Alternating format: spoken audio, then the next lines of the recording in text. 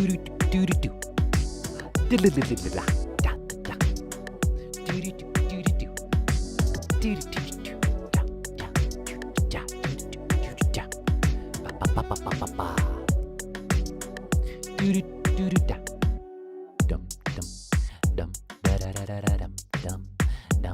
in a very talk through the loading screen point in my life. I'm in a very talk through the loading screen point in my life, in case you guys can't tell. It's happened a few times now. What can I say? It's enjoyable, you know? It's like a little bit of warm-up. It's like the pre-game. It's like the pre-act. Everyone kind of stands in line.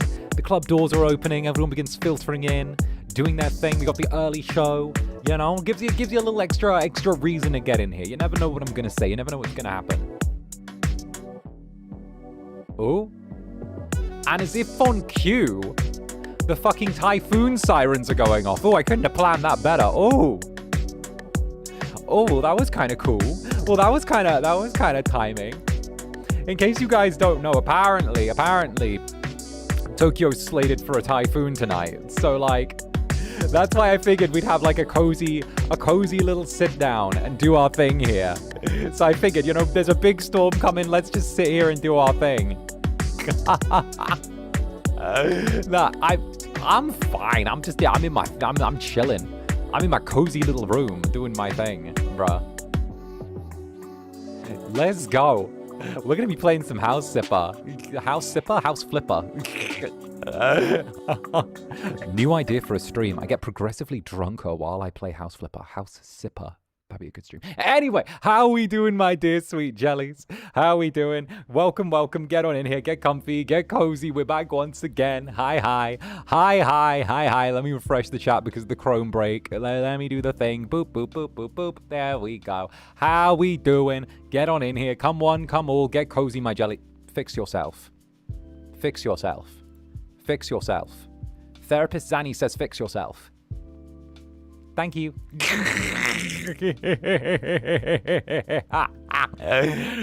Therapist Zanny says, fix yourself now.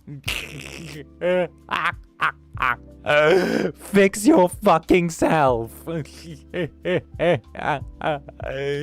Oh, goodness. Just there. It worked. I can't believe that worked. I know. I told, like I always said, therapy's a scam. like I always said, the therapists are lying. Don't listen. They got one hell of a hustle. All right.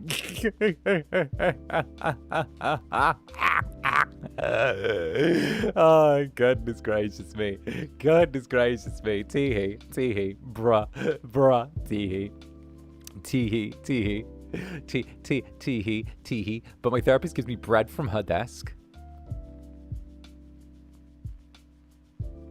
Is your therapist Olive Garden? What the fuck? Like, my days. Is your therapist Olive Garden? Like, but is it garlic bread? Do we get garlic bread for breakthroughs here? Like, my days. Hi. Welcome in, my Netherlings. Get on in here. Welcome. Come one, come all. Get in here. It's good to see you. Okay. Are you guys having a chill little day? Have you had a chill little day? Are you having a chill morning? Are you having a chill evening? Would you believe? We're in the last couple of days that I'm going to be in Japan as well before I choose to return on back to the old Incubus fortress back in the old United Kingdom. So we're going to be making a little bit of the most of the last couple of days here, which should be good. So it's going to be good. It's going to be fun, right? It's going to be our last little bit of time before we get to bump back to the old schedule, which should be good. I'm excited for it. We should be getting back into our old swing of things as soon as I'm back. So I'm very excited. You know, as much as it is like, okay, goodbye FSP HQ, goodbye basement where they keep us, all of that stuff, you know. I'm kind of like, well, I can just swing on back, you know. Thank you for the stay safe in the typhoon, Zanny. Fit check for the night. Have you embraced the weather, clothed, or barely any at all? Having the flu again. Immunity is abysmal. My days. My days. My days. Get well soon, first of all. Hopefully a good dose of vitamin Z tonight should be able to set you on a good course. But also, simultaneously, I'm doing good. I don't actually have like any proper like fit rocking on for the evening. I'm kind of just like, you know, doing my thing. Obviously, I'm dressed as your bartender, but while I was out today, it was kind of just like white t-shirt, jeans, long black flowy cloak, you know, or coat, I should say. Kind of cloaky coat. Teehee. I don't know if you guys can you guys hear the distant siren? Oh shit, what's good? Oh goodness, but we're gonna have a chill little time, so it should be good. It should be good. I was kind of just doing my thing. It was kind of just like drizzly, miserable, like rain today. So I was like, oh, you know what? Like long flowy coat should do it. A long flowy coat should be all I need, so it'll be good. I can hear it, right? It'll be fine. It'll be fine. Cyberpunk ambience, right?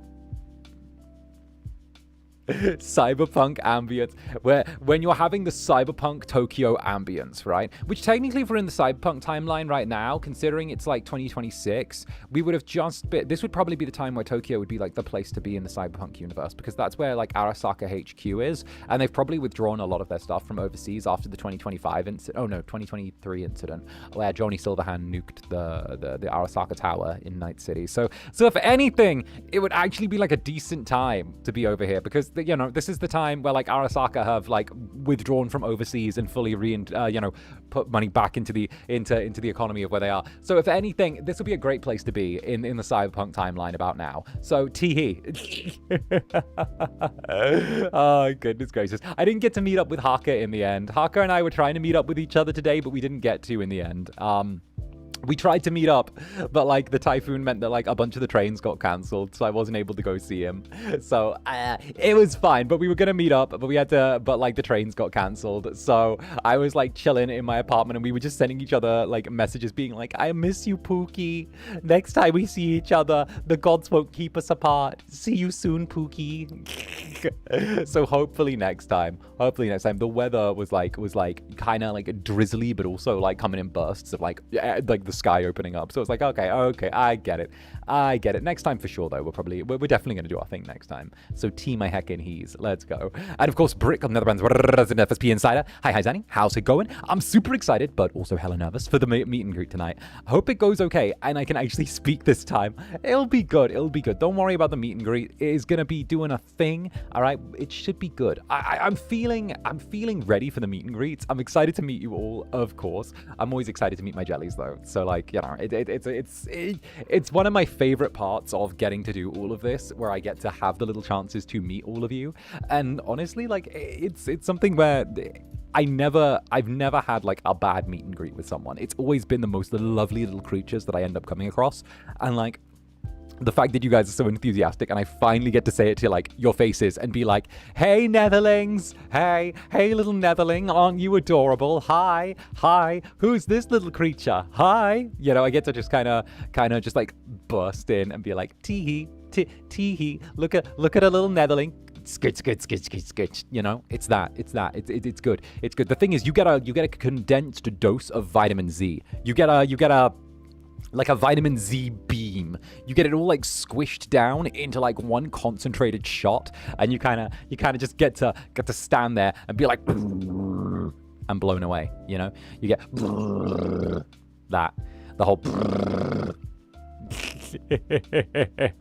Oh goodness. See you at the meet and greet? Yeah, not if I see you first, teehee. Oh goodness. And Louie, how are you today? Also, please choose bunny or sheep. Well, first of all, good to see you, Louie. Second of all right, I choose sheep. After all, I love my little sheepies. I love my little sleepy sheepies. My netherlings, my creatures of everything good and great and sweet and pyromaniacal. My little netherlings being like, you know, because you guys are good, sweet little creatures that never do anything evil. You guys are innocent little darlings, you know. Also, wow, that is a piece of humanity that needs to be taken to the cringe camps. My goodness. My goodness. Look, that's... Let me just like full ban that thing. Let me full ban that thing. There we go. There we go. Okay, okay. To the cringe camps with you. To the cringe camps with to the cringe camps with you. You know, the cringe. Hans, get the Flahenwerfer. Hans, where is the Flahenwerfer? Get the flamethrower, Hans. 07, right. My days, my fucking days. What the hell is that? All right, come on, now. Let's not give them any more attention. Okay, they're gonna go. They're gonna be looking up at us and smiling soon. It's okay. Oh my days. Fuck, did I miss it? It's fine. It wasn't worth. We've had that bot come by before. We've seen that one before. They're just as cringe as the first time.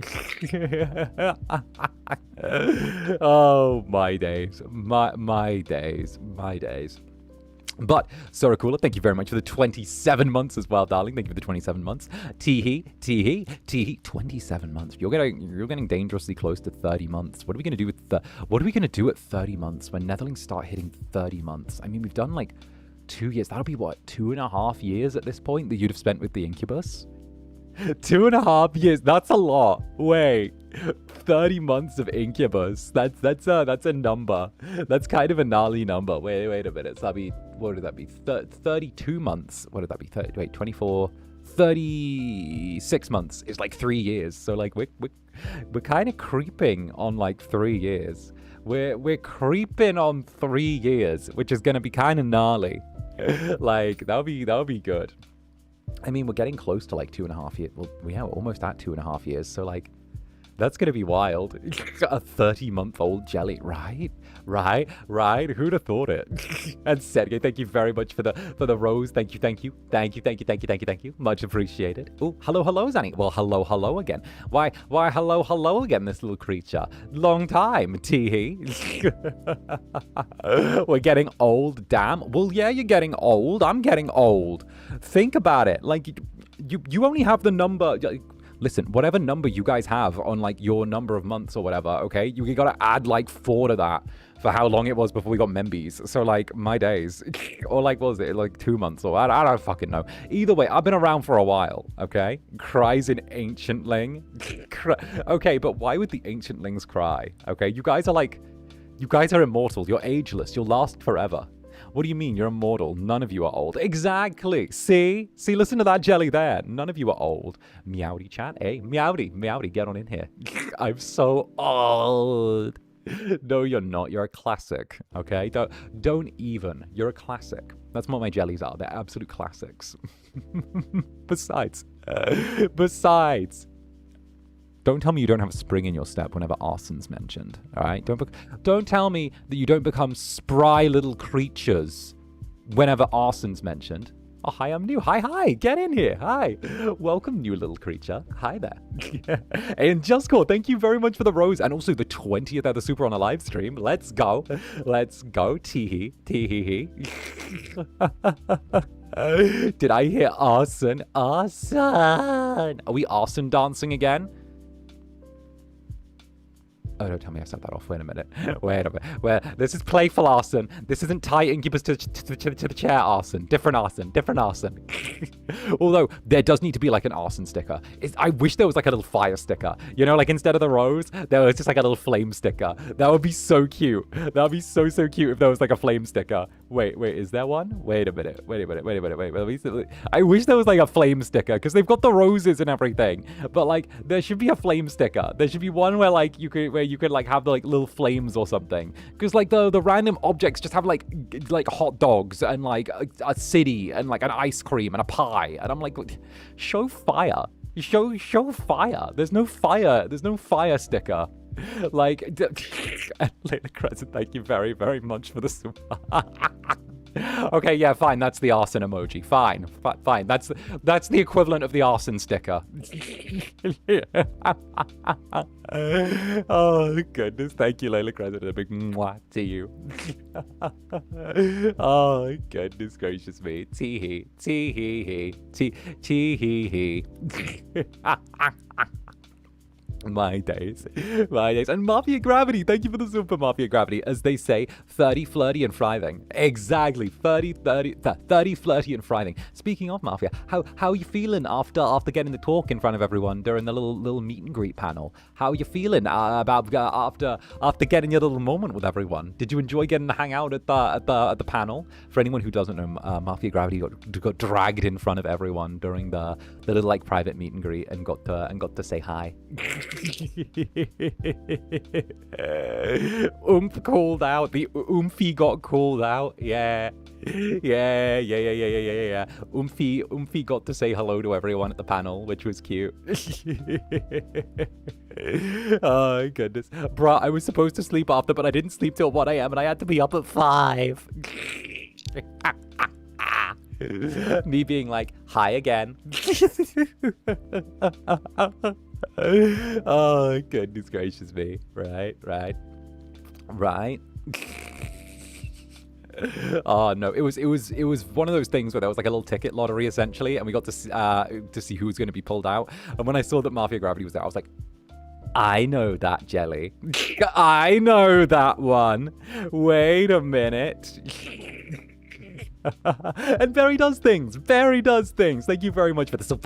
Thank you, Barry does things. Good morning, Zander and Jellies. Beside the scary weather over there, I hope your day has been lovely. I'm slowly waking up, so I'm trying to decide between iced coffee or orange iced coffee. Iced coffee. Iced coffee.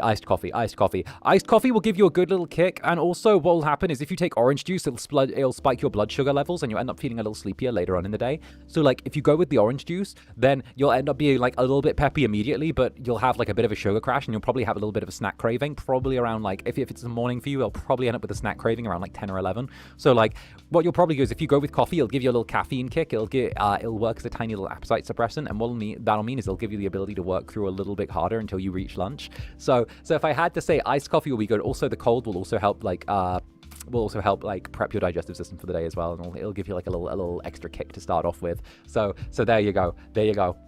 Yeah, no. Orange juice is only good to have if you're having it with like a proper breakfast. If you're having like a choice of thing, but like if you're doing your thing and you're just having like a drink for breakfast, then like hell, that one will give you the little spike with teehee. Educational channel. Yeah, I'm an educational channel. I had a feeling you'd recognize me. Like I wouldn't recognize a Netherling. Like I wouldn't. Bruh.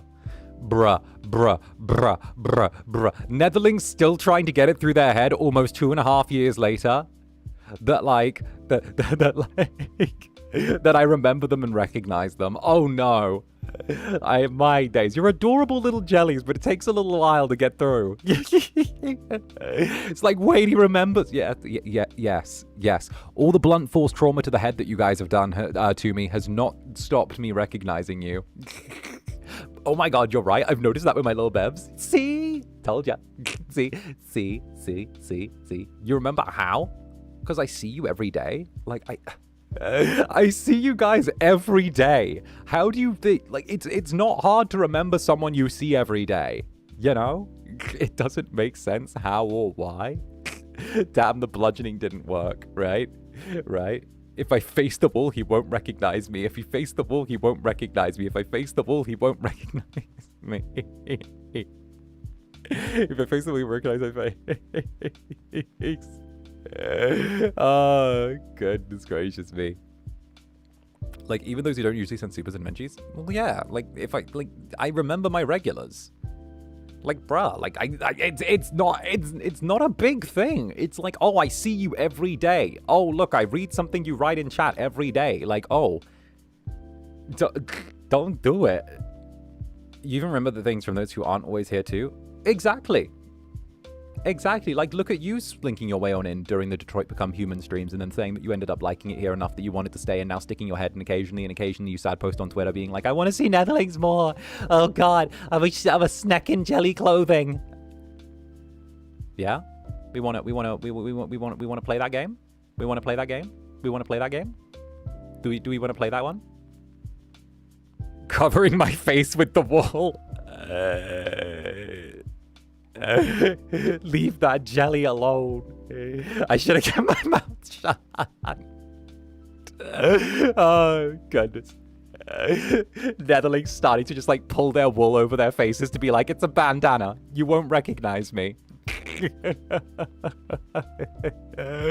Oh, goodness gracious me. Okay. So the reason why I remember y'all is because like this isn't like a job that you punch in and punch out and all of that bullshit. Like this is a thing where like I'm your host of Club Netherbrand. I'm your Incubus. Like it's a lifestyle choice. Like it's a thing. It's a responsibility. You know. Like it's the whole thing where like if you don't, it's that. I'm like it's a part of who I am. A part of who I am is that I'm your Incubus. Like it's not the whole thing where once I punch out my jellies don't exist anymore. No. Like being your Incubus is a part of who I am. Like it's a fundamental part of me, you know, like it's a thing. And Sergey, thank you very much for the super. Hi, Zanny. I've been super busy and lurking behind. I found a cute animal called a leaf sheep, and it reminded me of everyone here. Teehee. Ooh. Okay. Okay, but that sounds adorable. Honestly, I love like seeing stuff, and then it just reminding me of you guys. Like seeing little like sheeps and stuff like that. Sometimes I'm like, oh, there's a jelly. That's a netherling. That's netherling behavior. That's netherling behavior. Look at that netherling. That's netherling behavior. Oh, look, netherling behavior. I don't know. There's something where like when I just see something and it makes me think of you guys that I think is really sweet, you know? Like it's very, very cute. Leaf sheeps are a type of sea slug. Oh, nice. No, I always have netherlings kind of playing on my mind. I'm always just like, oh, look, that's a jelly. Oh, look, that'll be a jelly. Oh, that's jelly behavior. Oh, look, that's a jelly.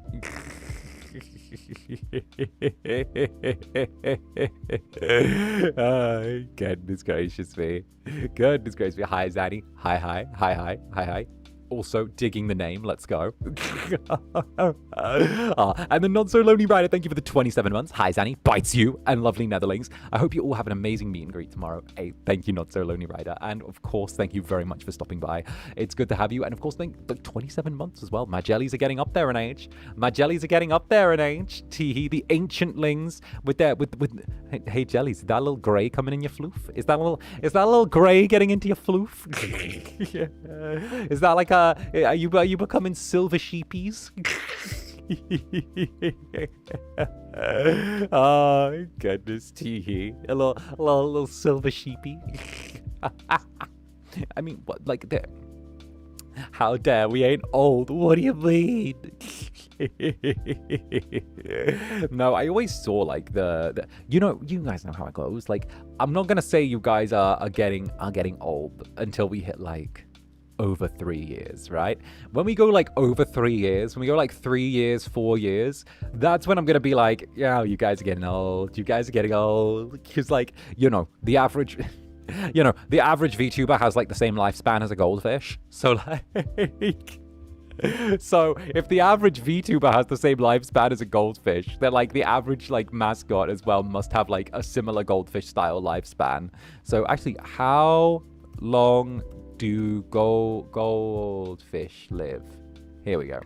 Let me see. Let me double check this. Goldfish can live from 10 to 20 years? Wait, what the fuck? I thought they lived like 4. Like 3. Wait a minute. What? They can live that long? What? Animals that live 3 years. I gotta update my shit. Wait a minute. I want to know animals that live 3 years. Mosquito fish? Small rodents? Well, you guys aren't small rodents. Common mice live 3 years. Okay. I guess. I don't know. That doesn't have the same ring to it. Like hamsters, I guess? I don't know. VTubers live for as long as hamsters. There we go. All right, and then they're gone. Okay. Oh, goodness gracious me. Small hamsters, all right? Little hamsters. Little hamsters, like, come and go. Guinea pigs, you sneeze and they get shocked and then they die. Bruh. Zaddy pleek, I'll start wheezing. What do you mean? I'm not even being that funny. Non-pet store environment goldfish are 20 years. Oh, so it's the pet stores that's the problem. I see. Well, then again, it always has been. So, tee. And of course, Nectar Yash, back Incubus. No perceive. But what if I want to perceive? But if I don't perceive, how can I see how cute you guys all are? How can I, if I don't perceive, how could I not see how cute? I want to see how cute you all are. What's the problem? See, darling? See? You're stuck. You're stuck with me. Unallowed. No, illegal. The average VTuber lives the VTuber equivalent of a pet store. See, that's the thing. If you get your VTubers free range, they're going to live longer than the ones you get from the pet store. I guess that would be the equivalent of like going corporate versus... No, we're not going down. We're not going down that route. We're not saying that. We're not going down that route. We're not making that. We're definitely not making that joke. We're definitely not making that joke. You're right.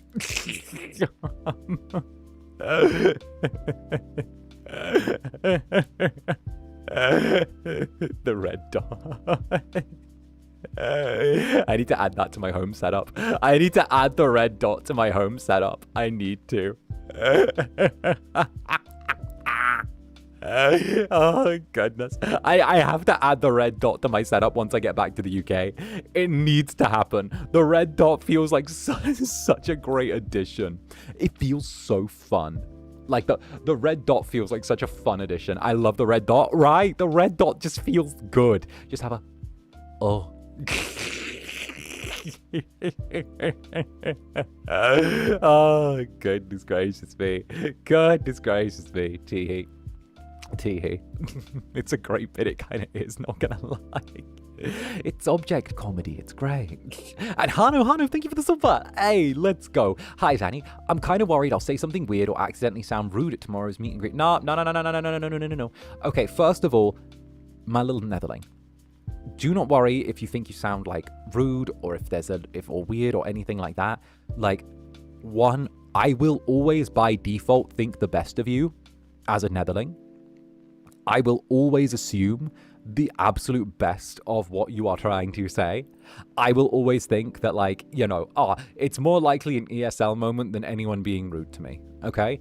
I will by default think the absolute best of you. Anytime there's been a meet and greet, like, I know that, like, as well, if I'm dealing with, like, some ESL or something like that, or if you're doing your ESL thing, then, like, I know that I'm going to slow down, I'm going to listen more, I'm going to make sure that, like, you have an enjoyable time regardless. But no, by default, I'm going to just assume the best of you as a Netherling, That's, like, a thing. And honestly, just be proud, be confident, and just know that I'm as excited to see you as you're excited to see me. And just, like, that's going to be a big thing. That's going to be a really, really big thing. So, like, all of the jellies who do have meet and greets tomorrow, do know that, like, I am going to be just as excited to spend time with you as you're excited to spend time with me. There's no kind of, like, there's no drawback on that. Like, I will be delighted to get to spend the time with you. That's it. Like, also, imagine how hard a hater would have to work to get a Zanny meet and greet. At that point, he's rent-free. Right? Imagine how fucking hard a hater would have to work to be like, oh, now I gotta beat every single jelly for this 3-minute sellout on this ticket slot to go tell the Incubus, like, oh, I fucking hate you. Let me just refresh. Like,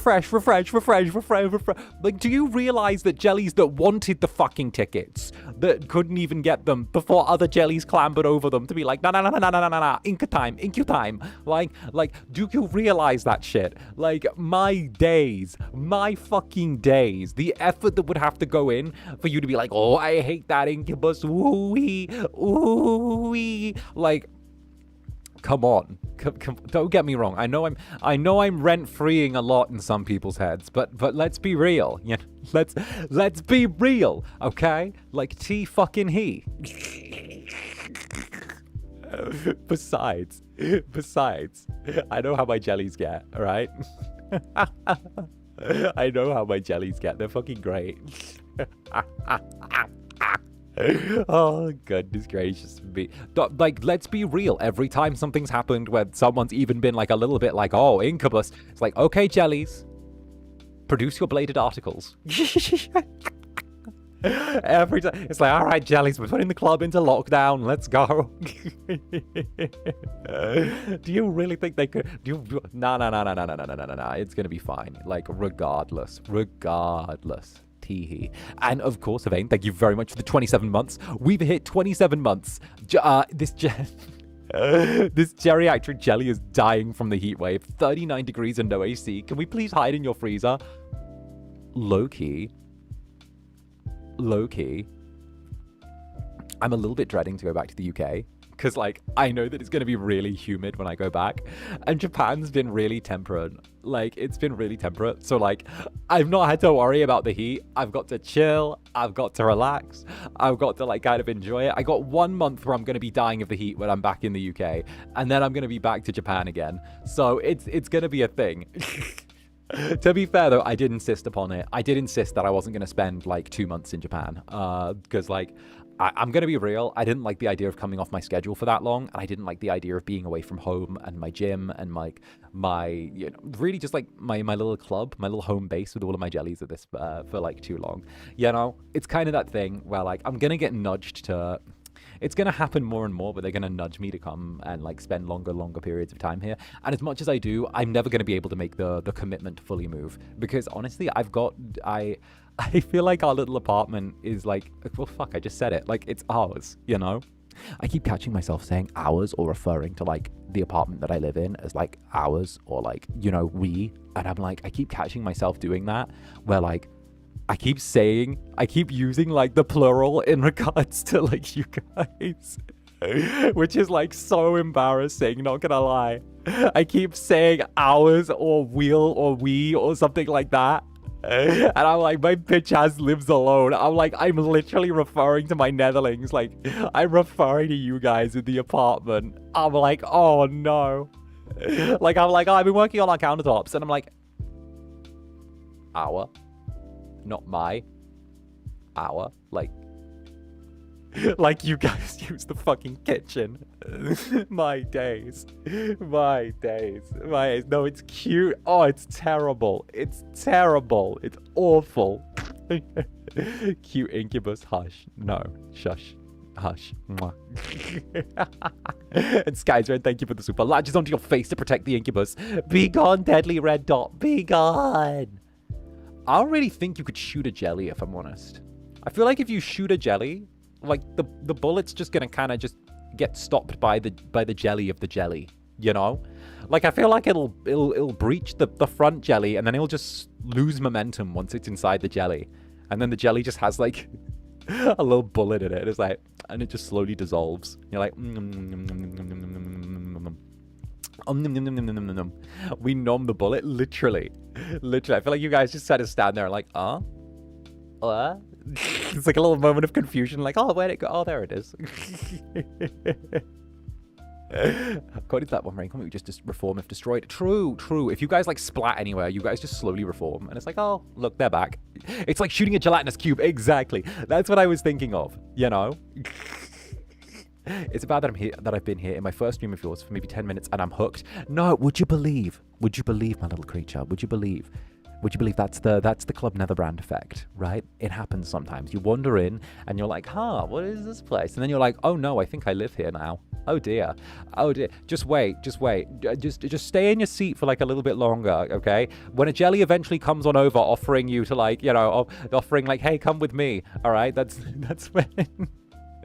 That's when it gets interesting. Just wait, they'll drag you to the back rooms, and then you'll join them in their little schemes. That's the way it goes, you know. One of us. You know, it's a really interesting thing where, like, again, I've had this conversation with like the Dark Overlords before, where like Netherling word of mouth and people coming in organically for the first time is such a very interesting thing, because it's very strange to see how passionate people are who like wander straight on in and be like, well, I kind of love this now.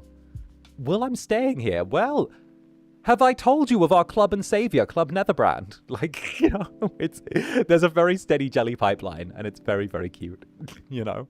And then the kidnappings begin, and you know, then it gets fancy. And Philly, I'm sure there are some volunteer Netherlings who like to be perceived, maybe, somehow, sometimes, right? Right? Of course, Philly, of course. Listen, they enjoy it. It's a treat. Tee-hee. I'm also new here, and I really love it here. See? I'm like a yappy little demon. I kind of sit on your shoulder, I yap, I say things that maybe I shouldn't, but you know what? Fuck it. It's good. You know, we get to have a little bit of fun. It's a little secret. It's just between you and I. You know, we get to say something a little bit devilish. We get to be a little bit off the rails, a little bit unhinged, you know? We get to enjoy. It's a little treat. We get to lose our minds together as a little treat, which is good. My jellies kidnap. They commit arson. The jellies will teach you the sacred ways of kidnapping and arson. It's a tradition among them.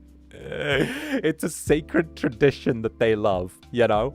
They join hands and they're like, okay, so let's teach you. I had this like cute little like almost comic panel in my mind of like a jelly teaching a new Netherling how to commit like kidnapping, and they're like, okay, so this is how you. This is the burlap sack. This is how you convince someone. It's like, okay, so we go up and we talk to them, right? Like, no. You get the sack, you just drag it over their head, and then you yell, and the other ones come in and they start running, and they pick it up and you all start running. It's like, wait a minute, this isn't like the Jehovah's Witnesses. This isn't like the Mormons. It's like, wait a minute. This isn't steadily convinced. It's like, no, it's all good. When they come out from like the back rooms that we take them into, they're also a jelly, and they're always down for this, okay? You're giving away the trade secret. Oh, bloody hell. Tee. Oh my days, you're giving away the secrets. I'm not giving away the secrets. It's fine. Also, I have this like little thing in my mind where like whenever we get like, you know, whenever we get some terrible presence that comes into the club, you know, like if there's ever anything that comes into the club, it's always like, you know, the jellies do their thing and they're kind of like Batman snatching people up from the shadows, you know. It's like, wait a minute, where did that one go? And it's like, oh, the Netherlings didn't like his vibe. It's fine, don't worry about it. It's like, you know, like there's just like the lights flicker and then someone's gone, and it's like, it's fine. My jellies didn't like their vibe. It's okay. You just hear distant screaming echoing from the darkness, like, they're dealing with it. It's okay. Oh goodness. Jelly vibe check. I always feel like if someone jelly vibe checks, there's two ways that happen. It's either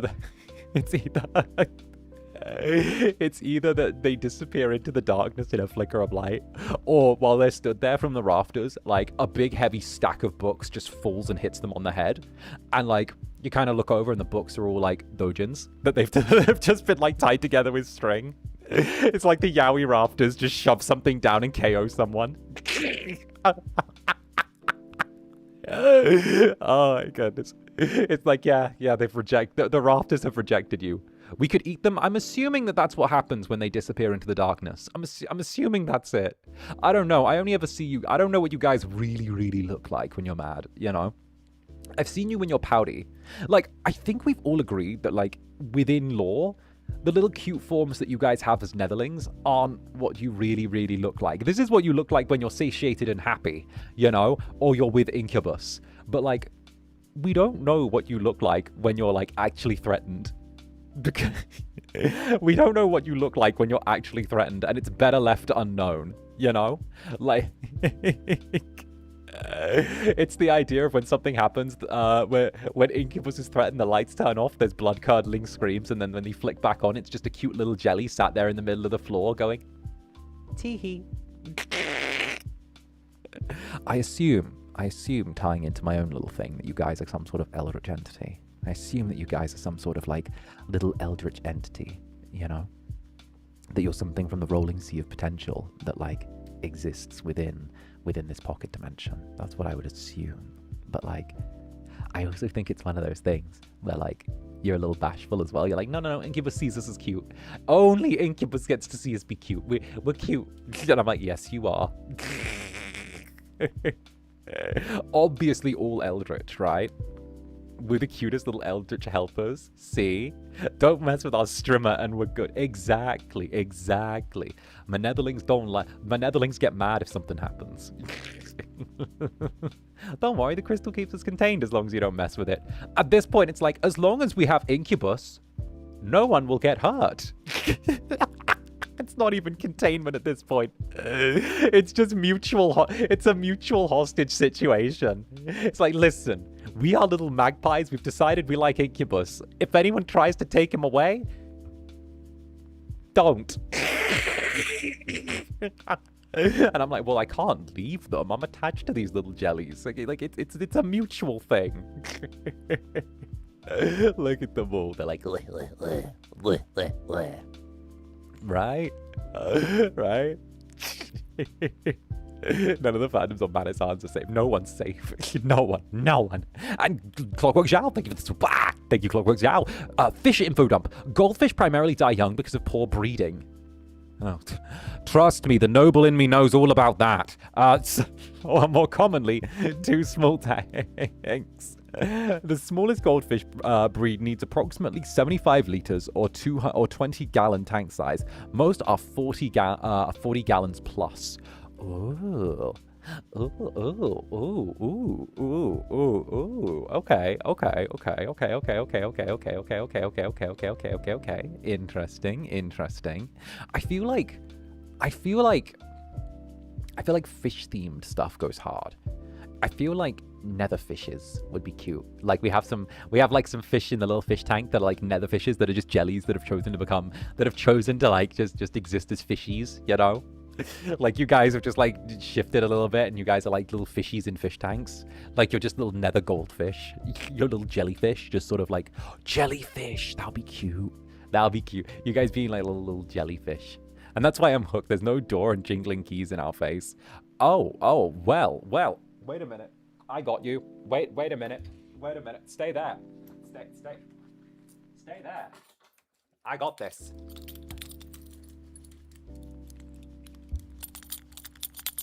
We got this. Keys? You like keys? You like keys?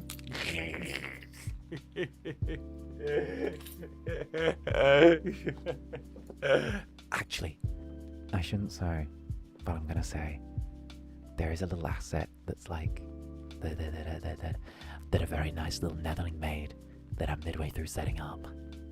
That is keys. So hold tight for those.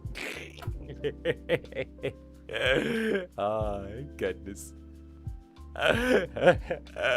Those will be ready soon. I'm gonna have them ready to go as soon as I'm back in the UK. Yippee. Yeah. We're gonna have some little jingly keys. Oh goodness. My club is amazing. What can I say? It's full of netherlings. Zander, come here, Netherbrand. Bonk, bonk. What? Maybe you guys shouldn't react with such joy whenever keys get pulled out. Maybe the fact that the new jelly is like jingling keys and it's like, oh, well, that one's clearly built to be a netherling. That one's clearly built to be a netherling. Rocks back and forth at keys. I'm like, oh, yep, that one fits right in. That one's gonna fit in really well. Jellies begin rocking back and forth at the sign of keys. I'm like, yeah. Maybe you shouldn't pull them out. Maybe I felt like it. And Necroyasha, thank you for the super. That's so cute and sweet. What can I say? I love the idea that, like, my apartment's our apartment, you know? Like, hell, my little office room is full of Netherling things. It's full of, like, little pieces of jelly. It's full of, like, little things you guys have sent. I'm getting the gifts that you guys sent for the birthday tomorrow as well. I'm getting to see what you guys have sent to my mailbox, which is going to be cool. I'm going to get to go through those and fish through everything that you guys have, like, kind of pieced together, which is really cute. They're finally done checking everything to make sure that nothing explodes or has an air tag or is body hair again. So that's gonna be a vibe. I get to go through that tomorrow, so that's cute. So tee hee hee. So we're gonna have a very lovely little time going through those, and I'm gonna get to sit and be like, oh, look at this, oh, look at this, oh, look at this, you know. So that's gonna be fun. Tee hee hee. I gotta figure out what to do with it all. I'm gonna have to do it in 2 little trips, because I asked management if I could do it in 2 trips, where I did like one the first sort of trip here and then one the second trip as well, because that way I can fit more in my case and take more home, which is gonna be good. So tee and Eros Club Netherbrand's frog. Hello, Eros the frog, Club Netherbrand's frog. Tee. I'm pretty sure if and when I get meet and greet tickets, I'll be flustered /shy / a nervous mess, and you'll probably get a small hi out of me, and that's all. Okay, but 1, that's cute. 2, that's cute. 3, we've had Netherlings that have done that before. We've had Netherlings that have turned up to meet and greets and been like, and then immediately it's doing like, well, hi there. Don't worry, even if you do have a little moment when you melt as soon as the meet and greet begins, would you believe I'm rather adept at managing to carry the conversation? Like, I will more than manage to, like, make sure that you have a lovely time. You'll still feel good. You'll be like, oh, this is okay, this is good. It's a thing, right? Shut up, it's not cute. Well, it is though, right? And to be fair, okay, the jellies do exactly emergency coping sessions. See, the jellies often have like little rooms that they've got at the meet and greets where when you come out, they'll be like, how was it? Are you okay? And they like let you melt together with them. And they're like, okay, you're good. You're good. Here's some ice. You're good. You're good. The club clinic is always available, right? I always say I feel you and me will scare Mane-sans. Yeah, well, that's the thing. I feel like we'd start talking and then we'd immediately begin the VTuber liberation movement. Like, you know, I feel like if there are some jellies here where if we spend too much time together, we'd start some sort of revolutionary movement, right? I didn't realize it's tonight, Mr. Strimmer. Please be nice to me. I don't know, it depends. How tight you gonna squeeze the Zanepape this time? Oh no. Oh no, you're gonna choke that Zanepape out again? Oh, goodness gracious me. Yeah, to be fair though, right? I do like... How can I put this? I do like the meet and greets, because sometimes I see that there are very perceptive little jellies in the audience. And, how do I put this? There are sometimes very perceptive little jellies in the audience that sometimes notice things that maybe they shouldn't. And, like, sometimes during meet and greets, I'm able to give them a little wink and a nod and be like, hey, this thing that, like, you totally think is like a thing that's happening, or like a thing that like you might have seen that like maybe like is a thing, I can give you a little wink and a nod and be like, yeah, you're kind of right, that's kind of a thing that's here, like that's kind of like, listen, I couldn't say this, but like I can be like, wink, like, listen, you know, I've seen the thing and you're kind of right, so like, I don't know, I can't outright say it, but if you hint at it, and I get what you're hinting at, and I can hint back, and we can kind of have a little thing, you know? Mm-hmm. It's like that. I feel like I feel like we're going to be winking and nodding a lot. Yeah, we're going to be winking and nodding a lot. I already know what you're going to be winking and nodding at, and low key, what you're going to be winking and nodding at, because bitch, I see you. I know what you're winking and nodding at. Low key, the stuff that you're winking and nodding at, I'm going to be like, yeah. I'm going to be like, yeah. Your voice is so pretty. Oh, why, thank you. Thank you. Thank you. Tee hee. Tee hee hee. Would you believe I think it's the British accent that does it? It's very cute. No, I'm one of those little devils that, like, you know, the underworld is located dangerously close to the United Kingdom. So, tee hee. The underworld is dangerously close to the United Kingdom. That's why British actors keep stealing all the jobs as demons in TV shows. That's actually a fact. Tee. Hey, and Brick of Netherbrand's resident FSP insider. What do you mean? I'm in the kitchen. Now, where the hell did you put the snacks? Okay, but Brick, I can't have snacks in the house. If I have snacks in the house, I eat them, and I'm trying to be good at the gym. I've let myself be a little bad while I'm in Japan because of the fact that, like, the way I see it is I'm getting my cortisol levels back up again, right? So, like, or my cortisol levels down. I don't know. Like, either way, I'm getting my cortisol levels down because of the fact that, like, I'm in Japan, so I need to do a hard reset. Because when I was in Poland, like, I ended up having my abs fucking pop while I was in Poland, and, like, it was fucking great, right? So I'm kind of taking this as, like, a 2-week to reset my joints and let them rest, and then kind of get my cortisol levels back down. And what I'm gonna hopefully do is get my, like, glycogen levels as well kind of doing their thing, and then when I'm back, I'm gonna, like, try and hit a little bit of extra on there, you know? So, like, God mood on the cortisol, right? Honestly, because, like, my cortisol levels are always, like, redonkulously high, so I'm always, like, having to do the thing. I'm always trying to, like, get them low. I've done, like, like, my days. Like, I'm taking 2 weeks just because of the fact that, like, while I'm in Japan, I'm doing my thing. But, like, when I'm back, I'm hoping that, like, the little break plus the cortisol will be enough to give me, like, a little bit of a boost when I'm back in the gym. Because, like, when I left, I was at 9.2% body fat, which is, like, really nice. I'm still doing fine, because even with, like, 2 weeks of no working out, I can still, like, look in the mirror and, like, just flex my shoulders a little bit, and I can see the individual bands of muscle on my shoulders, like, under the skin, like, in the actual muscle, and I can still see the bands of muscle in my chest ripple whenever I, like, do anything with them. So I'm assuming that it's just a thing where, like, because obviously it takes 2 weeks for muscle to decay, and I've been doing resistance band stuff while I'm here a little bit as well, but taking it very, very light.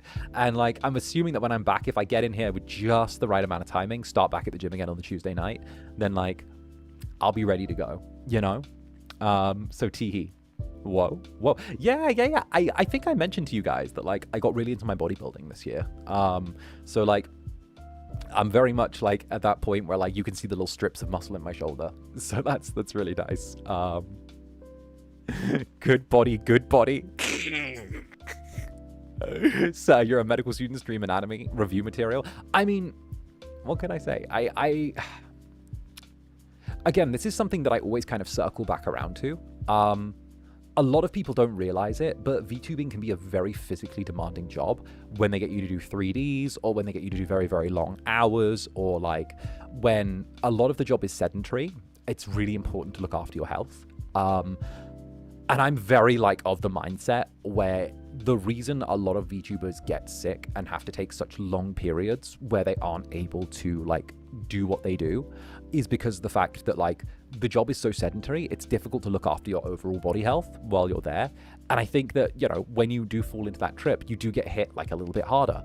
And it's why I've kind of really pushed to go in the opposite direction, where, like, you know, I take my supplements, I go to the gym, I make sure to, like, protein max, I track my macros, I make sure that, like, everything's good. I keep my body fat percentage between, like, 9 and 12%. Like, it's kind of where I like to be. You know, I like to keep, like, a high ratio of muscle. It's kind of the thing, right? So I try and stay, like, very on that, and also just looking good makes me feel good, you know. I like just doing all of that. So you know, you're all muscle, yeah. Yeah, tee. What can I say? I need to be strong to carry lots of netherlings. All right, like, I need to be strong to carry lots of jellies. Besides, anyone at the fan panel remembers everyone being like, look, there's lots of meat on Zanny. There's lots of hard muscle on Zanny. We should eat him if we're on a desert island. How many jellies can you carry now? I can still carry about the same amount of jellies as before. I can still carry about 90 jellies, same as before, right? But the difference is that I have like a lot less fat on me. Wait a minute, actually, is that pounds? Wait a minute, is that pounds or kg? Wait, I might have done the math wrong. Wait, if a jelly is 2 pounds, then if a standard jelly is 2 pounds, then it would be... And we're going just off of my chest butterfly? If we're going just off of my chest butterfly, because let's assume that I'm like carrying the jellies like with my chest. That would be like, let's go where I'm comfy as well. Let's not go max, let's go comfy. A little bit above comfy. So that'll be 360 jellies. Probably like 360 jellies, give or take. What's a chest butterfly? It's when you bring your arms all the way outwards, like a butterfly. So like they're parallel, and then you bring them straight in front of you, and that like works your chest. So it's like that.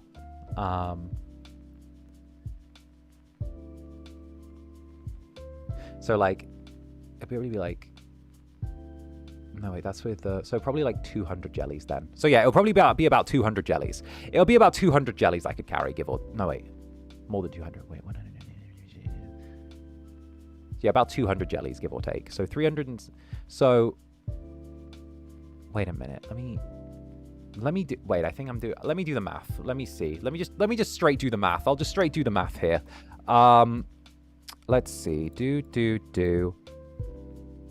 so that'll be about 100, and if we do the math, then let me do the math because I think I might have used the wrong multiplier. No, 180 jellies. Make that 180 jellies. So I could carry 180 jellies. There we go. 180 jellies. Teehee. Yeah, I could carry about 180 jellies. So teehee. There. Teehee. And Titus Poor Pants, you live alone with 60,000 house cats? Well, yes, but they're very protective and territorial. Plus, I've seen them have a lot of food aggression. So thank you, Titus. Oh, goodness. Okay, they're house cats, but with increased food aggression. Tee-hee-hee.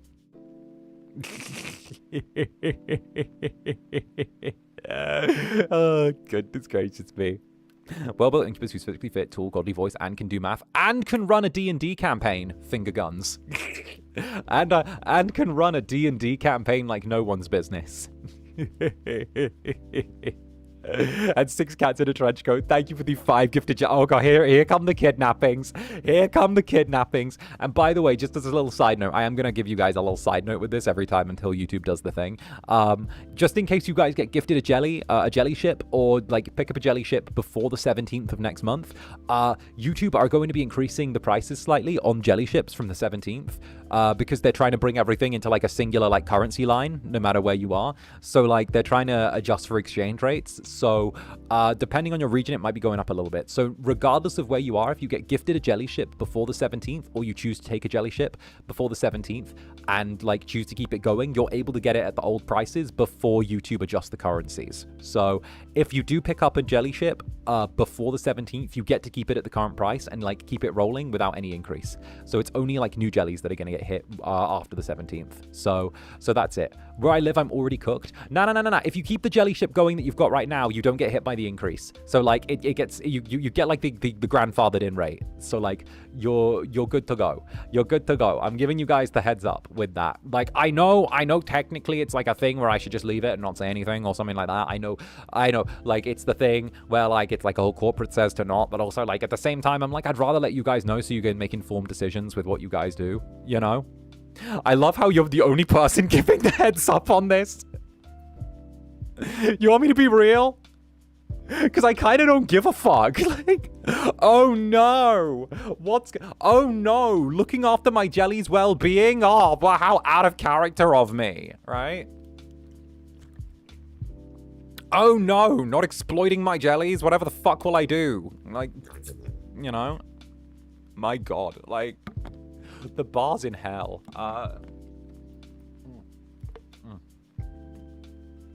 Join us. I see. Thank you for letting us know. Yeah, I got you. Don't worry. Don't worry. I got you. Like, I got you. I'm giving you that. Don't worry. The Incubus has got your back always. Like, yeah, no, YouTube are trying to do that thing where they're trying to nudge everything into like a singular currency line. So like, it's the thing, you know? It's almost like he has good moral standing. No, I play a bad guy, guys. I play a bad guy. No. I'm evil. I'm evil. I'm evil. I'm an Incubus. I'm evil. Don't get it mixed up. I'm evil. I'm evil. So that Kanye interview where like he's like where the interviewer's like, you know, why do you keep saying things about your dead friend? That's not very nice. And he goes, because I'm evil. I'm an evil person. It's like the Kanye interview. Because I'm evil. I am an evil person. He's putting on the voice.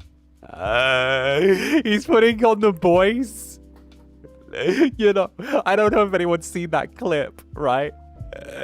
But it's when he's like, oh, why do you keep saying mean things about your dead friend? And the interviewer's like, why do you keep doing that? And Kanye's just like, because I'm evil.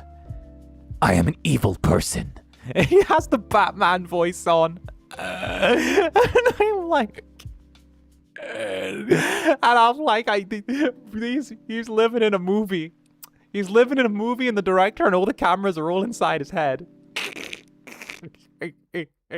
Not that clip. The definition of office. I have two Kanyes on one on each shoulder. One is graduation, college dropout Kanye. The other one is Ye. You are now breathing manually.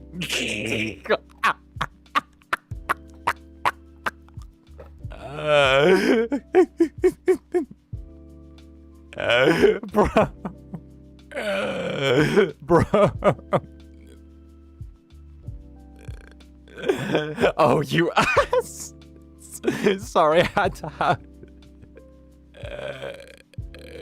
Damn it, that's my joke. God damn it, bro. Oh, goodness gracious me. Oh, my days. Yeah, I'm so fucking scared right now. Oh, God damn it. And 𝓂𝓸𝓾𝓻, thank you very much for the gifted jelly. Thank you, darling. But yeah, I did actually want to give you guys the heads up about that because I know no one else is really giving like the shout out about like the YouTube doing its weird little grandfathered in behind the scenes increase. So I figured I'd give you guys the heads up. I bothered to read through all of the T's and C's to make sure that like they were doing the grandfathered in thing. So like I figured I'd just give it to you, you know?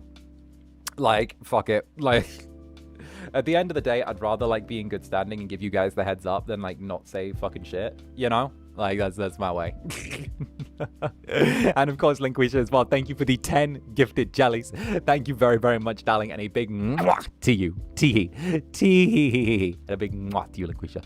And let's see the heart. Hi, bunny. Can't wait to see you tonight. Totally didn't spend the last hour cleaning, so my Oshi doesn't think I'm a slob. And I'm still thinking about how... Oh, darling. It's so good. Let me pull that up on Jelly Labs as well so I can see. Also, don't worry. I'm never going to think a jelly's a fucking slob. Never. No. You should see the state of my room. My room's a fucking tip. Like, honestly. I know I'm very glad that like you guys don't see my bedroom because honestly like we got the bed there of course but like this is kind of office bedroom as opposed to like other one but I'm still thinking of how I can wrangle my fur babies, especially the little masochistic one who likes to be spanked. I seriously don't know why.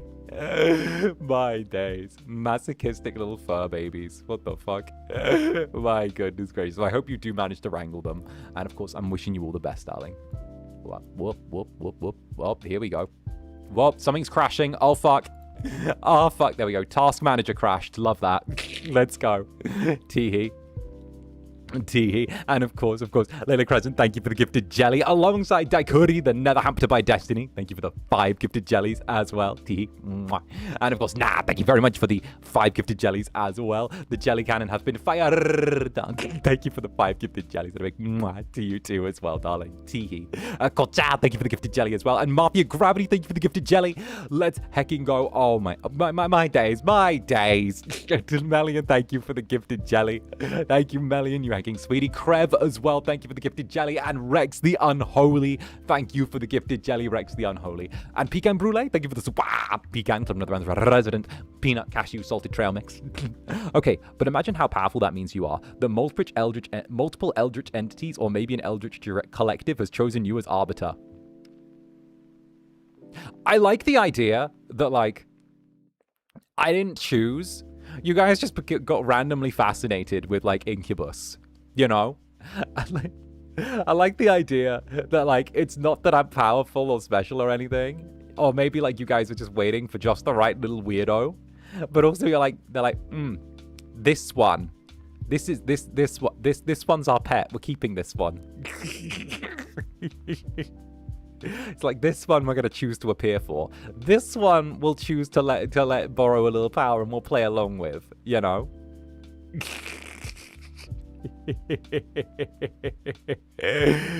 This one. We like this. This one seems weird enough, you know? Well, it's true for some of us. True.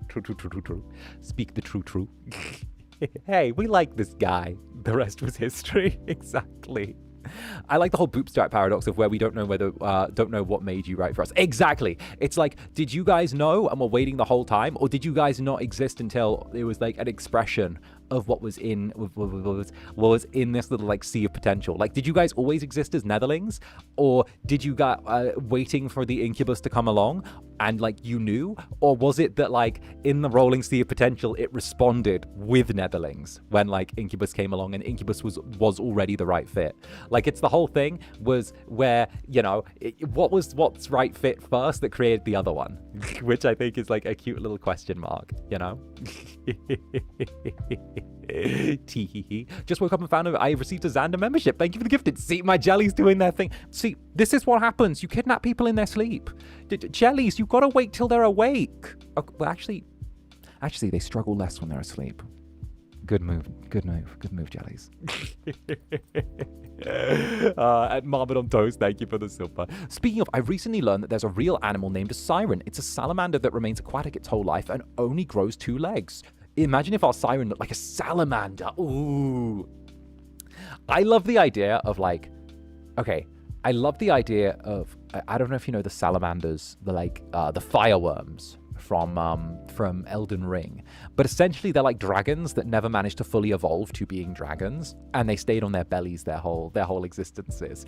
I love the idea of that. I've been getting back into like Game of Thrones lore as well, and like if we're speaking about sort of like big scary reptiles, I've been getting back into that. And the idea that, like, after the dragons died in the Targaryen, in the little, like, Targaryen Dance of the Dragons, because, spoiler, all the dragons die in the Dance of the Dragons, which is not at all specified repeatedly in the original Game of Thrones. But, like, spoiler, I love the idea that, like, so many kings after that tried to revive the dragons through, like, various stupid means, where it's like, you don't understand. If I burn my wife and child in front of the dragon egg, then clearly the dragon will hatch for me. It's a foolproof plan. Yeah, yes. No. The idea is I have to dunk myself in gasoline, hug the egg, and then set myself on fire while hugging the egg, and I will become the dragon. Yes, that will bring them back.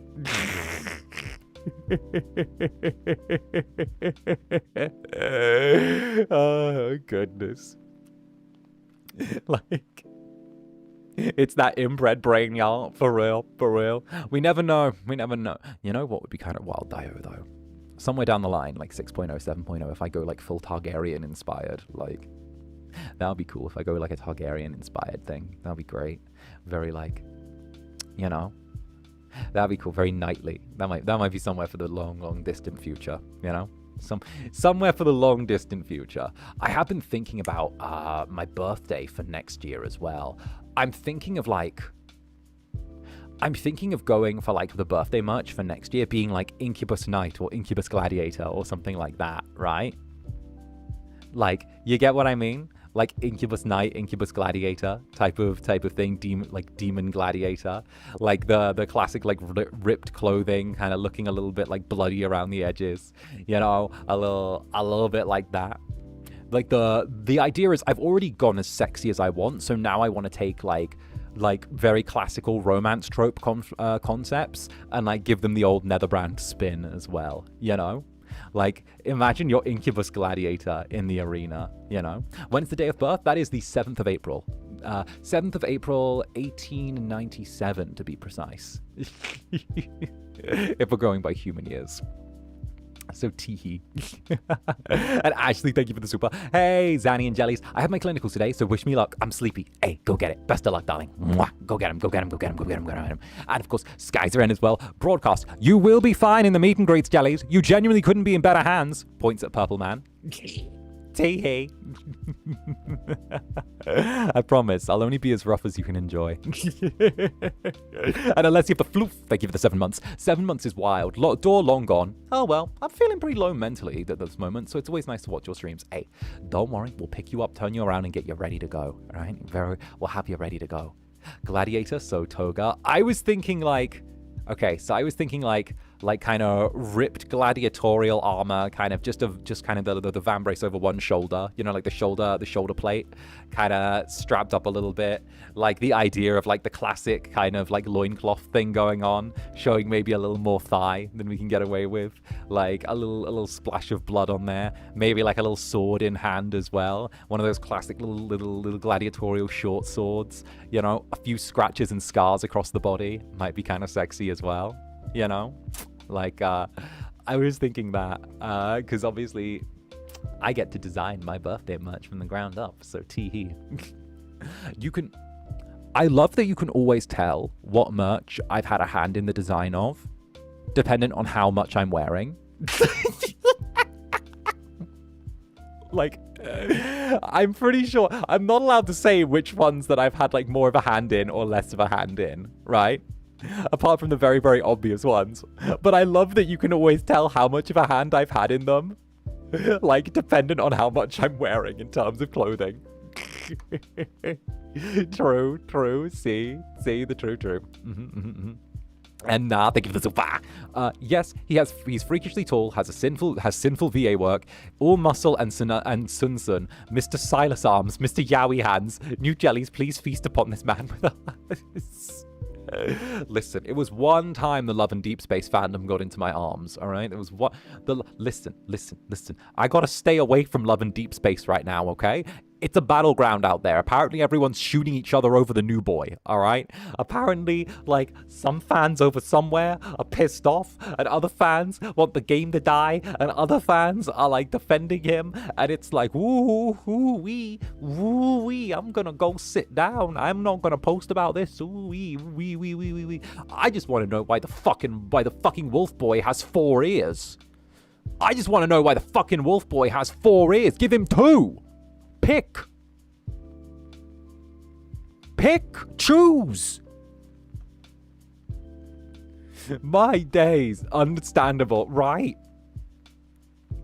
My man's a purple Incubus, exactly. Hey, and of course, Osea Cozy Moonlight, thank you very much for the gifted jelly. Thank you, Osea Cozy Moonlight. And a big mwah to you as well. Lovely to see you again, darling. And of course, Dragon Ace as well. Thank you for the 5 gifted jellies. Thank you. And whoever have received, welcome to the Netherbrand as well. Teehee. Get on it. And Liquisha, thank you for the 10 gifted jellies as well. Thank you very, very much. A big mwah to you. Let's go. Thank you, darling, you heckin' sweetie. And Tori Woki, when I saw the ping for the meet and greet time slots, I was like, oh, it's the last hour, so we're really counting down. Bruh, it'll be fine. Don't worry about it. Don't worry about it. It's cute. It's very, very cute. It'll be fine. You'll be in good hands. Unless you have the floof. Okay, so Dragonborn Gladiator Zanny, or... So my concept for the voice pack was this. Captured Demon Gladiator, right? Captured Demon Gladiator or Captured Incubus Gladiator. X like the medic that attends to the gladiators from in the pit, or you're like nobility that watches the pit fights, that watches like the gladiatorial fights. You know, it's like that. It's gonna be very. It's either like, you know, tending to the little slightly cut up Incubus gladiator and things get a little bit steamy, or maybe it's kind of the thing where the nobility has asked to see one of the gladiators that has won the tournament. You know, that type of thing. Because you know, which one would be more toxic? I mean, one has a toxic power dynamic, so one has a toxic power dynamic, and like, not gonna lie, I kind of like the idea of the nobility one because it's kind of sexy.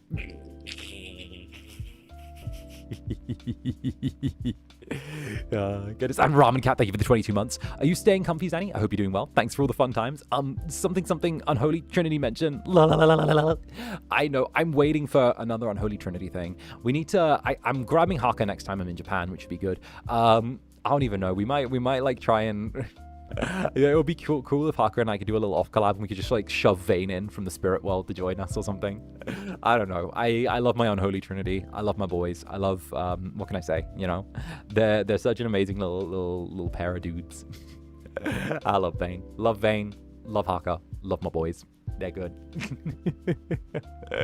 Now, what do you guys say we bang open a little bit of House Flipper? Because I've yapped on longer than I normally do, and honestly, like, you never asked for this. You never asked. With House Flipper is on sale right now currently, by the way. So if you want to pick up your own House Flipper, you can do it. And I'm not even being paid to shill. I'm genuinely shilling a game I enjoy. Shocking. All right. Let's go. Let me move myself over from the other side of the screen so I'm not Zander left brand anymore. And here we go. Boop.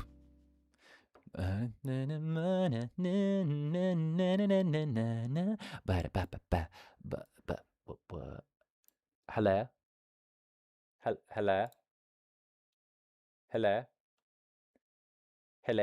I'm in the dark, Jellies. Jellies, what is the void? What is the void? Why am I in the void, Jellies? Jellies. Hi there, VOD gang. Hi, I've been a yappy little devil today. I hope you're doing good.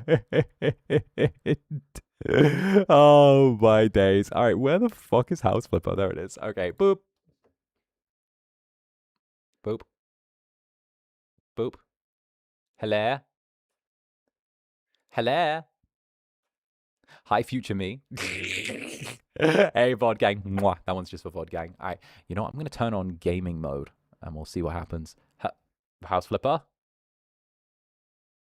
Buddy?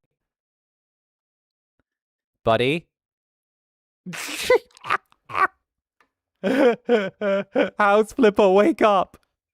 Please wake up, House Flipper. House Flipper, please. House Flipper, wake up. House Flipper. House 𝓂𝓸𝓾𝓻, open your eyes. There we go. All it took was the anime voice. See? There we go. House 𝓂𝓸𝓾𝓻, please, open your eyes. All I want is to make sure that you're okay, Dio.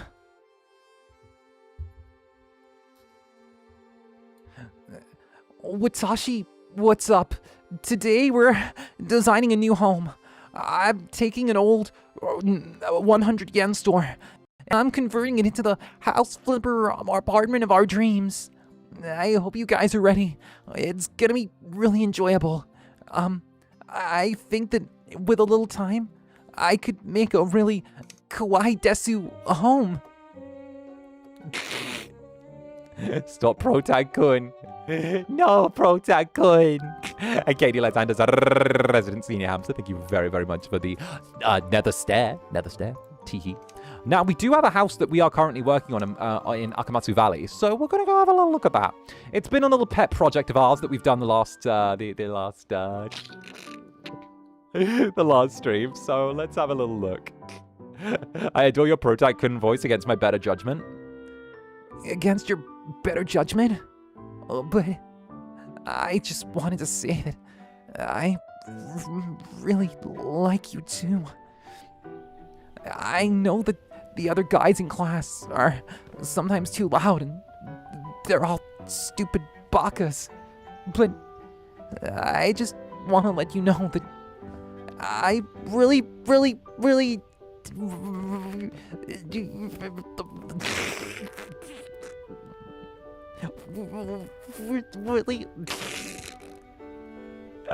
hey, my first time catching you live. Hey, welcome, get on in here. Hi, my little creature. Hi, my little devil. I realized I made an uh-oh, by the way, when I built this. No, I didn't. I'm perfect. I lied. That's fine. What we'll do is we'll... That's fine, actually. We can get away with that. That's fine. That's like a little corner of the room. We're good. The lines are cute, but I'm howling. And Katie Lysander's resident senior hamster. Thank you for the nether stare again, darling. So I'm thinking the lighting in here needs a little bit of work. So what I'll do is I'll kind of give you guys a walkthrough of the property so far. So this used to be a 100 yen store. However, I've kind of started converting it into a luxury apartment. So the kind of entrance would be this way. And there'd be like very easy parking here, or like you could walk through here and park. But the idea is I wanted to get rid of kind of the traditional entryway there. I've gotten rid of these windows, and I'm probably going to give this a proper front door. This was going to be a nice little entry area here. I am tempted to move this to the corner, so there's a little bit more of a more solid area. But like I actually think here is kind of good because it gives access to the upstairs and the rest of the house really easy. In here, I'm thinking that like we replace the kind of worn out wooden floor with some tile. And I think that kind of turning this into a kitchen living area here would be like really good. Again, we're keeping the original wooden beams from upstairs and keeping them kind of mostly intact. We are getting rid of a couple of the load-bearing parts here just to make it open plan. But I think open plan is what this place needs. Back here, we're turning this into kind of a little... Actually, we're going to turn this into a kitchenette here. So we're going to make a separate kitchenette behind a sliding door. And then have this be kind of a television living area with a dining room attached here. Upstairs is kind of the pride and joy for me right now, though. So upstairs, we have a lovely little, like, polished wooden sitting area in the bedroom. So it creates kind of a nice place where you can sit, look out the window, have these books, have everything to see here. It's got this really nice supporting pillar. We actually got rid of the old ceiling and had the traditional Japanese sloped ceiling put back in, which I really like. Over here, we managed to install a small tile bathroom. Again, nothing to write home about, but it gives us something to work with. Again, we're making a little kind of corner wardrobe setting here. Nothing crazy, but I figured the view was nice enough that you could just go through here, pick out some clothes, get ready for the day. And also the view from the back, which goes over to the classic little Japanese traditional garden, is really nice. The bed being set up in the corner next to the stairs is also a nice addition because it gives the room a lot of room to play with. And it feels like its own little self-contained living area. And honestly, I think this could be really fun, just as somewhere to live and sleep. Downstairs, I'm actually thinking of adding in a sauna as well. So we do have the kitchenette here, but what is a cool addition is if we go out through the back, just like to here, there's this lovely little water feature that runs alongside the house, which is going to be really nice. We got this lovely little crossing. I'll probably plant some flowers and plants around here, leave this little step here, or leave the little sitting area. But then this, I was thinking of turning into kind of a sauna onsen type of vibe. And honestly, I think it would be really good. It has like the little set of benches. It has the little interior wall. And honestly, everyone loves a house that comes with its own little sauna / onsen. So I'm thinking that would be a really fun like addition to the setup. And honestly, if we can just close up this wall, make it all really natural and wooden, the amount of glass in there, it will be really beautiful. And I think that it will be a nice selling point as well for someone where it's like, hey, you get your own onsen built into your little house. So that's pretty cool. So yeah, tee. And Cloudiness, I've played 478 hours of House Flipper 2, earned 30 million, but I fear you'll judge my bedroom during the meet and greet tonight and see the wardrobe I totally didn't take apart in search of a purple shirt. It's fine. It's fine. It's fine. I love the idea of like, I really love the idea of like, I get to see, this is gonna sound terrible. I'm a nosy little bitch, so I really like seeing you guys like homes and your bedrooms when we do meet and greets, because it feels like I can have a little sneak peek into your lives and I can be like, oh look, oh they've got a shrine to that VTuber as well. Okay, is there more stuff of me than him? Good. I get to be like, oh, I love this Netherlings like clothing choices. Oh, I can see their wardrobe. Oh, that Netherling has the 𝓂𝓸𝓾𝓻. That's what I thought.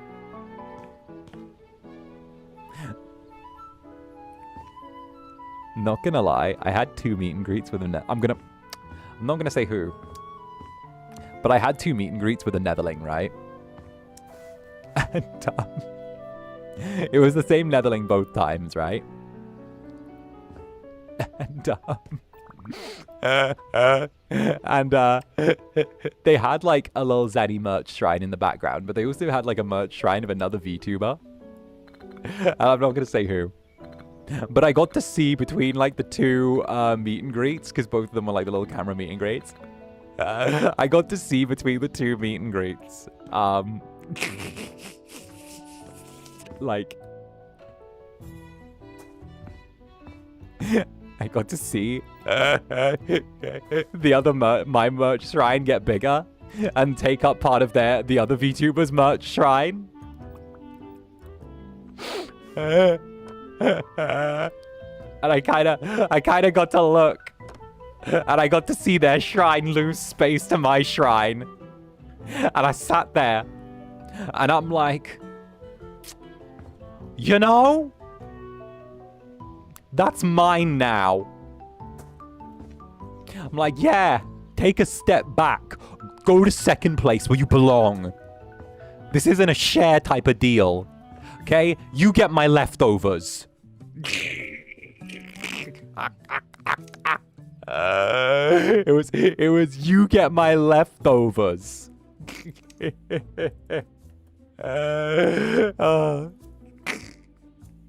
smug. Civilization IRL. You get to eat what I leave on my plate. You don't get your own fucking plate. You get what I leave. You don't get your own thing. That's so hard of you to say. And Party Princess Sassy Simone, question, how would you feel if you had a scale figure or Nendo of yourself? I would love to get like a scale figure, but I feel like I'd be so anal about making sure that everything about it was right. Because not gonna lie, if I got a scale figure of myself and it was in the fucking 𝓂𝓻𝓻 pose that they love to put me in because they have no idea what to do with my fucking wing, I would like dead ass like flip my shit. Yeah, I would be down for it, but I would want so much input to make sure that it was actually worth getting. Because like, if it's the same generic pose over and over again, that would really piss me off. Because like, you know, I can do a lot.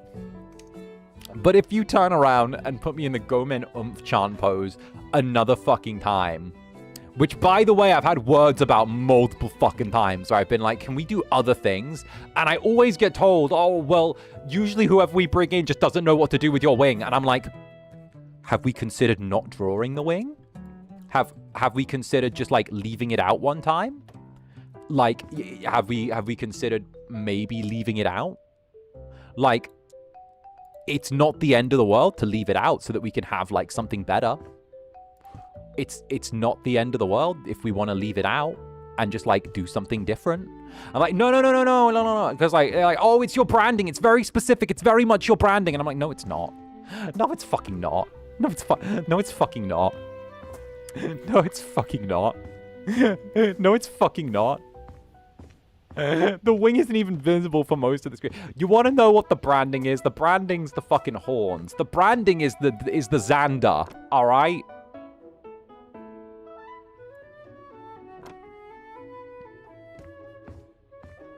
Like, the wing is about the least branding you have. Right? It's off the screen most of the time. I think that, like, horns, tail, and, like, netherlings. Those are the things, in my opinion. Horns, tail, and netherlings.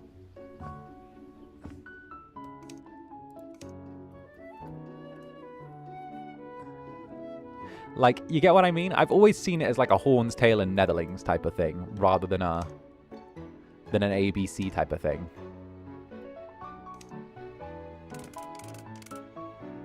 Maybe the Black Scalera.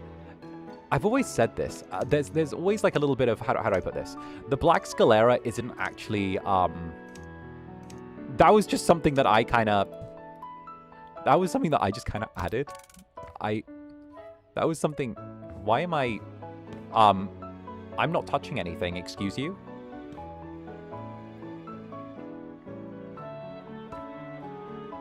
Better. Okay. The Black Scalera was actually just something I added myself, as opposed to, like, something that was, like, built in. So, it's kind of a thing where it wasn't, like, part of the default.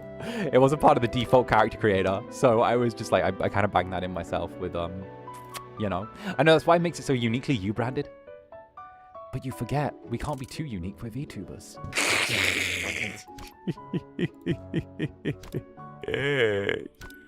Come on, guys. We can't be too unique. Come on. We haven't hit our gay baiting quota for the week.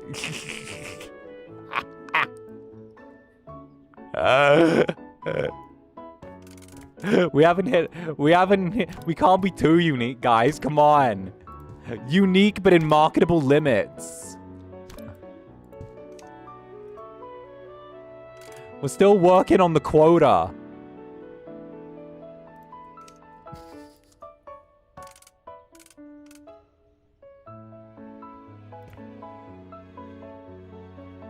Maybe we should add, like...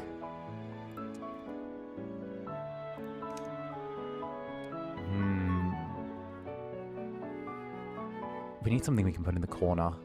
I feel like we might as well just put this here and then just add the little gap. Yeah, that'll work.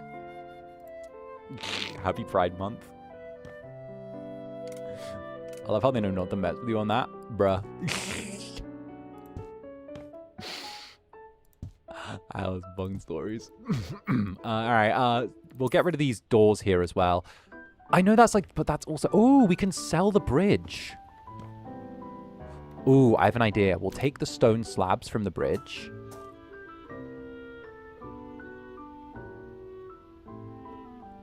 And then we'll... Oh, can we not move these freely? Oh, I don't think we can move these freely. Okay, that changes things a little bit.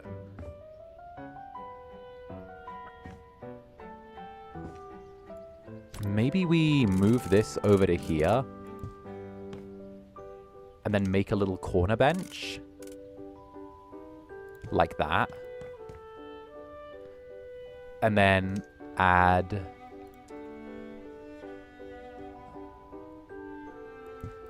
I feel like this is a little on the small side, but like... I feel like this is more efficient. Like if we put this here... and then sell this. And then what we'll do is we'll add in some doors. That'll be good. And Eleanor Ellie, thank you for the super. Hi, Zanny. Just got off shift working in the heat. I'm exhausted and ready to get comfy cozy. Might rest on your horn for the rest of the night. Hey, it's all good. It's all good.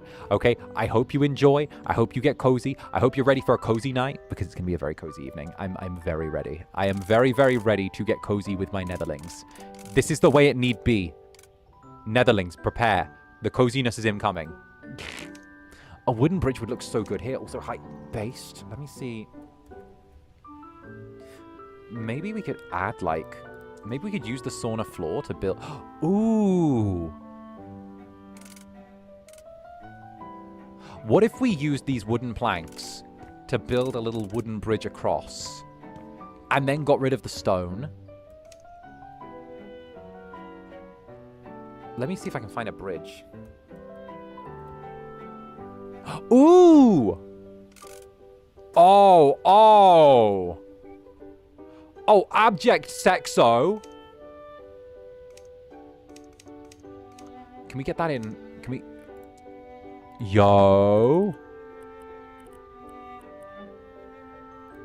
Can we get this in wood? Sandstone. We can't get it in wood. We can only get it in pearl.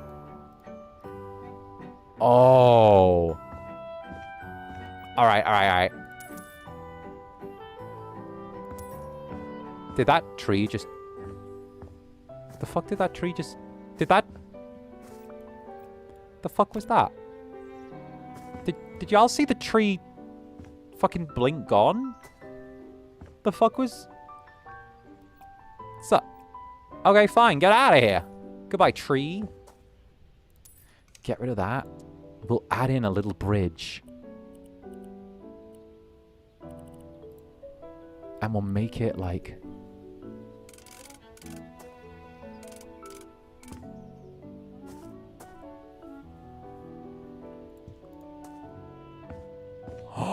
Oh, that's so cute!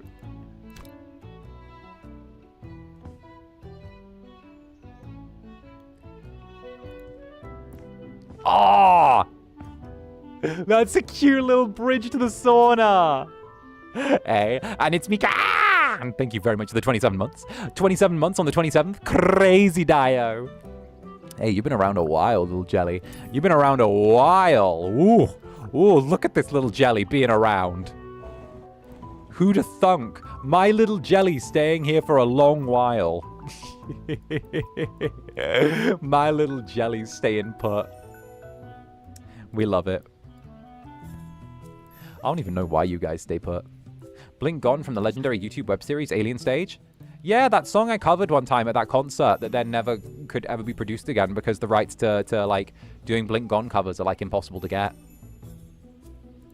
That one thing I did at Anime Impulse with Ryzar, and then, you know, by the way, that was one of the reasons I really wanted to do, that was, like, one of the reasons I really wanted to do the song with Rai Rai during this last free concert. It was kind of an apology to you guys for, like, having Blink Gone be, like, a temporary thing at that one concert, and then giving you something, like, permanent now that was also kind of very, like, sexy.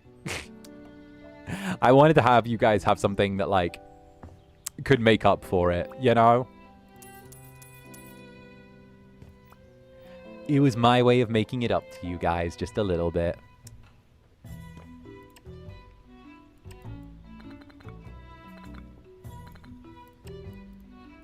Because, like, I know a lot of you wanted to see that, and unfortunately it was one of those ones where, like, as much as I would have loved to have released it as an actual cover, it's almost impossible to get the rights to cover Alien Stage songs. So, like, teehee. Woke up my old school Vocaloid fan like a sleeper agent. Thank you. Honest to God, I don't know what I'd do without Rai Rai, because Rai Rai knows all of these songs. I have no idea what any of them, like, are. So, like, Rai Rai takes the cake there. I always go to Rai Rai, like, Rai Rai, what can we do? And he's like, I got summon in the tank, don't worry. So, like, nah, Rai Rai deserves all the credit for that.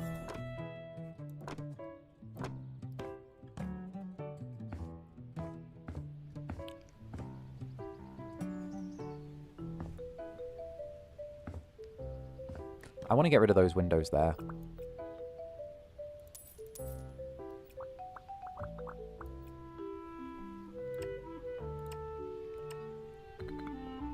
I kind of like being one of the only people who got to see it, but I suppose also like that the rest of the Netlings got to see something too. Yeah, yeah. I mean, don't get me wrong. Like, you get to see get the exclusive Blink Gone memory, but you know, now we got Blaze Lost doing its little thing there.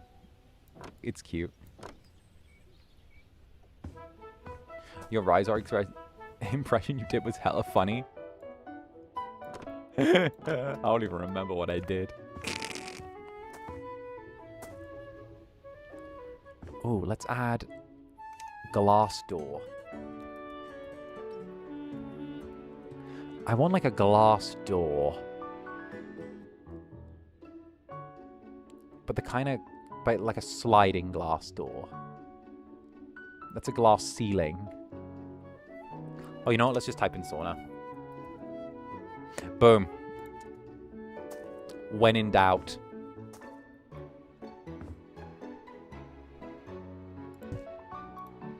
We'll see what this place goes for once we're done as well. Because not gonna lie, this is a house flip we are doing for profit so that I can get the Japanese high school. I want the Japanese high school, and I'm in a very Japanese high school time of my life.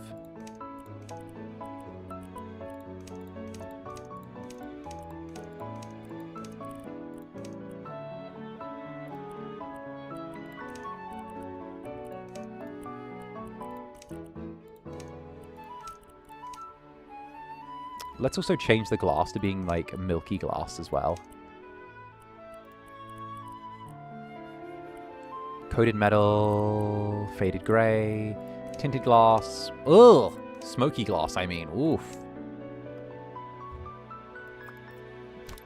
We'll put this here, and then we will... I feel like we can add like a milk glass wall, you know? Or... yeah, let's go with glass wall, but then what we'll do is we'll make it milk glass or smoked glass. Oh no, I don't think we can do that. Oh, then we'll just... fuck it. Fuck it, we'll do this. Okay, guys, this is what we're going to do. We're going to add... when in doubt, throw in a Japanese wall. When in doubt, Japanese wall. Can we fit 2 in here? No. Okay, put this here. Sell this. It does always amaze me how long Netherlings, like, hang about the club, you know? I know it shouldn't, and I know at this point I should be used to it, but I still find it really, I don't know, I guess amazing? I still find it really amazing that, like, Netherlings end up finding such a, like, home here, you know? Like, the fact that you guys turn up and then it's just like, well, I'm in this shit for life now.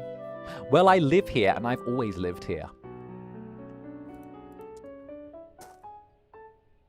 It turns into I've lived here and I've always lived here, and by the way, fuck you if you think any different. That's like, that's such a Netherly coded thing. It's like, yeah.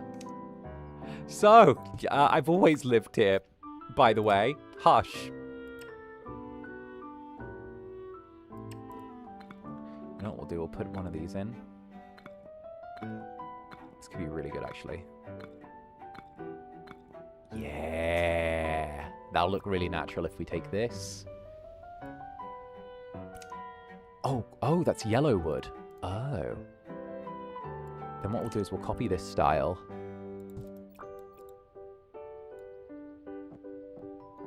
Perfect. Perfect. Perfect. Oh, that looks really nice. We'll brush up the wood inside as well. I think this should definitely class as a sauna now. That'll work. Because now we have this little, like, wet room. Is this cleanable? Oh my god, that's dirty. Fix that. Goodness. I'm Party Princess Sashi Simone. Thank you for the super. If you were part of the world of Dispatch, what powers would you have? Ooh. Ooh. Okay.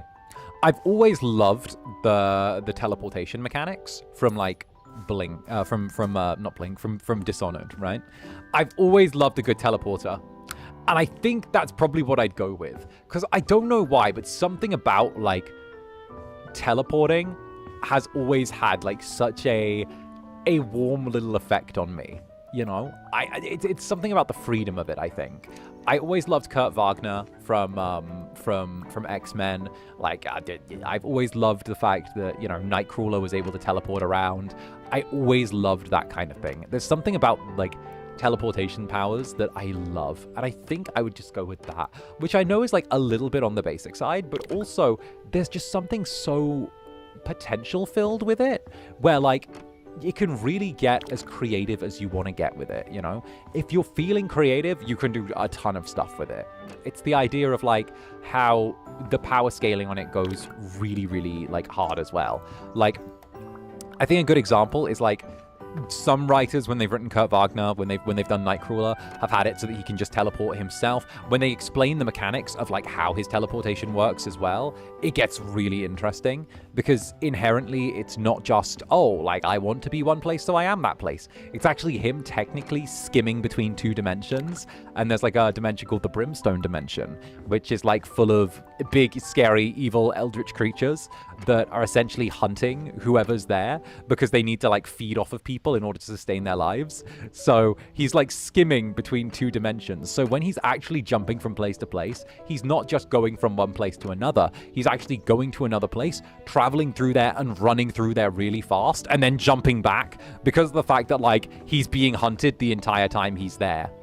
So it's kind of that, where a lot of people don't know that because it's kind of like, ooh, it's like lore, but like, yeah, this is some of the lore. And the bamf is the actual sound of him teleporting. Yeah. The bamf is the sound of him teleporting, and also, well, yeah, he's good. He's good.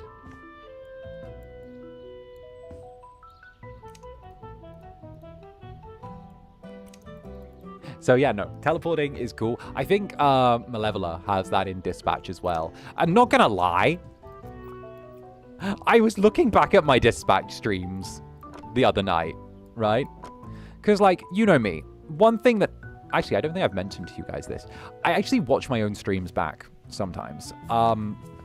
So a little tradition I have is every once in a while, I'll watch some of my own streams back just to, like, sort of see what's going on, what's enjoyable, what like, I'm doing. Because I'm of the opinion where if you're... As a VTuber, as a streamer... if you're not watching your own streams back, I think you're missing a trick. I think you're missing out on something. Because, like, everyone, like, how do I put it? Professional athletes watch their footage of them on the pitch back. Like, fighters watch them in the pitch back, or them on the pitch back, or them doing that. Every major, like, endeavor, or every major, like, someone watches themselves back when they're on the field in order to pick up on things that they might have missed, or, like, see things that they could do better. And I think that, like, VTubing and streaming is no exception. I think that if you're not sitting and you're not watching back your streams, your stuff, you're losing the ability to grow. Like, you're I don't want to say you're losing the ability to grow, but you're, like, kneecapping your ability to grow because you're not seeing things that you might not know the first time around that are mistakes, you know? Like, that's like my little opinion. But, you know, if I make a mistake during one stream and I don't see it, then I'm going to have to turn around the next stream and I'm going to have to be like, whoa, like, I fucked that up, like, there, you know? And it's why, it's one of the reasons why I try and, like, go back and forth with you guys as much as I do. And it's one of the reasons why, like, I kind of do that. And it was a tradition that I started off when I first started VTubing, you know? Because, when I first started, you guys know, I was the Incubus who came in from the cold, you know? I got brought in here as kind of, I got grandfathered in, kind of. No, not grandfathered in. I got dragged in here because they were like, oh, well, I guess he works, you know? He just kind of ended up here. And it was kind of that thing where I was very much fresh. I was very fresh when I came here. So the idea that, like, I could just exist and do the bare minimum just didn't really exist for me. The idea that, like, I could just do the bare minimum and be happy with it, because I already knew that I wasn't able to achieve the bare minimum when I started. I didn't think I was actually capable of, like, hitting the bare minimum necessities, you know? So I kind of got it in my head where I'm like, okay, I need to review, I need to do better, I need to take steps forward as I do this. I need to, like, see where I'm strong, where I'm weak, where I'm able to do stuff and where I'm not, and then kind of just run from there. And, you know, I think that's the only way you can meaningfully get, like, better that isn't you just pouring in and grinding in a load of hours. That's actually why I started streaming as much as I did as well. Because, like, the reason was, you know, it takes, what is it, like, 10,000 hours to master a skill? Like, it takes 10,000 hours to master a skill? And I was like, well, I gotta get my 10,000 hours in.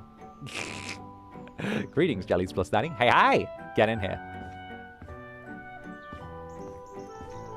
So yeah, I was like, I wanna get my 10,000 hours in. I wanna grind this out so that I can be, like, as good as I need to be. I can be the Incubus that, like, my jellies need, you know? So yeah, no, I grinded out those hours and I figured it, and then I started watching VODs backwards as well, and I was like, or like back, and I was like, okay, this is a thing I can improve on, this is a thing I can improve on. I didn't engage with people very much here. Like, I feel like that jelly might have been a little bit left out because of the fact that I missed them that time. Like, oh, I could polish this here a lot. Like, oh, I'm not speaking very clearly here. Oh, I need to work on my enunciation here. Oh, I feel like, I feel disconnected from what I'm doing here, So that was kind of a thing. So, yeah, no, you gotta put in the hours. Bare minimum would never work for a perfectionist. Just say, I know, I'm a fucking psycho perfectionist. I'm a psycho perfectionist. You could just say it. You could just say that I'm a fucking perfectionist that would lose his mind at the concept of, like, bare minimum. Like, I know what I am. I don't feel any shame. Oh, my days. And Nokori... Wait... Nokoribi, thank you for... Oh, Nokoribi, thank you very much for joining the Netherbrand. Welcome aboard. Let's go. There we go. Tee. Hey, me too. No judgment here. Damn straight. Damn straight. My time with my jellies is always very fun. No judgment zones. No judgment unless you're doing something stupid. That's the rule. You're not being judged unless you're doing something stupid. If you're doing something stupid, then I'm allowed to judge you. If you're doing that. The official name for high standards is Zanny. Look, I didn't think I was good enough when I started, so I wanted to change that. And like, I think it tells you a lot when like you're working on yourself and like you're doing your thing and you're like grinding, that like you're doing right if you're I think depending on how you feel about yourself, if you're doing right, Like, if you feel like you're getting better, then, like, you're getting better. And I think it's very easy in, like, VTubing especially, and, like, streaming. Just be like, oh, well, I'm doing the bare minimum. Oh, well, I'm doing okay. Oh, well, it's all right. Well, it is what it is. Like, it's fine, but you also got to know what you're going for, How's the stream? Do you always feel like a pulse check, if that makes sense? Yeah, they're a lot more personable. They're a lot more, like, intimate, I want to say. They're kind of like, I don't want to say a second coffee date, because, like, coffee date's coffee date. But they're always kind of the stream where, like, it's doing something while I yap and while we talk. So it's kind of a yap stream while simultaneously being, like, a little check-in, Like, I get to know that my jellies are okay and being taken care of. And it's also just, like, a thing where these have really been classics, We've done House Flipper so much over the years. We've done, like, it's become a real, genuine classic for us, Like, I love the fact that House Flipper's always been such a constant. Like, it's been this way since we started, And we've done House Flipper with, like, we've done House Flipper with, like, 100 jellies sat there watching. We've done House Flipper with 2,000 jellies sat there watching. But, like, it always feels like it's very cozy irregardless. And it's kind of nice. It ebbs and flows with us,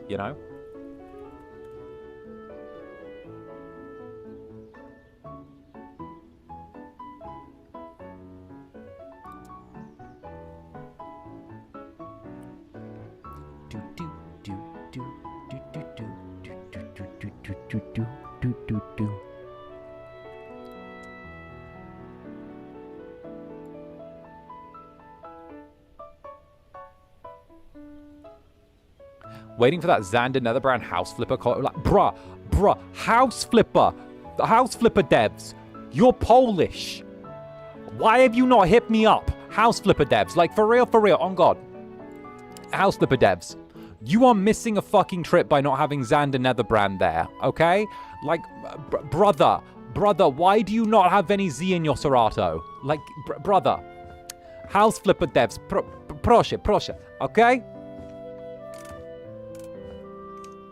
Listen. House Flipper devs, proszę, kocham House Flipper. Okay? Kocham cię House Flipper. Kocham House Flipper. See? Mam Netherlingi. Kocham House Flipper. Proszę. Zander Netherbrand i House Flipper.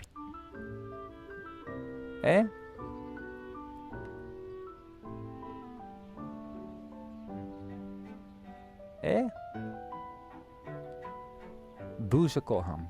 Eh?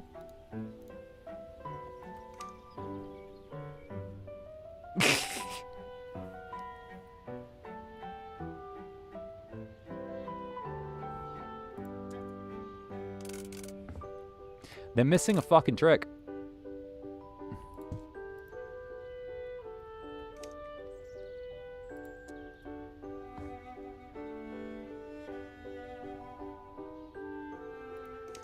I will buy the game if there is a Zander Netherbrand collab.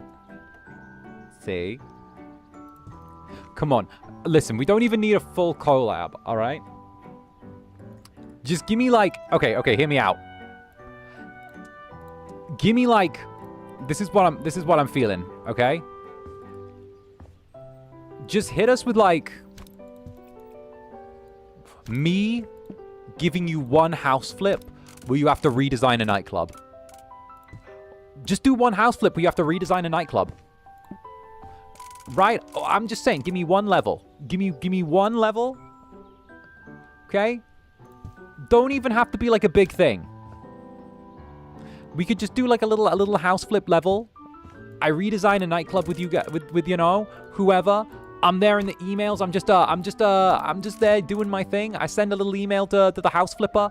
I'm like, hey, house flipper, I need someone to redesign my nightclub. Da-da-da-da-da-da-da-da. Hey, wanna be the house flipper that helps me redesign my nightclub? Da-da-da-da-da-da-da-da. Like, do that. Boom. Okay, you don't even need new assets. Bish bash bosh, I'm a free DLC. Boom. Right? Don't even need new stuff. Like, you're pretty much sorted. It's pretty much done. Just have me there. You know, have me record a phone call, do the thing. Like, that's easy. Okay, I'll do it easy style. Easy style. I'm telling you, you're missing a trick. You're missing a trick if you're not playing that card. I'm just saying. There's an Incubus here who was stood by House Flipper. House Flipper 1, House Flipper 2. It has been 2 years of me gawking on your glizzy, okay? Let me tell you, I have been riding this harder than a casting couch.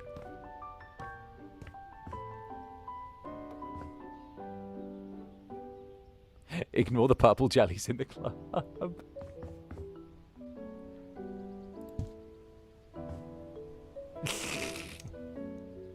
Ignore anything strange you might see in my club. I promise, everything there is perfectly normal. It just depends on what your brand of normal is. Mm-hmm.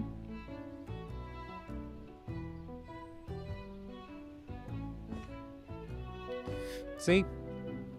I'm dripping with the opportunities.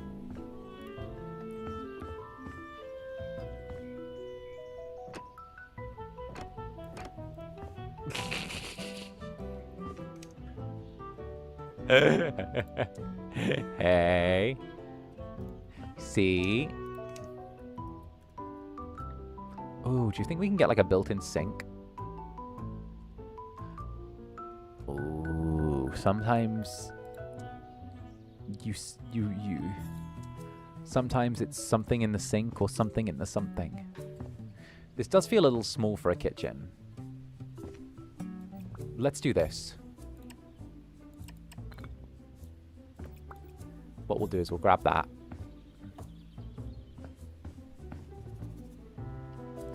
And then they won't see this bit, so we can get away with it. If you hear laughter, don't mind them. They're just keeping an eye on you. House Flipper, there's been a small incident at my club. Some of it was damaged in a pyrotechnical accident. I need someone to come in and hopefully give the place a little facelift. I hear you're up for the challenge. Don't mind if you see anything unusual. After all, unusual is simply a different brand of normal. Anyway, are you up for the task? Come on, throw in the little demon man giving that.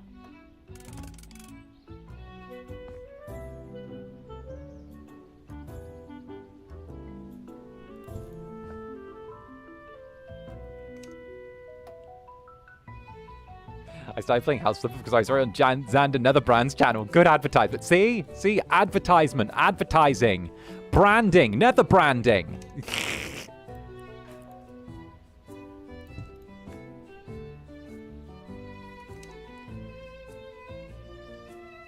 Oh, do you think we can slip? Oh, the cabinet's just a little too thick.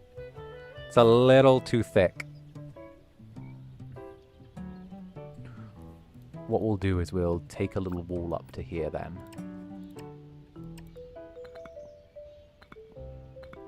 Here we go. And then we'll copy the...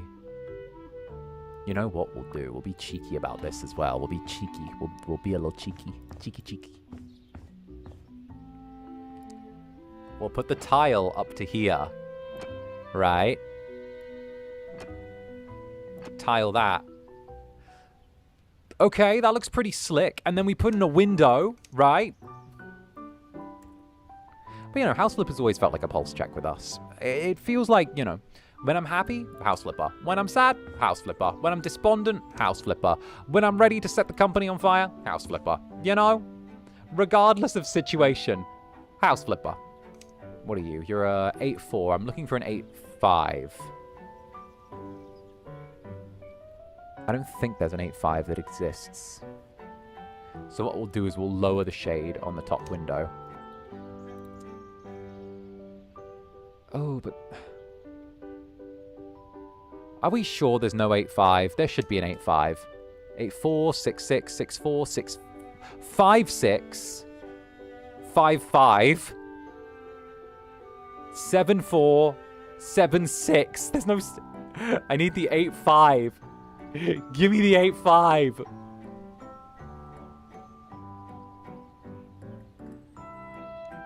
$8-5. 8-5. It goes 8-4, 7-8, 7-7, 7-6, 7-4. Maybe we go... What would it be? 8-5 would be...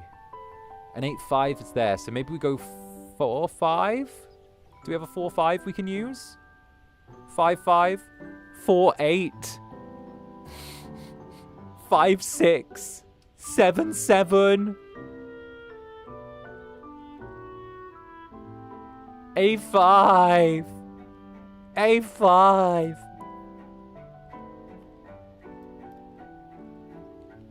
Alright, we'll get a custom window. Fuck it, we'll get a custom window. What we'll do is we will... Actually, you know what? I might actually be a little bit different with this. What I'll do is I'll take the... If we have like a 5, then what we'll do is we'll take the 5-5, put this here, and then we'll just take another 5-5. And then... Okay, fine. Or I'll just die. Or if that's what you want from me.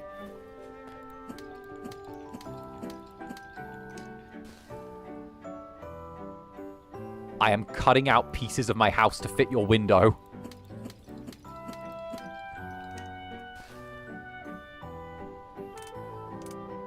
Let me have my garden view.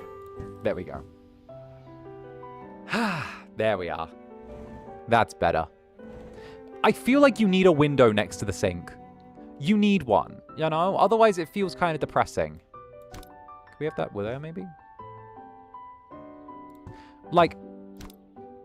It's a little depressing if you don't have a window near the sink to let in some light.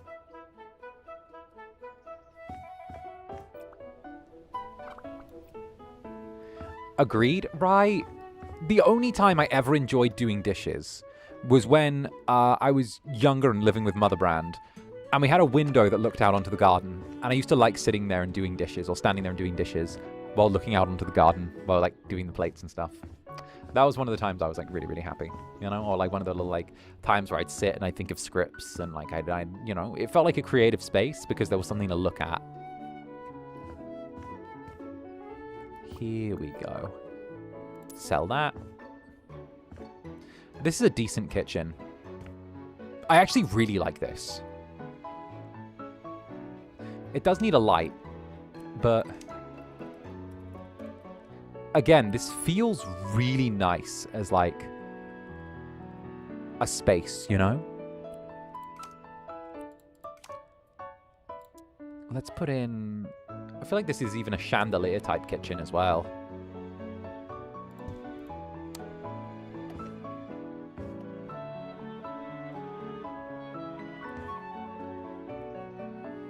Like, this feels nice. I know the walls could probably be done differently. In fact, what we'll do is we'll grab this really quick. Run that around there. But even then, like, it's still a fine kitchen, you know? Plus, we don't even have to have it at, like, the perfect kind of setup because we are selling this immediately. But, like, it's a nice bare bones kitchen.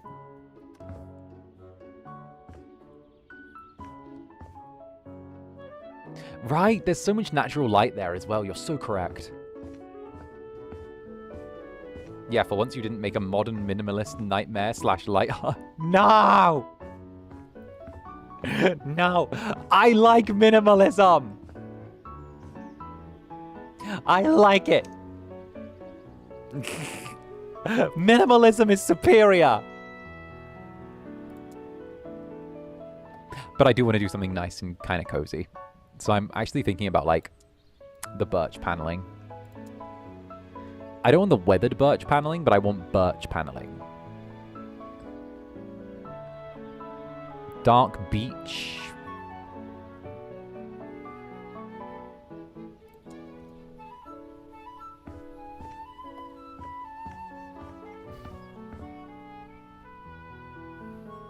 Maximalism for the win.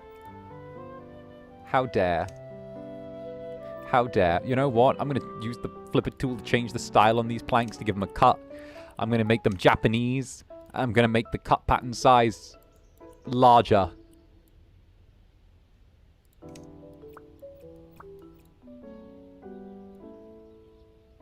Okay, but that actually looks really fucking good. Oh, no.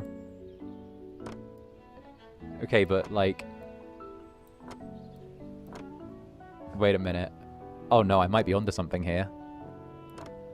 Okay, but... Oh! Oh, wait a minute, but we can get rid of these old washed-out planks. Ooh!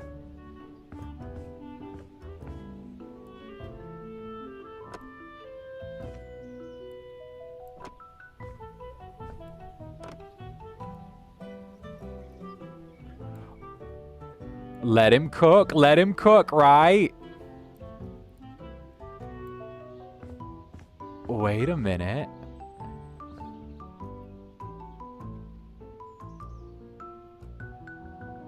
Maybe we, like, do it around here as well? Ooh. Like, we let the natural textures work a little bit in our favor.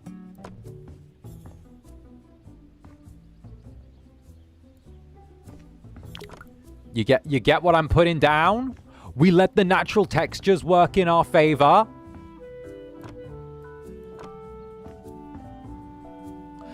We kind of do something with the up here when the time comes, but we're going to split that into having like a more textured room. Colors and textures. I know. I'm actually adding colors and textures this time instead of... Listen, minimalism's cool. I like a little bit of minimalism in my... Why are you different? You're wrong. Change. Why are you different? You're wrong. Change. Why are you different? You're wrong. Change.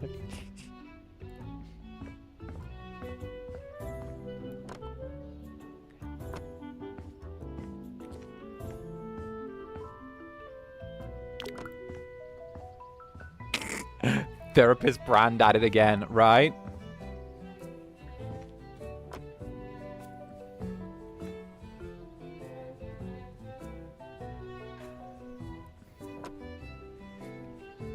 Maybe we add like a little bit around here. I think the black and cherry like looks really nice because like it's not red, it's brown, but like I like this energy.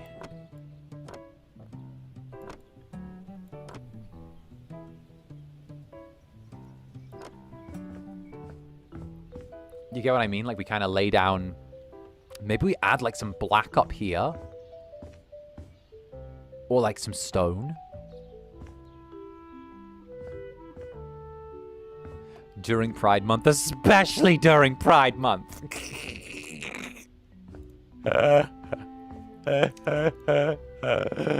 Let's see if we can find some stone. Oh, goodness. Wow, why are you different? You're wrong. Change. Wow, you are in a very Japanese time, but yet like, gets dragged off into the shadow.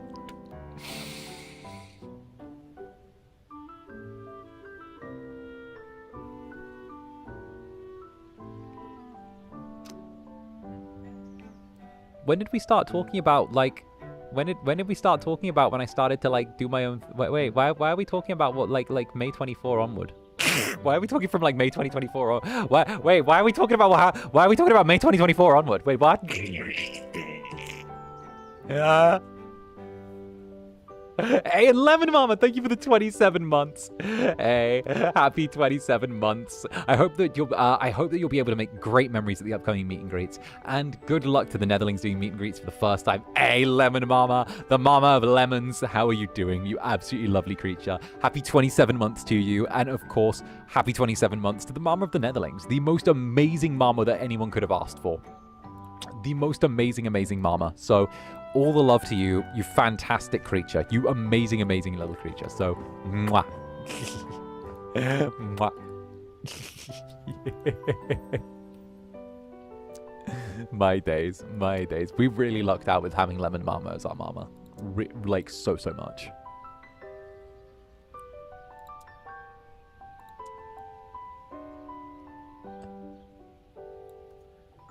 I wonder how ebony panels would look up there. Let's try tile.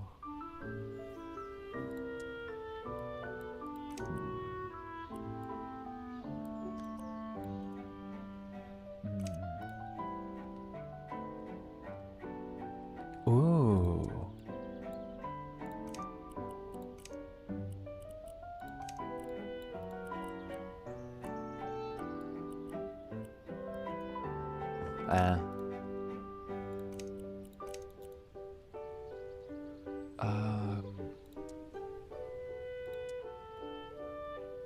Maybe I don't want to lean into marble too much, but maybe we take the custom red marble tiles and take the cut. Ooh.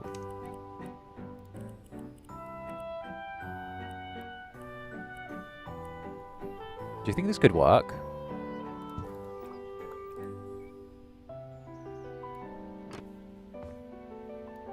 Maybe if it was darker.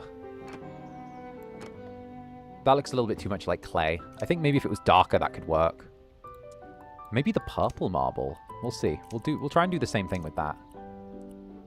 Love the Netherlings. Damn straight. Hey, and Shadow Aisha, thank you very much for the 27 months. Bites you. Also, 27 months, and this little jelly still got the bite in them. Also, a certain jelly. Release me from towel jail this instance at once. I don't know. I think you're doing good in towel jail. I think you're really, like, vibing there, you know? I think towel jail is, like, a good spot for some jellies. I think some jellies are just naturally good residents of towel jail. I'm very much about, like, some jellies just being very naturally good in towel jail, you know? Like, I don't want to make assumptions, but also, like, some jellies just really do naturally take to towel jail.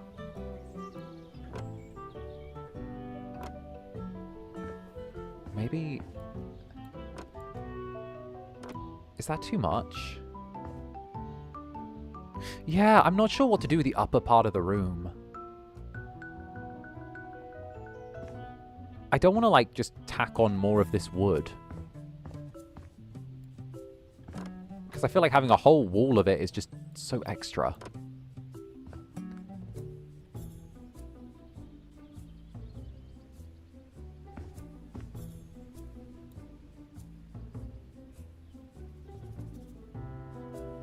What is towel jail? It's real simple. My jellies are small, so I get a towel and I wrap them in it like a burrito. And that's towel jail. I don't know, maybe that middle, like, wood as a dividing line would break it up a bit. I don't know, maybe we can get away with having this be all wood. I've been hesitant.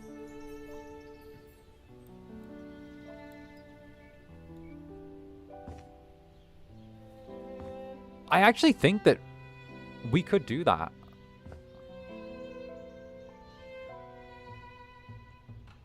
I think if we just have... We'll see how it looks over here.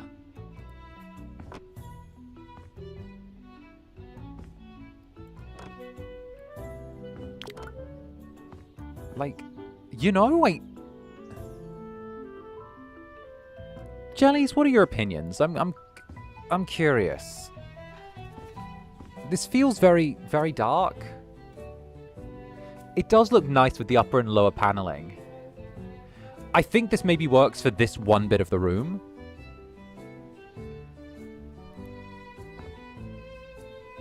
And then maybe after this bit of the room here, we have it change. Yeah.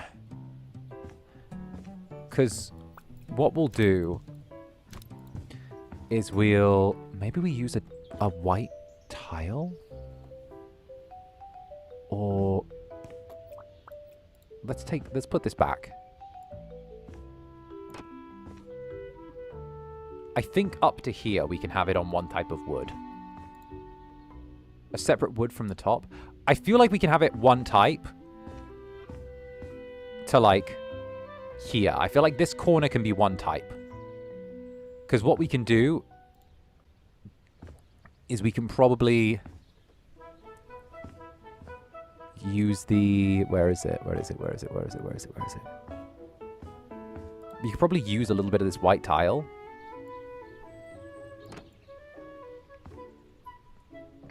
As like a little divider almost. No, the old wood was better. What we'll do is we'll grab the old wood.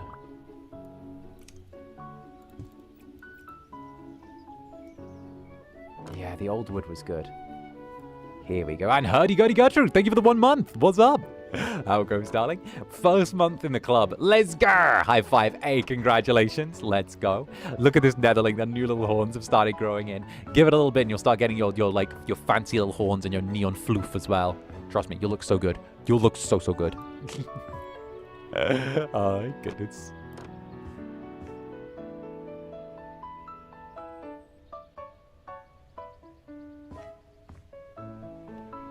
I don't think we can take all of this all the way around. I think we lower it.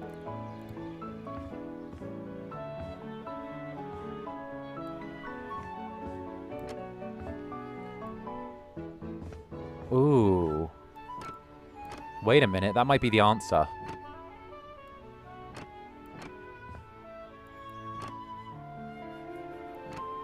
That might be the answer. Wait a minute.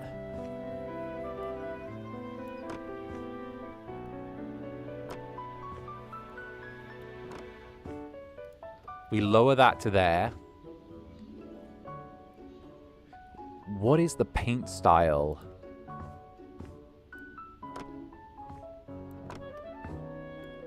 That is upstairs. Because we might be able to steal the paint from upstairs. Right?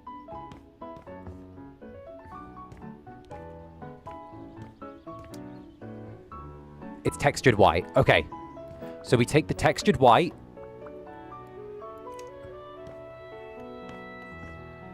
And now... Here we go.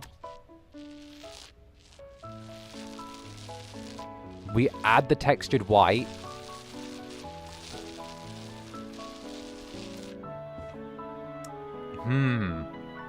Not quite. Ugh.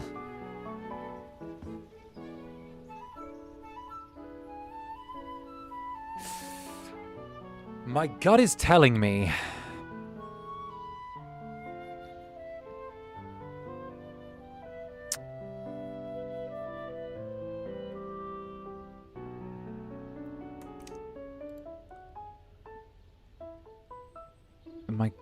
Wallpaper. Wallpaper.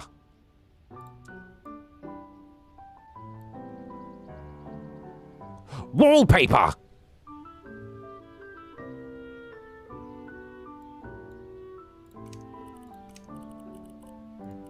Wallpaper. Wallpaper. Wallpaper. Wallpaper. Wallpaper.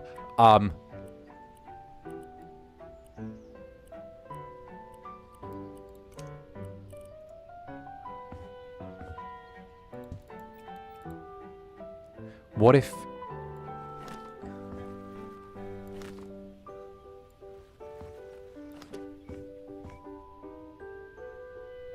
Oh. There's something to that. Wallpaper. Where? I'm seeing something. I'm having visions. It's taking a second. And Dandelion Burdock, thank you very much for the super. Let's go. Boop. How goes things? I just tried a cupping massage and now I look like I've been attacked by an octopus. Whooshy whooshy to you. Hey, very nice. Very nice. I hope the octopus was gentle. I was voted to be the one in FSP most likely to be into tentacles. And they'd be right. So...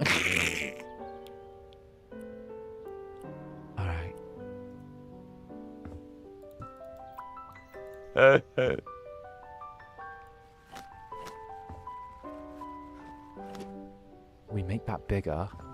Okay, we make that bigger, but I'm seeing... Maybe...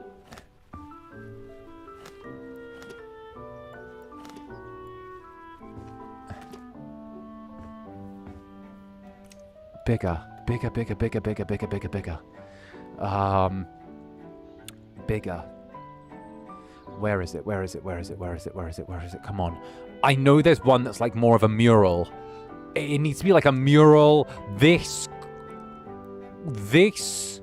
but large size.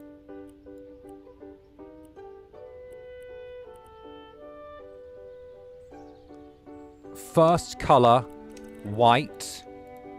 Second color, faded red.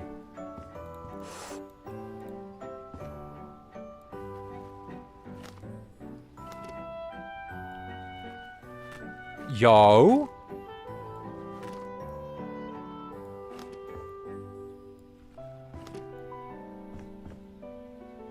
Yo.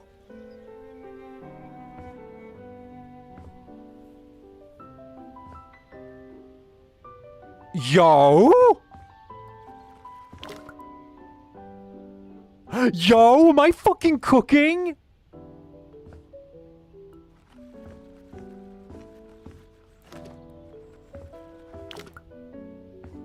We get the chestnut. Yo, that looks cooking hard. We get the chestnut red to match the wall panels, right? We lower the wall panels a tiny bit. We have the wall panels go here to like that level. So we treat the wall panels a little more like a skirting board.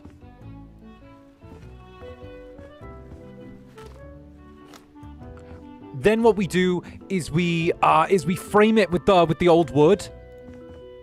Where are you? Where'd you go? Here you are. Mary Berry could never. Let's go. And Prime VT Darkfire. This little jelly here recently got proposed to by a famishiki. I thought I'd share the good news. Bonks for you. Hey. Very nice. And congratulations. Okay. Remember, your children come out as netherlings if you divorce. Remember, they're still netherlings if they divorce. I'm just saying. Our bloodline's the dominant one.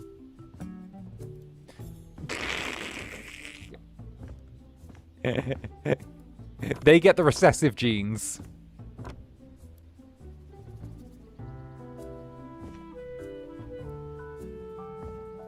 What? Congratulations, but also they get the recessive genes.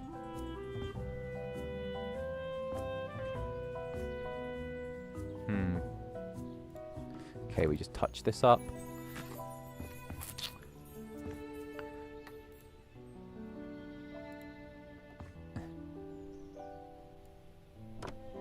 Yeah, the jelly genes are the dominant ones.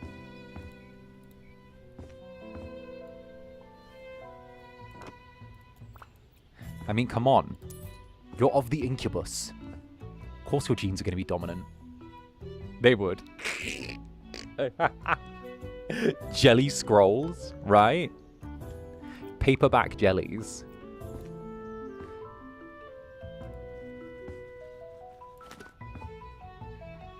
Maybe we add... No, I think... How would an entire wall of that look? See, that feels like too much, maybe? We'll add... This is going to be so weird to do.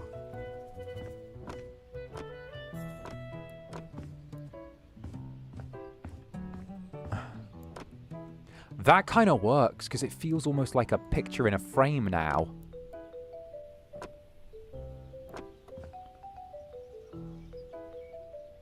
We can probably leave that there a little bit.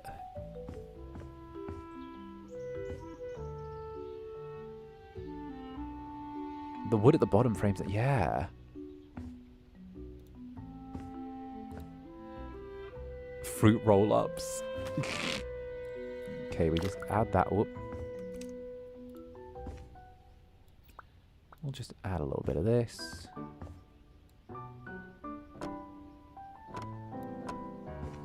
Okay. I think we've kind of cooked with this just a little bit, jellies. Because that gives us, like, 2 walls.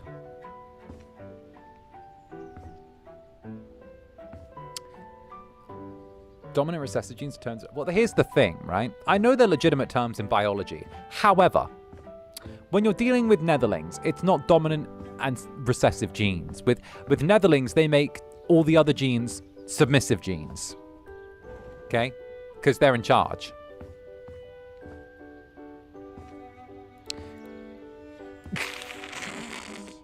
There are no recessive genes when netherlings are around. It's netherlings dominant genes and then everything else submissive genes.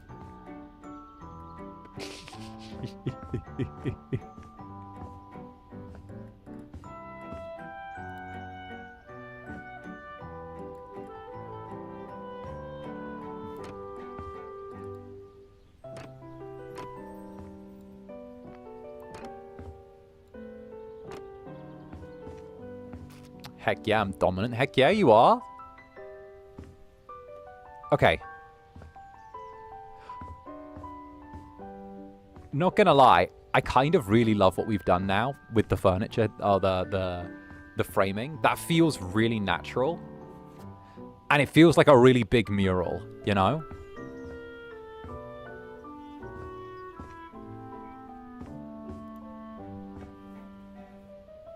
Now what the trick is going to be is selling a bunch of this stuff.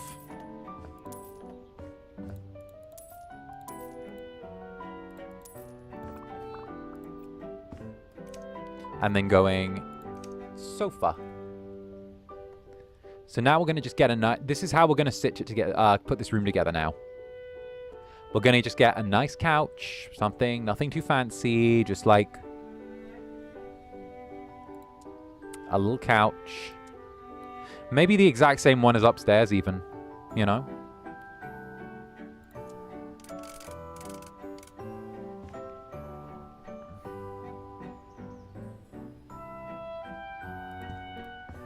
Just there.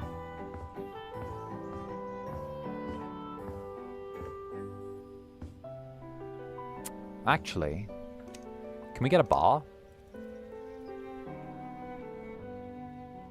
Can we get like a... There's no like proper bar. You know what? No, we'll go with a TV. Here we go. So we'll just get a TV stand.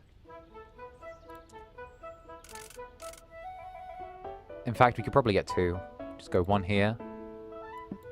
1 here. Get a nice large television. The Joshua. Get the little speakers for it.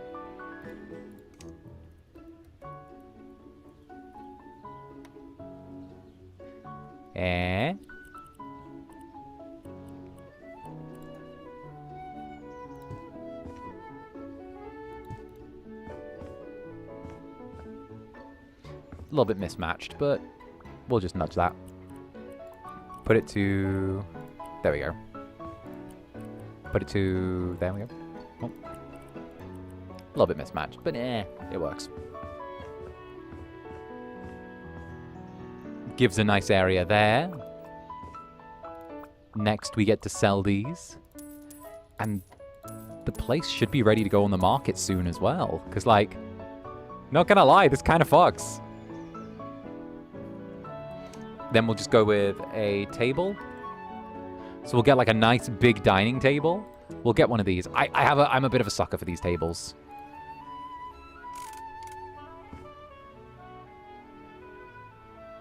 Maybe there?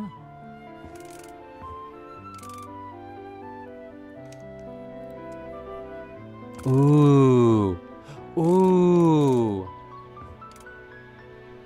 That could be really nice if we got that. Can I get a version without a tablecloth? Wait, is there a version of that without a tablecloth? Oh my gosh, this is actually a really lovely table. Wait. Why would you hide such a nice table? That you can get in marble? Who in God's name would cover a marble table with a tablecloth? Black granite, striped black marble? Good lord. What kind of degenerate would do such a thing?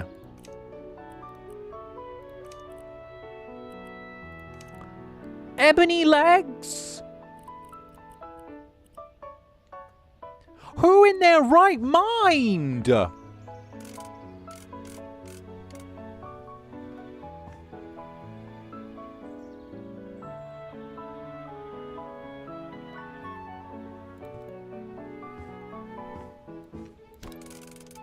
Oh, come on. It even fits lengthways here. Come on. I mean, come on.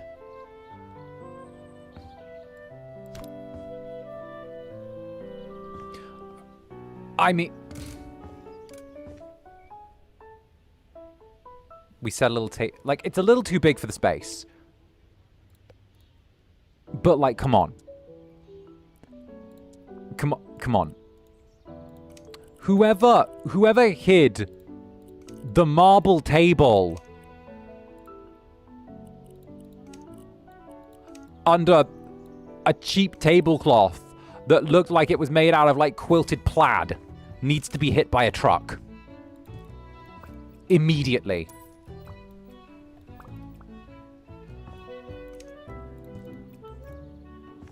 I mean, what? Were the in-laws coming and you were scared they were going to steal it? Actually, no, wait, that's a fair thing.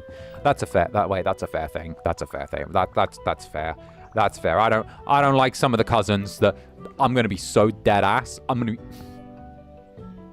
be so dead ass. A few years ago, before we met, when I was still living with Motherbrand, and, you know, I'd just come back from uni, and I would, like, my voice acting career was starting to do its thing. It was starting to pop, and I was trying to do my thing. We had some of the Nether cousins visit, and soon as I found out they were visiting that weekend, the first thing I did was hide all of my audio shit. The first thing I did was hide all of my audio shit. Every last piece of my audio shit, I hid. Every last piece. I was like, nah, not today, Satan. Not today, Satan. And I'll tell you what. I was like, you know what? I'm gonna leave, like, one thing out. I'm gonna hide all of the audio shit, and I'm gonna leave one thing out, right? And it's gonna be a microphone cable attached to my old microphone, set up to one side, right? I was like, just as an experiment. Just as a little, like, oh, Tell you what ended up getting broken.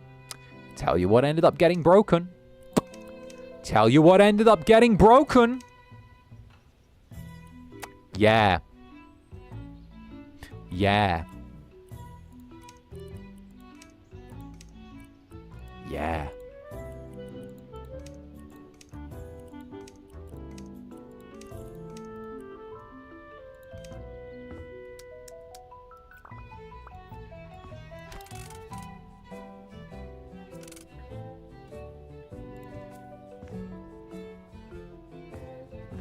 Good call on hiding everything. Yeah. Thought it was stolen. Now, I can't go around throwing out accusations like that. I can't say things like that. I love how your noble family are so, yeah. Okay, so, like, here's the thing. Right? Here's the thing. You've got, like, the noble bit of the family. But then you've got all of the parts that failed to produce a decent Netherbrand heir. Because you've got to understand, okay, that, like, producing a me is, like, a big task, right? It's, like, a big thing, okay? It's seen as, like, a big achievement. You know? Being able to produce a real, proper, you know, a Zander Netherbrand, as it were, is seen as, like, a major thing, right? It's an endeavor. Because you've got to get that, like, all of the little pissant branches of the family, because the whole thing is, you know, I say 12 generations of selective breeding for a very specific reason, you know. And the thing is, all of them are rushing around trying their damnedest to make a Zander Netherbrand, right? Because all of them want to be able to be like, oh, my child was the one that was destined to take the little crystal. My child was the one, my one was the one, you know, that idea. Because it's like, oh, my bloodline. Because technically it's all of the same bloodline. But also it's kind of that thing where it's like, oh, but my specific branch was the one that did all of that. And some of them approached it differently, you know. Some of them were very selective and some of them were very careful in what they did, and some of them were very, you know, they moved very steadily and they made sure that, like, they didn't fuck up as they went. And some of them were a little bit more gung-ho and were like, oh, well, you know, if we just keep having as many as possible and then we refine the bloodline by having those have children with more of those, then like, we're bound to end up with something at some point, you know? It's the difference between quality versus quantity. I'm an example of quality, by the way.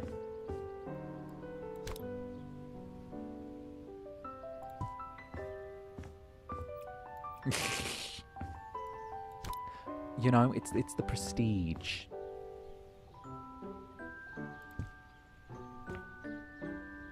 They can't all be Zander Netherbrand, honestly. They can't even be half a Zander Netherbrand.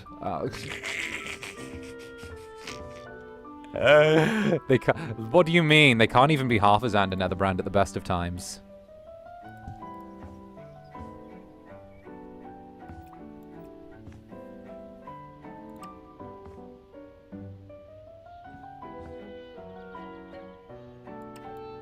We'll add a little umbrella stand here. There's nothing more Japanese than an umbrella stand. That is one thing that I have learned.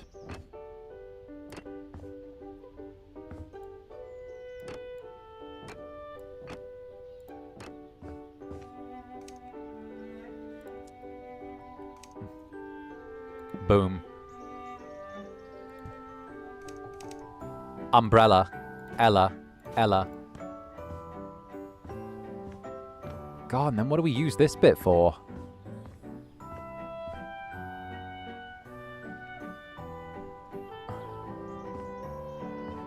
I guess we can parcel that out to, like, another bit of the house, I guess. Or we move that to there and then...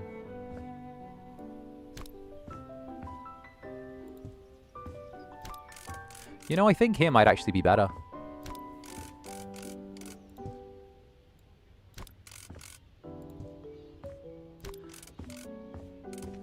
Yeah, this looks nicer. And then we just move the other chandelier.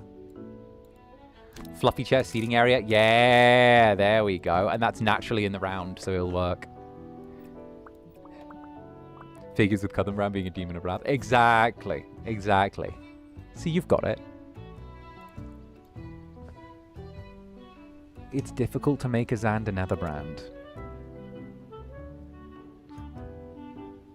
You know what? I'll just copy the chairs from upstairs. I'll be that bum-ass home designer that just copies the chairs from upstairs because I'm like, they worked.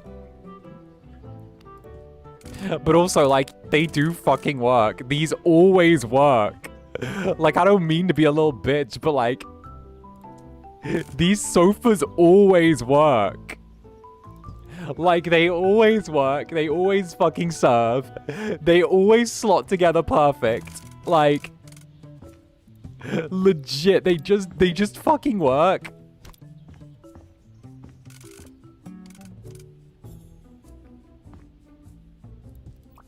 Like, I feel so, like, uncreative.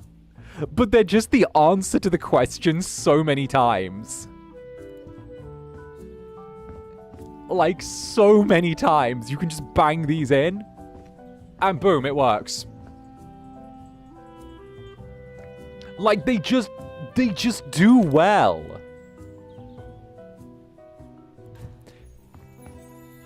They fit. They're nice. They're cozy. Like, when the designer got a discount on one type of chair. For real, I feel like such a sellout when I use this one again and again and again. But, like, they work so well. And they always look good.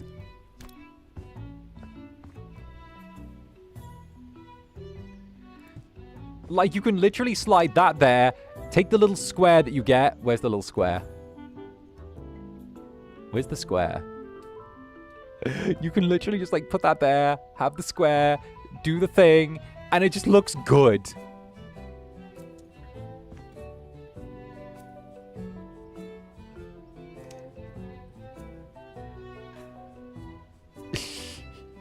I feel like such a... Boom, here we go.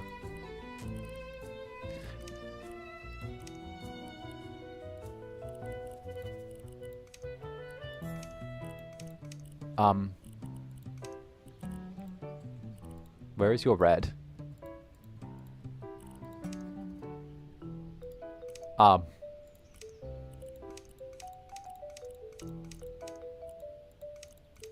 Where is your red? Oh, let's just make it fluffy. Oh, you know what? We can even just put in a glass table there. We can literally just put in a glass table. Hey, and Eldling West, thank you for the super. My answer is yes to all things Incubusing. See? See, we understand the necessity of Incubusing. See, but you understand my point. Essentially, all the bloodlines were tipped to be the one that was gonna do the thing. Well, it's all the same bloodline, right? But they all went different ways about it. And then eventually a Zander washes up and suddenly, oh, look. Perfection. Oh, look. Perfection. Where is my table? Le table. Here. Boom. I feel like such a lazy fucking house flipper with putting these in, but they just look good every time. They just look good. Maybe we, like... You know what? Maybe I go crazy on it. Maybe I go crazy style on it. And make these white. Oh. Alright. Let's get a valuation on this place, honestly. I think it looks really good. What are we thinking, Jellies? Like, we could probably polish the outside a little bit, actually. I mean, you're still missing a wing. I wasn't born missing a wing, by the way. It wasn't a birth defect.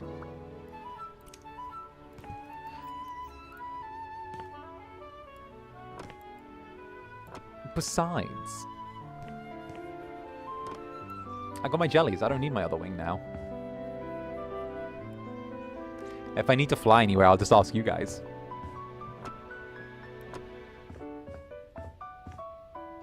Okay, this is still here. We're just gonna add the slats. We're gonna get rid of the old slats.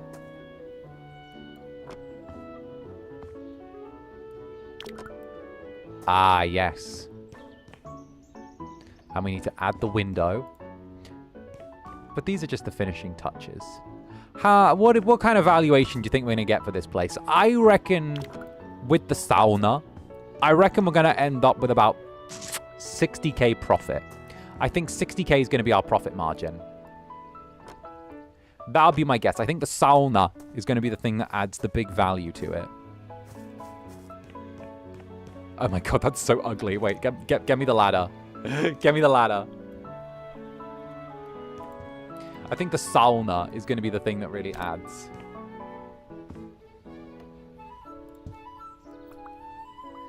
There is the sauna. We're just going to put this around the outside of the... We're just going to Add a little wrap to the outside.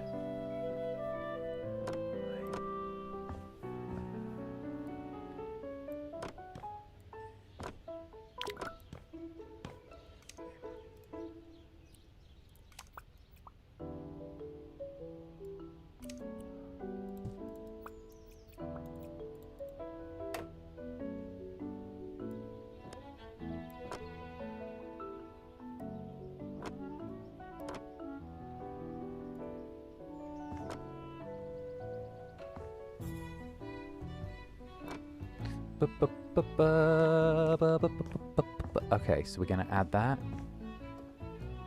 Okay. Add a little bit of this.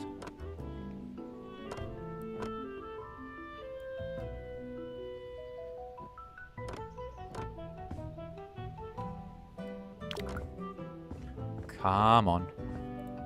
Just finish wrapping the house in this.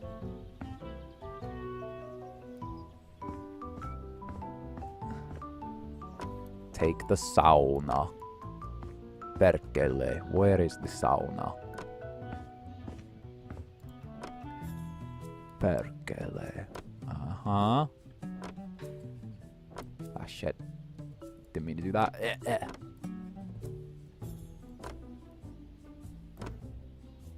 Perkele. Don't forget to pay tribute to the sauna gnomes. The sauna gnomes.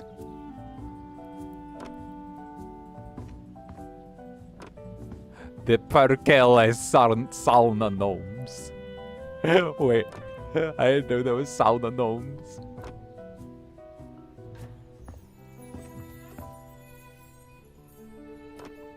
Okay. We'll leave the very top with like the original cherry wood.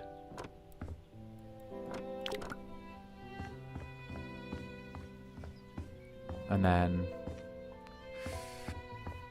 oh look, they have AC units. We don't have that in the UK. Hey UK Britishlings, how is no AC unit treating you? That's an AC unit, by the way. For those who don't know, that's called an air conditioning unit. It conditions the air to make it cool.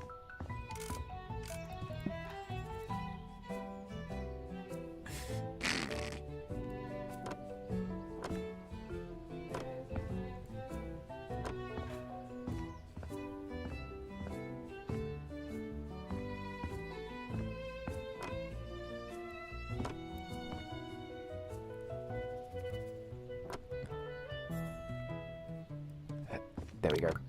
That's just cruel. Listen, I'll be back and melting with all of you soon. Don't worry. Listen, let me enjoy my air-conditioned place in Japan for like just a couple days more. I'll be back and enjoying the roasting hot weather with you soon. Fuck it, we'll leave that. That can be the new owner's problem. Whoop, shit.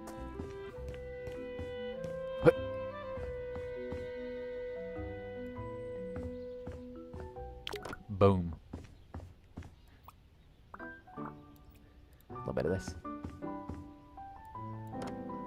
Okay, that'll do. And now we get a window.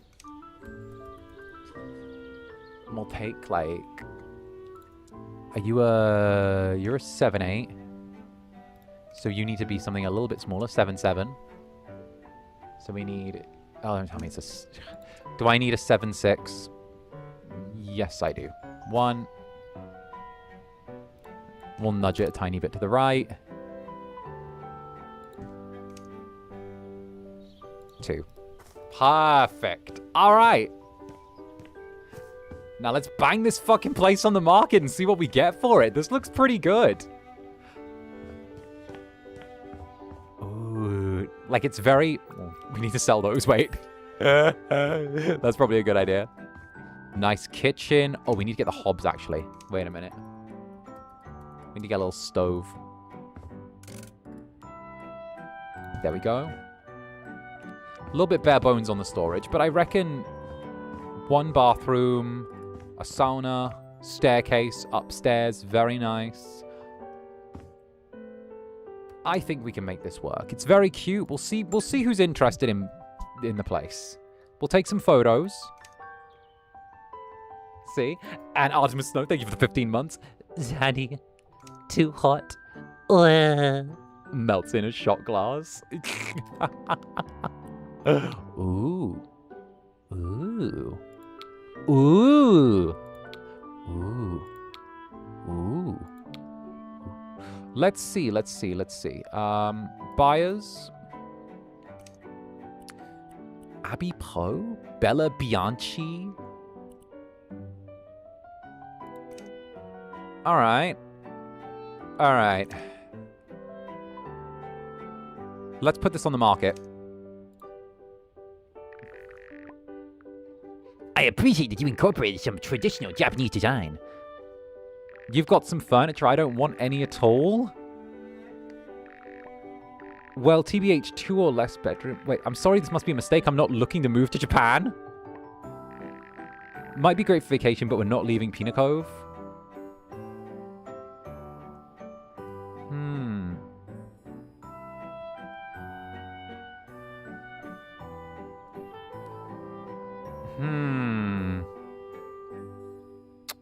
And you're looking to buy for 405. We bought it for 310. That would be a clean 195 profit.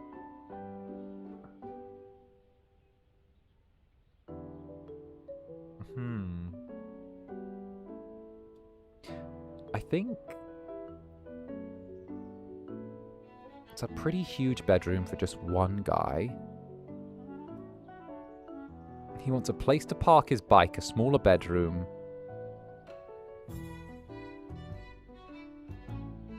I mean, what about...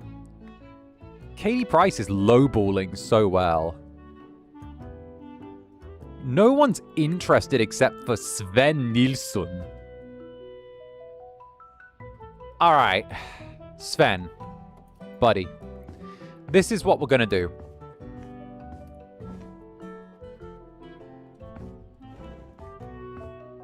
We're gonna give you the sale. Oh no, it's outdated. Oh shit, oh, well. New idea. New idea. New idea. New idea for me to be a bitch-ass motherfucker. Alright. Alright. Alright. Considering this guy's a fucking loser. What we'll do...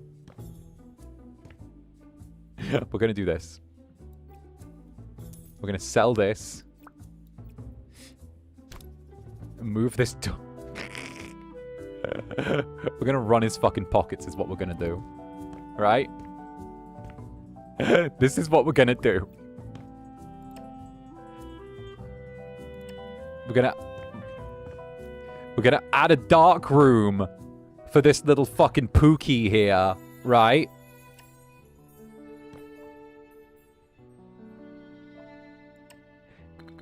If this fucking baby weeb wants a dark room, then he'll get a dark room.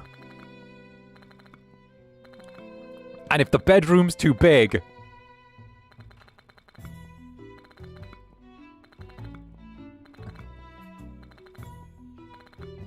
then we'll give him exactly what he wants. And if he says the auction offer's outdated because I looked around the house and that's fine. And Shadan, thank you for the super. Speaking about sauna, last Monday I was the first time in a sauna. I actually learned first that I need to use the steam room though. Otherwise my asthma is fighting for my life, my days. I've never been to a sauna. I might want to try one though. I can't really do like onsens or anything in Japan because I got too many like my tattoos. But like, you know, I'd be down to like try sauna or something, you know. This Sven, bitch ass Sven door. This is what we're doing. He wants his dark windowless fucking room. We're gonna give him his dark windowless fucking room. Guy wants to live in a fucking like donut. Let him live in a donut.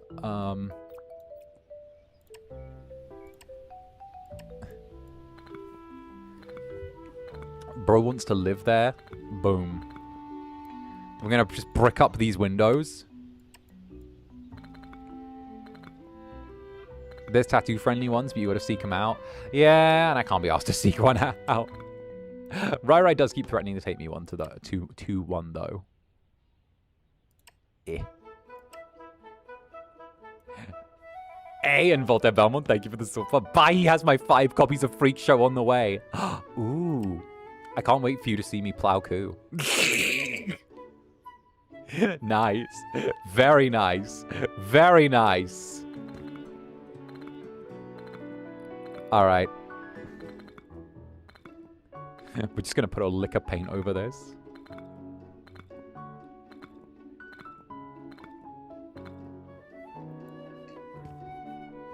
Wait, what? That's what it is. That's the doujin, isn't it? With me and Ku and Rai and Ash.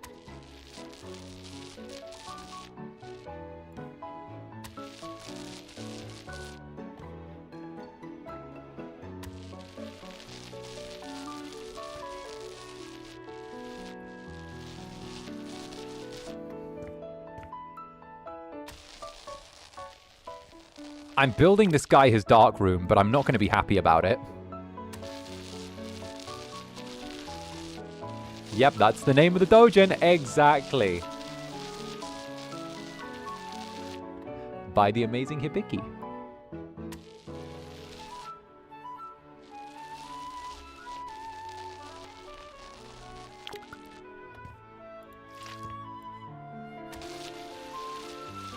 There we go. Nice. Oh, here we go.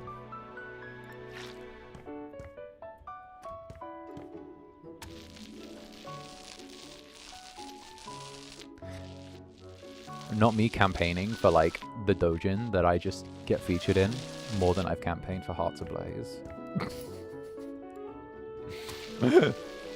Not me shilling for, like, that more than I've shilled Hearts Ablaze much.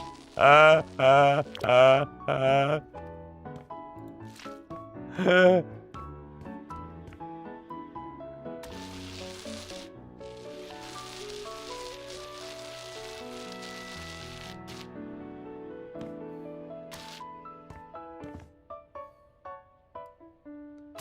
we go. There! Do you love your... I actually don't hate this. Wait a minute. I actually kind of low-key don't hate this now. Wait a minute, I kind of like that. Wait, I kind of like the Wait. Wait, I kind of hate that I like this. Oh, no. Wait, but I kind of hate that I like the fact that the space is a little more divided now. Wait, but this actually is kind of nice, because, like, this... Because it has, like, a natural flow. Wait. But that kind of feels nice with the sitting area there. And, like, wait, I kind of hate that I'm fine with this.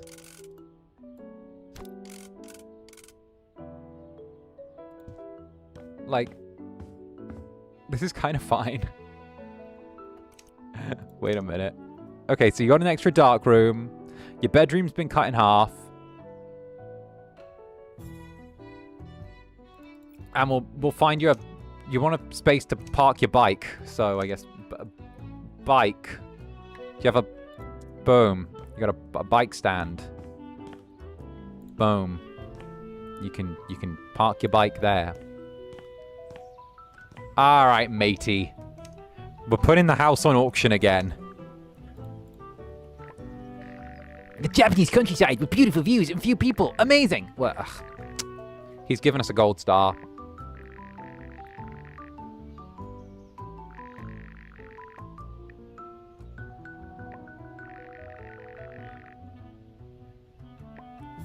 Japan? No, Pina Cove is our home. We're too old to start a new chapter in our book in a different language. Oh god, I hate this man so much. Oh, I hate this man so much. The Japanese countryside with beautiful views and few people, just according to Kikaku.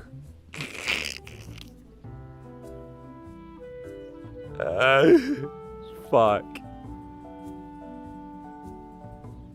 I don't really need a garage. You don't have a garage. Oh, we're selling it to this fucking guy. We're selling it. We're selling it. Go. Have it. Stevie Nilsson or whatever. Oh, God. Oh, my God, it's the American game. Fuck me. Look, we transformed the place into such a beautiful little home. I mean, look at that. The old, like, little room we turned into a dark room. That with the old trash shed we turned into an onsen. Okay. What?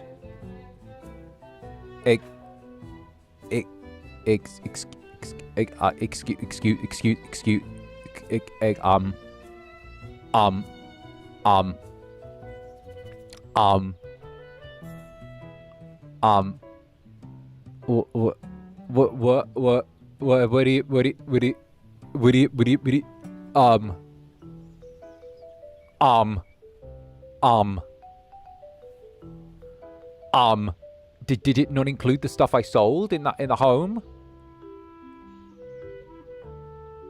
Why did I get no reputation bonus?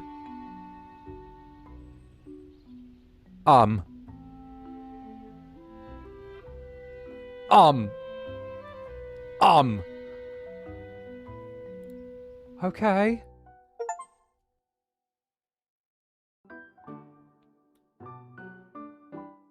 We spent a lot on renovation. I just didn't want the place to look trash.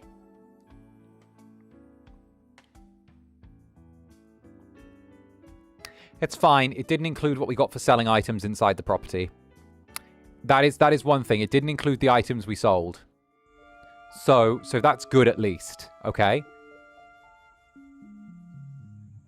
That's fine. It's taking a minute to load my fucking mansion. Give me my mansion.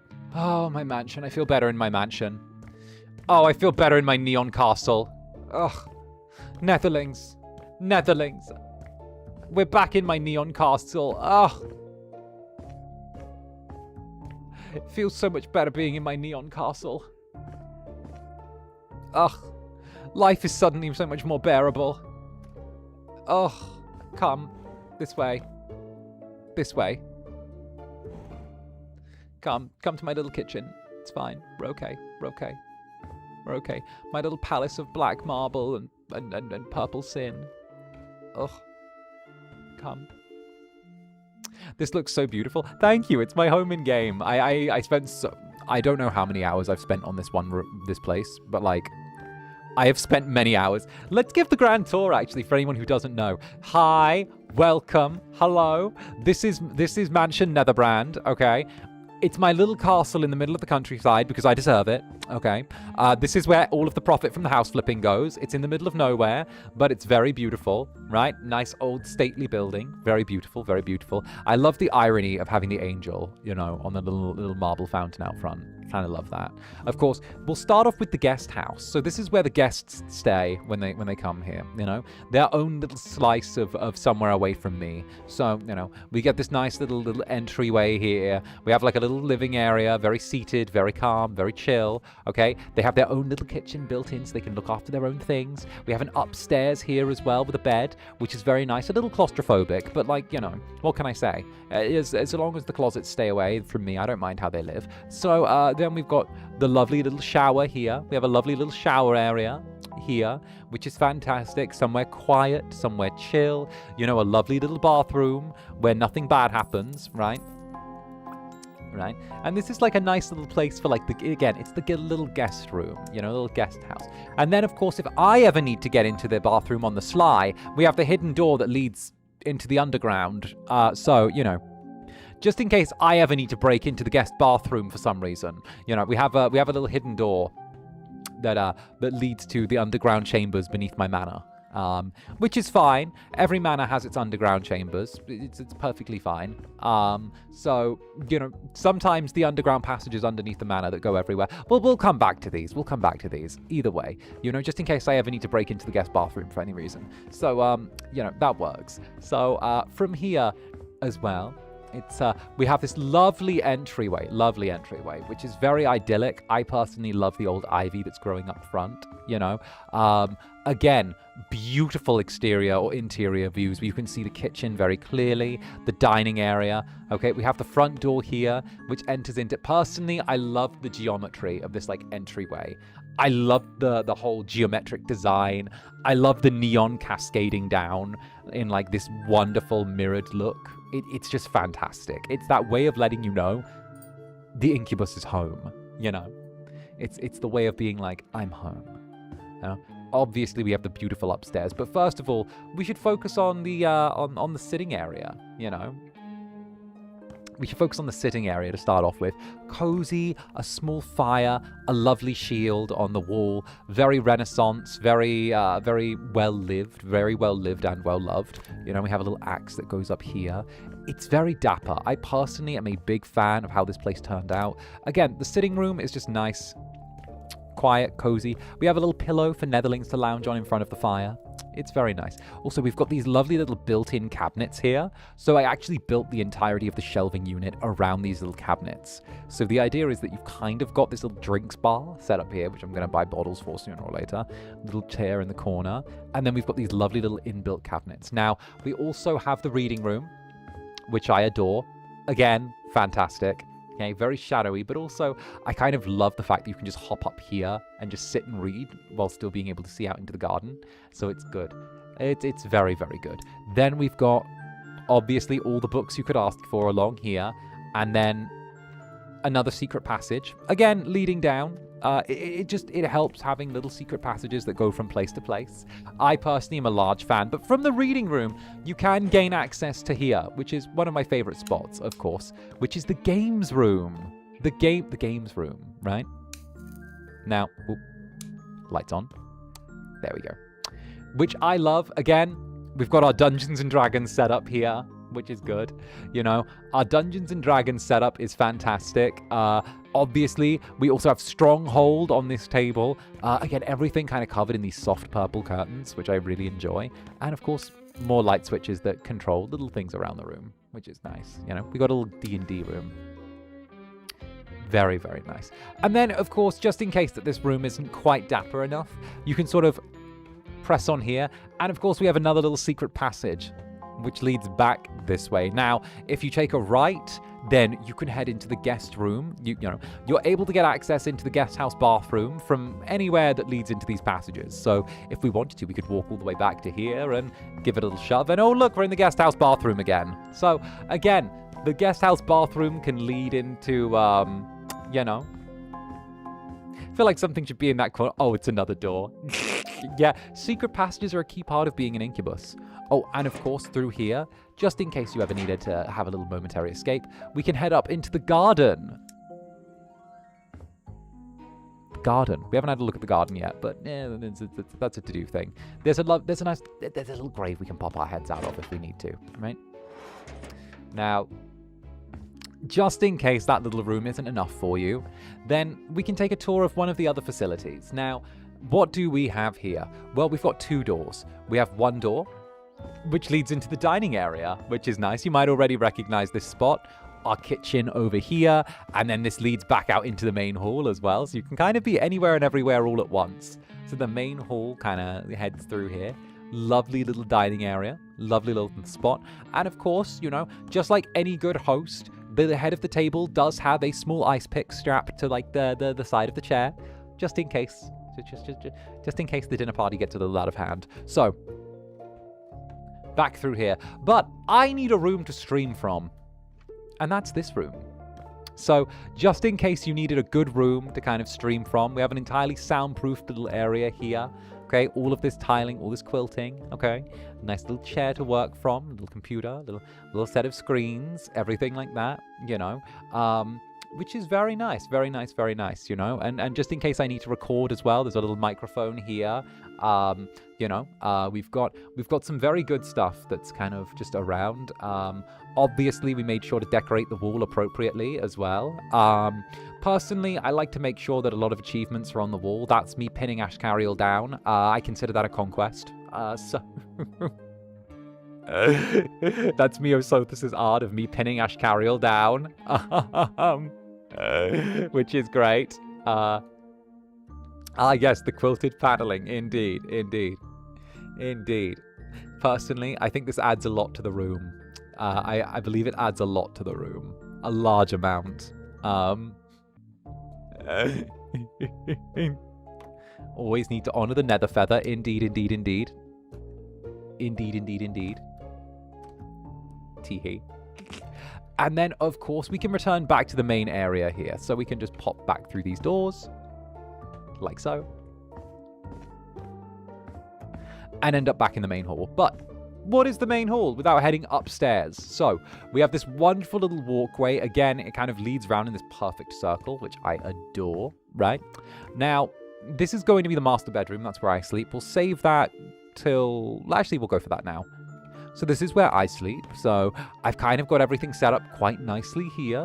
A little desk, little set of shelves, little sort of side area, little bed set up here. And then, of course, we do have the little set of stairs going down, which lead back to the little gaming room, which is nice. The little streaming room. Fantastic. Again, high ceilings, lots of chandeliers. I was tempted to see if I wanted to build maybe like an upstairs and kind of link a little bit of a wall along here, or like a ceiling along here, and kind of build an upper area to kind of sit in with a lot of bookshelves and a lot of stuff.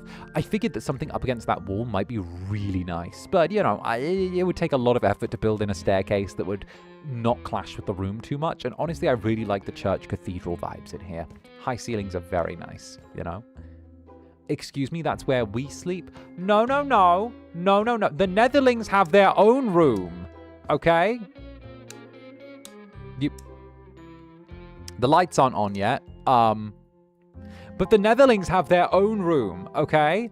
With your baseball bats and your TV and your food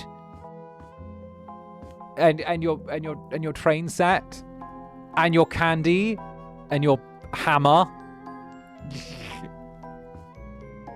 Okay? Was this not? And also we also can head up to the attic. Okay? Now, this is clearly the Netherlings room. This is the BL.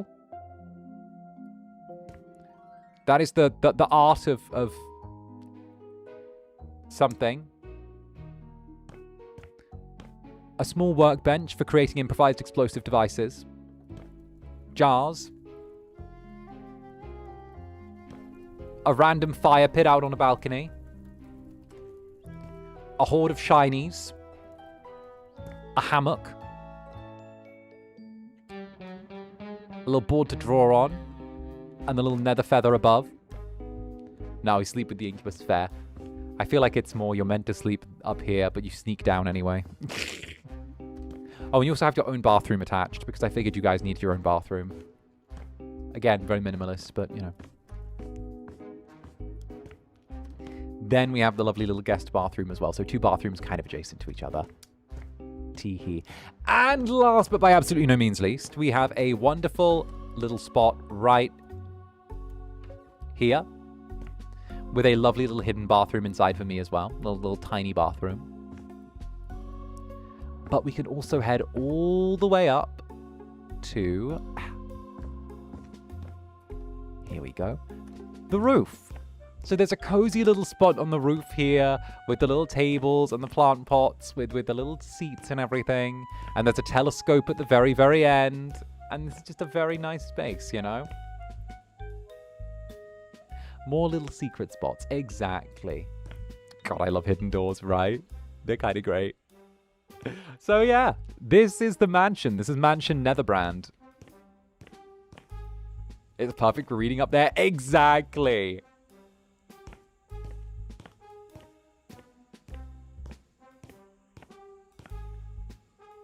Oh, and also the gardens. We can't forget the gardens, can we? You made this a no Netherbrand DLC, the blasphemy. I know. Shocking. But if we head around the house, I think there's a hidden door around here somewhere. Maybe, or maybe I forgot about it. But if we head around the side of the house, we have the lovely little grave we can pop in and out of when we need to. But more importantly, We have a couple of cool little things. One, if we look through this little hole, we can see a happy little ghost tree. And for the Netherlings that have a green thumb, we have a wonderful greenhouse that's all set up in here as well. We got a little greenhouse for the Netherlings that are more growing things oriented. So it's really cute. It's really cute. I restored the greenhouse from like how it was before. And that is our little mansion. That's our little mansion Netherbrand. I rather like it. Oh, goodness. It would happen if we made some noise. I wonder. If we jump from the roof, will we bounce or splat? I think it depends on the consistency of the Netherling. Some of you bounce, some of you splat. I think it depends on personal consistency. So tee-hee-hee.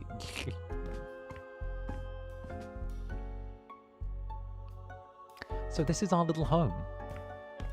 I've spent a lot of time on House Flipper, in case you can't tell. I think this house... Let's see what we could auction this for. We're not going to sell it, but let's get a rough valuation on it, shall we? Like, I am kind of curious for what the valuation on this place would be. I'm a little curious. Let's just move our home office to the dirty laundromat real quick. And out of curiosity, let's see. We still have the loft. Yes, you still have the loft. So we've spent just under 1.6 million on the place, right? If we were to get a rough auction value, so here the outside, the neon, the bedrooms, all of that, 1.6. The Hex Girls from Scooby-Doo? 3.2 million?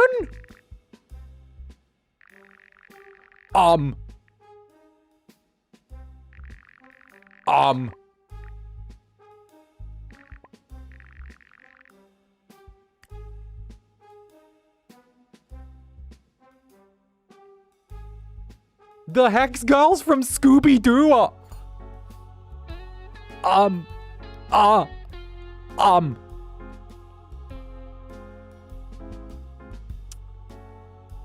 Well, this is a...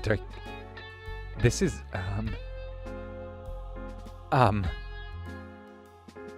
The Hex Girls from Scooby-Doo? Offering They're offering double the value of the house.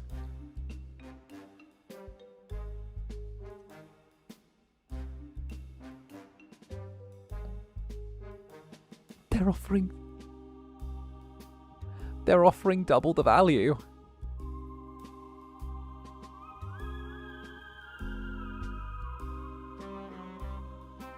But our house...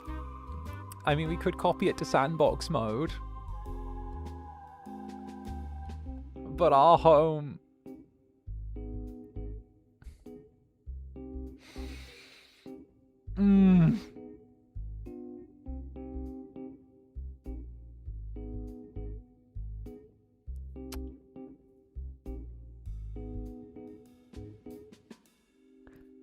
We do have, like, 3 other homes. You do realize this, right? Copy and sell it. Oh, wait, true, we could... Yeah, we can copy it!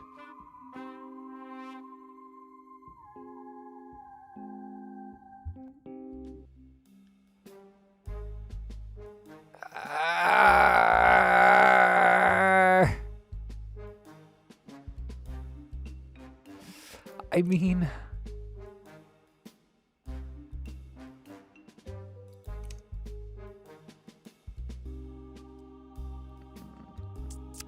Fine. No. We're moving back. We're moving the office back in. Fuck. Fine. We're moving our office back in. Fine. We're doing that. We're going there. Fine. We're not selling the home. Fine. We're not selling the home. We're not selling the home. We're not selling the mansion. We're keeping the mansion. The mansion's our home office, okay? The mansion's our forever home. Okay? We are going to sell the Bohemian apartment, though. We are going to sell the Bohemian apartment. We're going to see offers for the Bohemian apartment. How does that sound? We're keeping the mansion, so we don't need this apartment anymore. We don't need the big open plan apartment anymore. I think that's fair.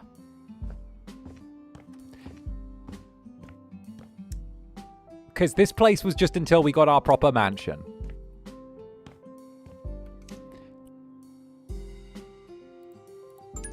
Deal? Deal. Okay? You know, that's fair. Right. But we'll see. I want my own office. Just drop a little... Ugh, God, I hate her so much. Natural light. The natural light situation's not up to building code?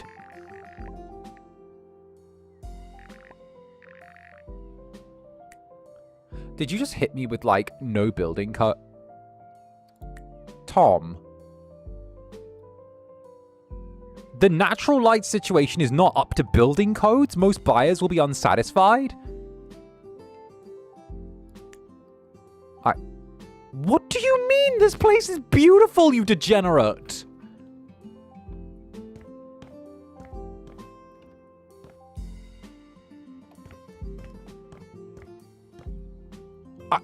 Excuse?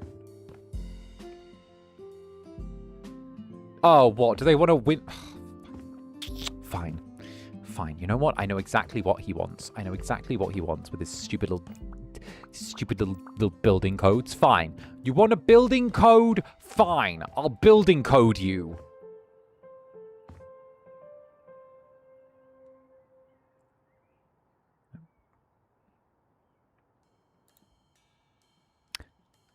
I can't even have a window that fine. You want a fucking window? I'll give you a window. Look at this man being like, oh, you need a window. Sorry, I didn't realize that you were the fucking Shah of Persia. Didn't realize I had the Shah of Persia coming to stay with me. The entitlement.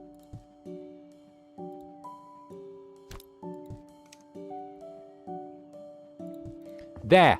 Is that up to your human building codes? That I don't respect?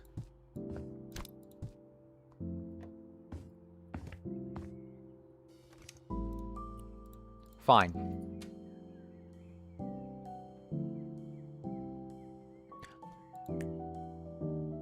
You need a garage. Scandi furniture.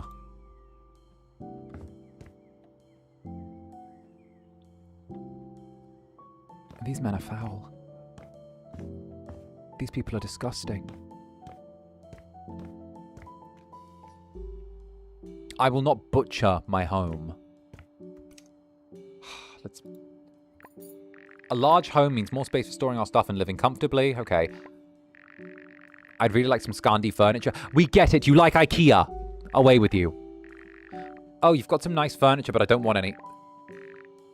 Hex girls. All peony groves might be a good idea for a summer trick, but living there's not for us. Okay.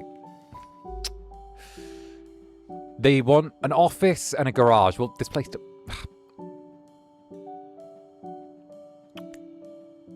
Fine, fine. Sarah and James Marston.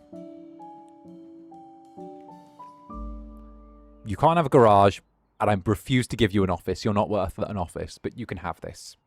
You can have this. I'm giving this to you. You can take it. You can take it. This is technically profitable for us. But the next place we're making for the Hex girls. Even if the Hex girls tried to lowball us on this apartment. Because they dead-ass lowballed us. They hit 3.5 and we put 4.15 into making this place.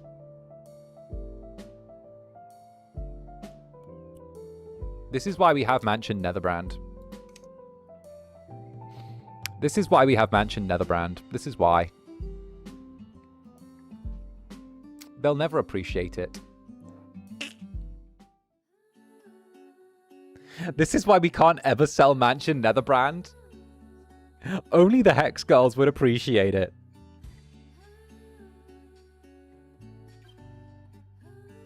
Shout out to my Hex Girls. I'm a Hex Girl, and I'm gonna put a spell on you. I'm gonna put a spell on you. I'm a Hex Girl, and I'm gonna put a spell on you. Gonna put a spell on you. What other mansion we were working on? There's also a mansion that we were midway through doing. Because Harker and Vane bought a mansion with my house flipper coin while we were collabing together. And then proceeded to never touch it. And left me a beat up mansion. And we're like, oh yeah, we'll do this next time. And then Harker and Vane got this place. Saddled me with this place, which is wrecked. Spent my savings on it. And then we're like, okay, see you soon, Zanny.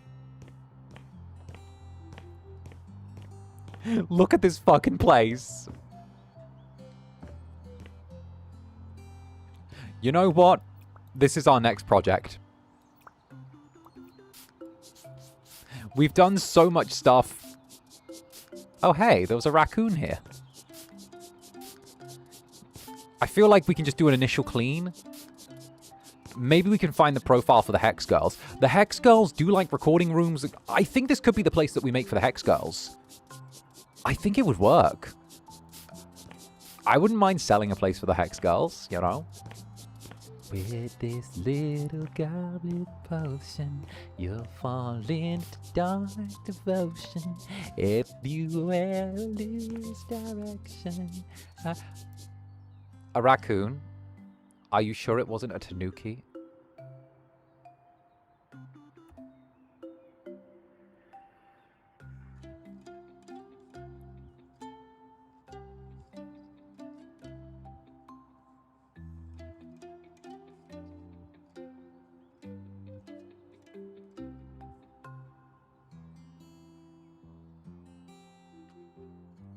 I can't say anything right now because I'm on live stream, but just imagine I called you a slur.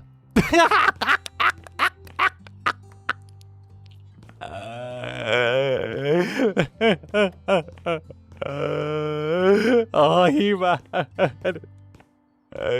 Crazy time.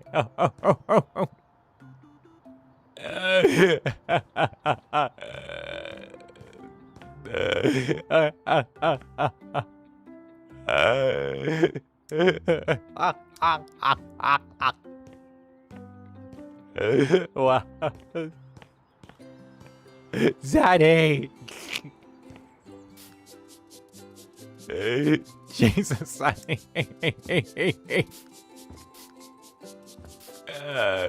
I'm kidding. That's fucking crazy. I'm wheezing. Please take that in the spirit that it was meant. Please take that in the playful spirit that it was meant. Please, oh, for the love of God. For the love of God. For the love of God. If you guys can't be based, I can't do risky humor, and I have to go back to doing safe humor. I have to do VTuber safe humor. Please. During Pride, listen, I'm one of them. I'm allowed. You're fine. You're fine. I have to do safe VTuber humor. Hey guys, what comes after 6? 7. No, I love your jokes. Please never change. Thank you, thank you, thank you, thank you, thank you. I can never be safe. I could never be safe on live stream, dead ass. Like, I couldn't go back. Could you imagine early baby Zanny trying to be safe and, like, now? Regular fucking baby Zanny seeing current Zanny would have a fucking conniption. Oh, my days. Like, my days. Boy would throw himself on the floor and start, like acting like he was watching that one Porygon episode of fucking Pokemons, you know? The one with, like, the flashing lights that come out of there suddenly and made all the Americans have seizures. I've been a lurker a long time. Yeah. And then I came out and told, then you came out and you've got a fucking home here. You better remember that. You're always welcome to, you're always welcome to set down your bags here.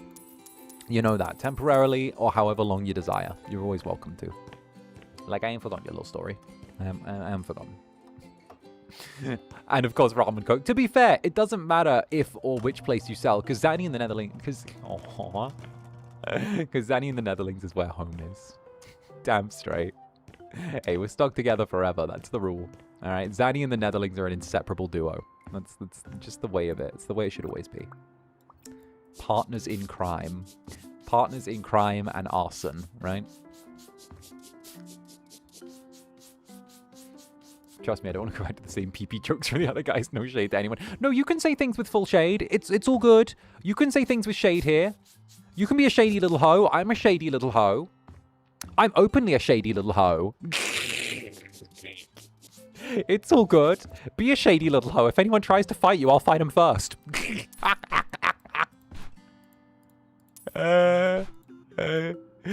Me being like, it's okay to pick fights. It's okay. Don't worry. You have an Incubus to fight. I'll be your gladiator. Oh, goodness. But thank you once again, Ramen Coke. Hell yeah. Hell yeah.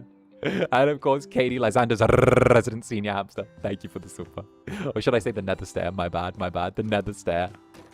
Ooh, that shot. And 𝔂𝓸𝓼𝓽's resident senior hamster. Thank you again for the nether stare. Tee-hee. Oh, tee my heckin' hees. This place might be a really easy flip. This might just be a cleaning job, not gonna lie. Like, this could just be a cleaning job. Like, get some furniture to appeal specifically to the Hex girls. Because we've got, what are their names? I used to know the Hex girls' names. But now all that's coming to me is the evil girls from Winx Club. But, like, the animated series. Because it was Icy, Darcy, and Stormy who were in Winx Club. And 𝔂𝓸𝓼𝓽's resident senior hamster. Thank you for the nether stare again, darling. Katie, what is this behavior? What is this? My goodness gracious.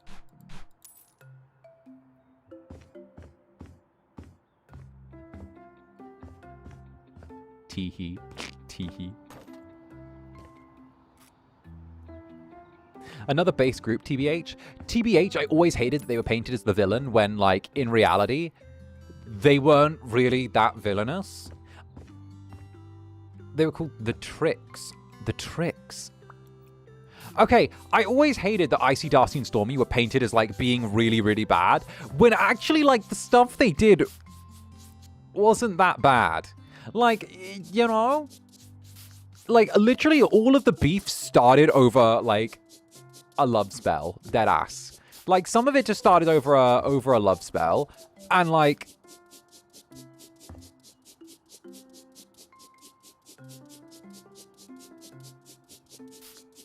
Not even gonna lie.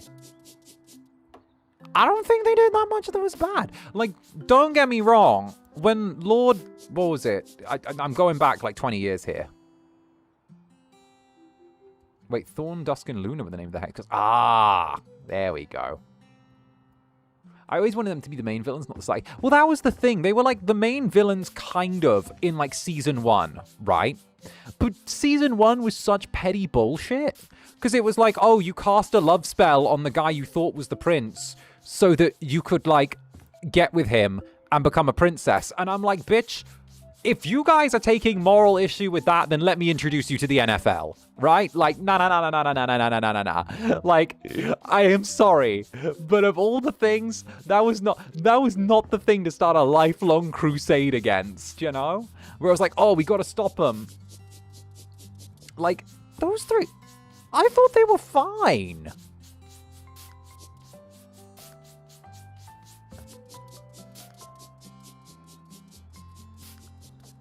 Like, they would... Like, I'm sorry. Like, I don't... Of all the things, I don't think love spelling the person you thought was the prince... And it didn't even turn out to be the prince. It was like it was his body double or whatever.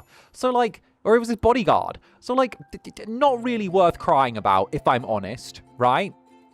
Not really worth crying about. They were like petty high school villains. I thought Winx Club was better than Sailor Moon. Okay, but not even gonna lie, though. I fucked with Winx Club when I was a kid. I didn't fuck with Sailor Moon when I was a kid, so I can understand that opinion. All right. Let me throw a bigger one at you. To me, Cardcaptor Sakura was better than Sailor Moon. I'm gonna get fucking roasted alive for this. Couldn't get into Sailor Moon. Fucking loved Cardcaptor Sakura. Like, I'm gonna get put on the stake. I'm gonna be a roasted Incubus. Cardcaptor Sakura fucked. Fantastic. Also agree. Based. Cardcaptor Sakura is better than Sailor Moon. Ooh. Ooh. Because, like, Cardcaptor Sakura did not get the love it deserved. It did not get the love it deserved in the West. Like, not even gonna lie. A big thing with Sailor Moon was just such a cultural thing at the time. But Cardcaptor Sakura was fucking awesome, in my opinion. Like, it was good. And the thing is, I feel like Cardcaptor Sakura hit this really nice niche where, like, you were able to enjoy it even if you were a little bit of an older kid as well, right? And I loved the drama of it. It was really good. And, like, not gonna lie, like, Cardcaptor Sakura felt like it tackled more mature topics as well for me, at least. It was something I very much enjoyed. You know? Plus, I'm just saying, the angel living inside the whatchamacallit cute boy, like, I'm just saying,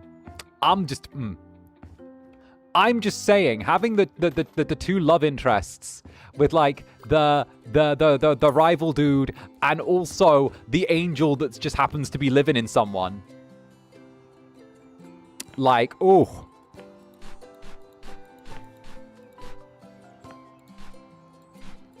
Like, that was great. Yue, that was it, Yue. I always, like, don't think they're called Yue because it reminds me of Yu-Gi-Oh! GX, which, because the angel in Yu-Gi-Oh! GX was also called Yue. The big evil one at the end. So, that always throws me off a little bit because I'm like, Yue? No, that's the Yu-Gi-Oh! GX one, you know?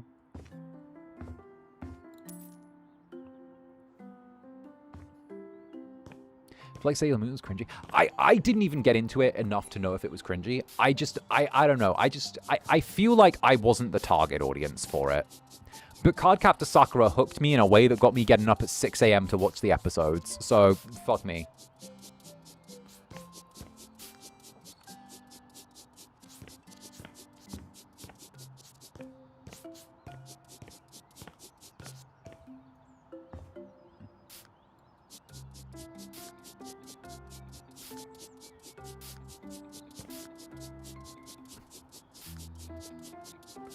Never managed to get into Sailor Moon. Cardcaptor Sakura, those grabby hands, right? Sometimes the vibe is just off. Yeah. I don't know, though, you know? If I ever need to find myself a partner, then I can just do the old red string of fate ploy. I can tie a red string around a rock and hurl it at my love interest's forehead. And when it hits, if they don't get a concussion, they can follow the string back to me, you know? I can just bean him with a rock. That's the way you romance someone, right? Right?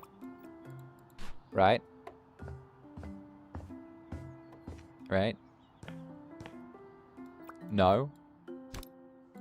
How do you do it? We don't really have, like, the traditional form of, like... We don't really have Incubus Tinder where I'm from. It's a little confusing.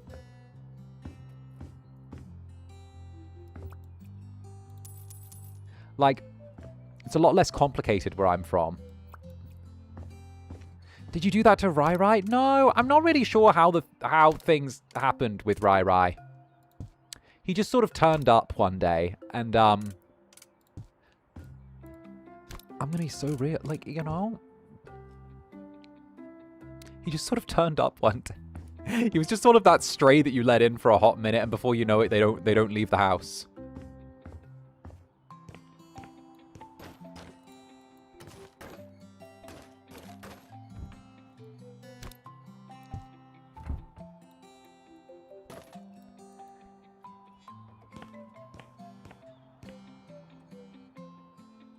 I think back in the early 90s, there wasn't really a show geared towards girls. I think one of the big things, right, was I think a lot of, like...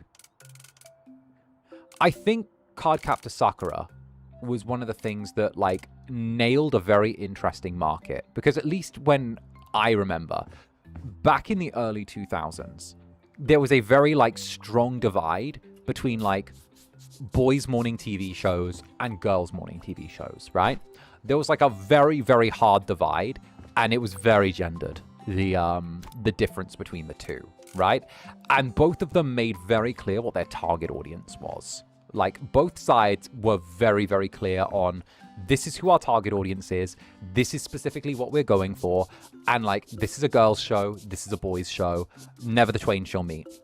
But I think 𝓂𝓸𝓾𝓻 SAKURA managed to land in that very, very unique spot where, like, it was able to hold its own and actually appeal to both, which is very, very rare in my mind.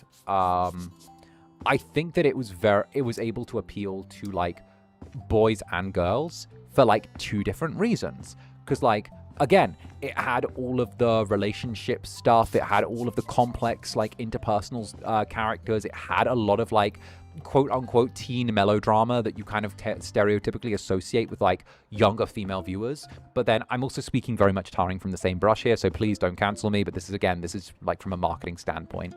But it fits very much into that teen melodrama that sort of advertising associates kind of associate with, like, the classic sort of, like, female viewer. And then on the flip side, it also had these, like, really well put together action set pieces. It did have, like, interesting characters that were there. They had a lot of, like, the tough, like, tough and slightly rough and ready boys that were in there as well. And, like, it always made a very careful and I think measured decision to present both the male and female characters as being capable, which I think is a very difficult thing to do. But it did really feel like you got two sets of characters, and it felt like everyone involved in the story was capable. There was never a damsel in distress inherently. And even, like, the damsel, even the closest thing we kind of got to a damsel in distress in my mind was, like, the dude that the angel was living inside. What was it, Yukito? Oh, I think. Or Yukito? The dude that the angel was living inside. That was the closest thing we kind of got to a damsel in distress, right? Because he was a dumbass and kept getting himself into bad positions because he was fucking possessed half the time, right? But, like, I kind of really liked that because, again, you had, like, the rival character who, you know, again, it wasn't an inherently antagonistic relationship between the two. The two of them actually had, like, that respect there, and it worked really well.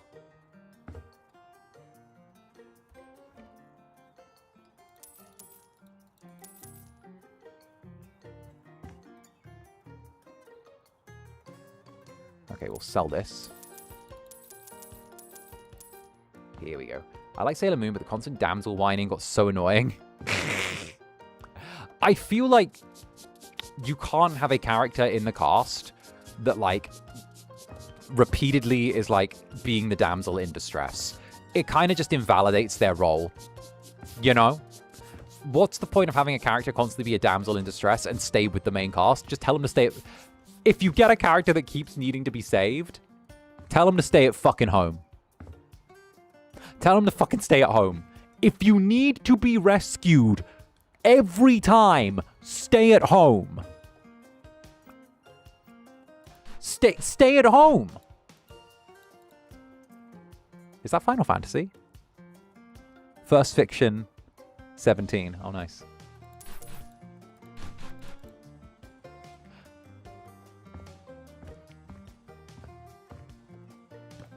Stay at home.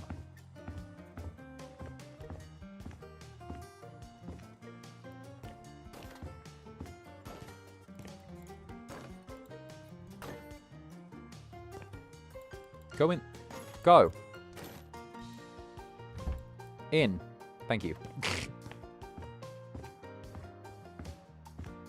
But she can't stay at home. She's the main character. No, I understand that. I'm speaking in general. Like, if you have characters that if you have a character that constantly needs to be rescued, and there's, like, no development, have them stay. Just have them stay. It poses the writer's question of, like, just stay at home then. Like, it poses that writer's question of, like, But why? You know? Like, I'm not saying this specifically for, like, Sailor Moon or anything like that. I'm making the general point of, like, characters should always be able to function on their own and at least have some level of capability where like a repeating plot point shouldn't be that they need saving. It's maybe a once in a blue moon thing if a character does need saving, but if it becomes their thing, then like at some point the party just says stay at home. Is this a Professor Netherbrand crossover? Fine, you're getting a writing lesson right now. Okay, okay. Okay, sit. Oh, fine. All right. Sit down, get out your fucking textbooks. Okay, Professor Netherbrand is in the building. Okay, come on. Okay, class, sit still. Come on, textbooks, pens, pencils, whatever. Okay, come, sit down, sit down, sit down, sit down. Come along, class. Come along. Professor Netherbrand is taking over for a quick minute. All right, get your notepads, okay? Now, we're going to go over this once. This is not a writing 101. This is not going to turn around and be a quick moment of, oh, well, da-da-da-da-da-da. No, okay? We're going to take a quick moment to break down what fundamentally makes a good character. Now, we've had this conversation before. We'll have this conversation again, all right? However, when it comes to a character can be shitty to start off with. A character can be useless to start off with. However, a character needs to gain competency over time. That is part of the hero's journey. Again, make a note of that in your notebook. Competency over time. A character starts off bad and gets better and better over time, okay? A character and an entire story can be based around a character being shit at something and getting better and better over time. Now, one of my favorite examples that I am going to use for a character that starts off shit at something and gets better and better over time is Eragon. Do you guys know Eragon by Christopher Paolini? Now, Eragon is one of the biggest book successes of the 21st century. It got a movie. It got an unsuccessful video game. It got an unsuccessful movie adaptation. It got another unsuccessful movie adaptation. But fundamentally, it did good, right? For Christopher Paolini, at least, right? Why? Because Christopher Paolini, the man that wrote the book, you know Ball? Yes, I know fucking Ball. I read all of the books, right? Christopher Paolini self-published that entire series. That's right. He did not go through a publisher. He actually got rejected from a publisher with his Eragon book. They said it was too boring, too standard, right? Too whatever. They didn't think it would do well. He self-published the Eragon series back to back to back to back. The Reclamation Cycle, I believe it was what it was called. No, not the Reclamation Cycle. The Return Cycle was what it was called, give or take, right? Now, he self-published that shit. Why? Because the first book was good enough. And do you know what that meant for Christopher Paolini? Because he self-published all of those books. He kept 100% of the profits. 100% of the profits. Because he self-published. He didn't have a publisher taking anything from in the middle. That man believed in his work, and he self-published. And he kept 100% of the profits of that series. Yeah, some of it went into distribution and stuff like that, but the publishers did not take a fucking slice. Those books sold millions of copies. Millions, right? They were some of the best books of the 2000s. Anyway, the entire concept of the first book, Eragon, long and short of it, farm boy from world with no dragons because all the dragons are dead, finds a dragon, egg. It hatches for him. And it turns out that it loves him, and he ends up becoming a dragon rider and ends up changing the world and going on a quest to slay the evil king, right?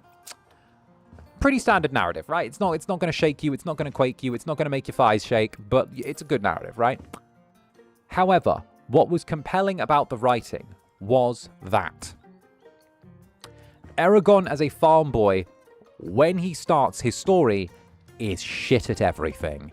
He can't fight with a sword. He has to get a guy in the village to show him how to just hold it and swing it right, okay?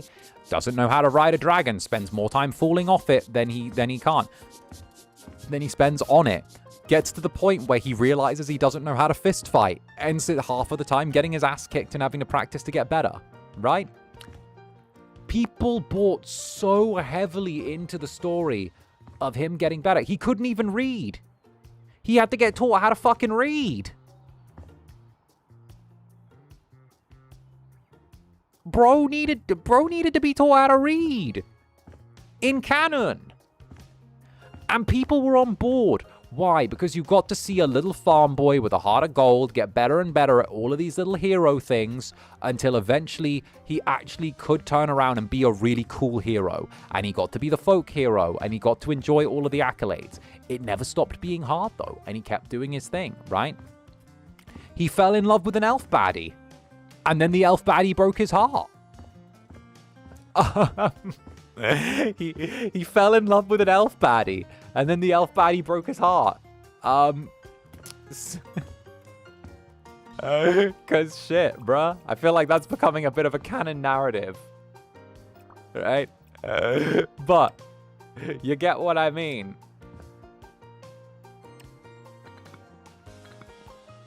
Me having all the books behind me.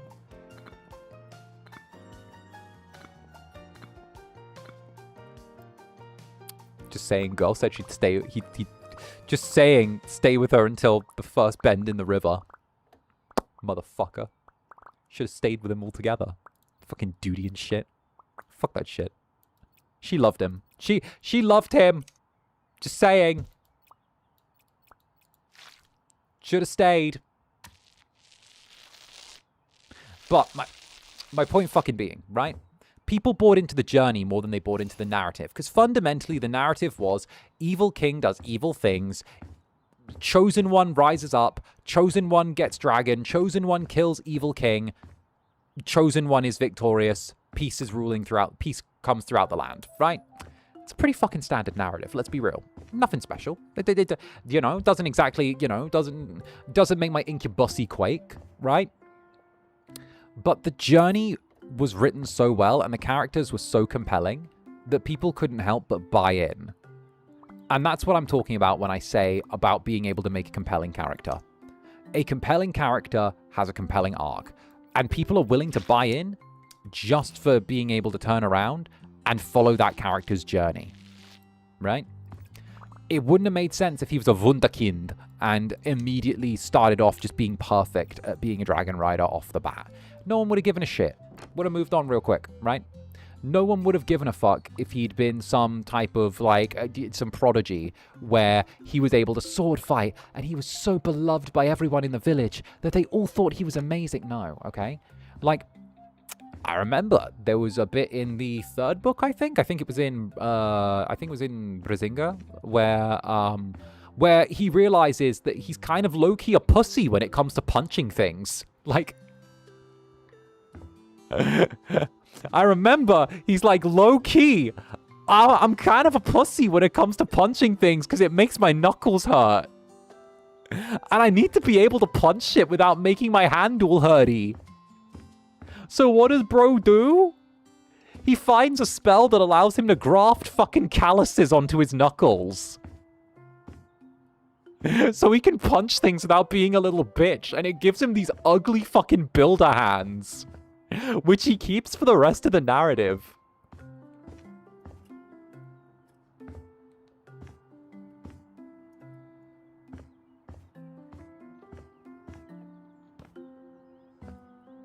So yeah, it's just as much about sacrifice as it is about being able to write a compelling character isn't just about the character being compelling. A compelling character is someone who has a journey, is willing to sacrifice to reach their goals, and that way the readers themselves can also feel like they're a part of the journey because they're getting to see someone who's willing to sacrifice to make it to those ends, you know?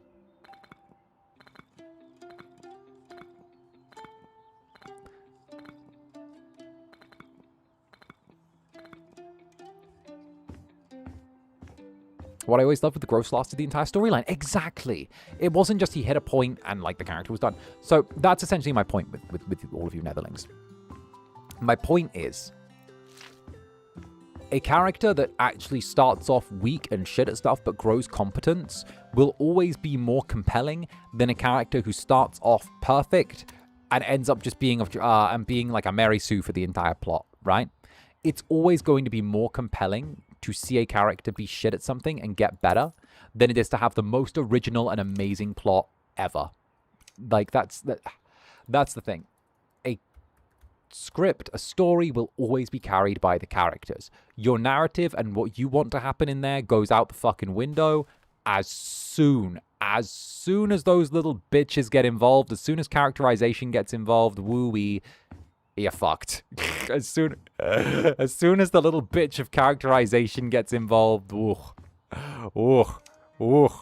you're done. Why can't I have a door there?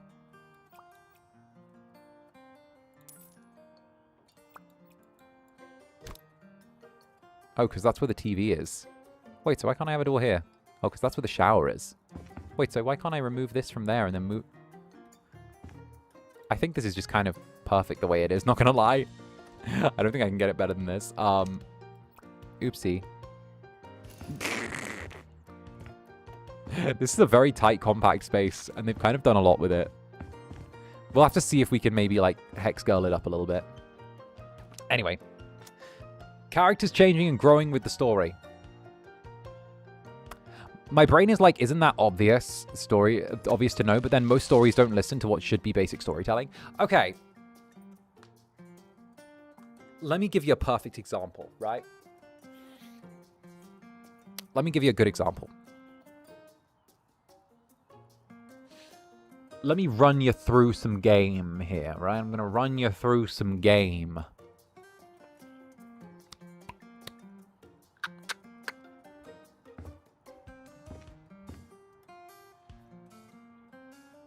Gonna run you through some game.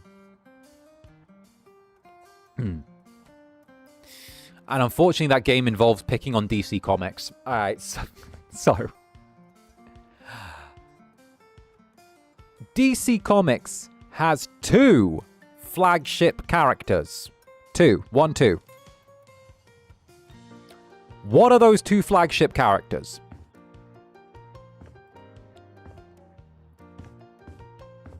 What are those 2 Come on. We know this. We know this.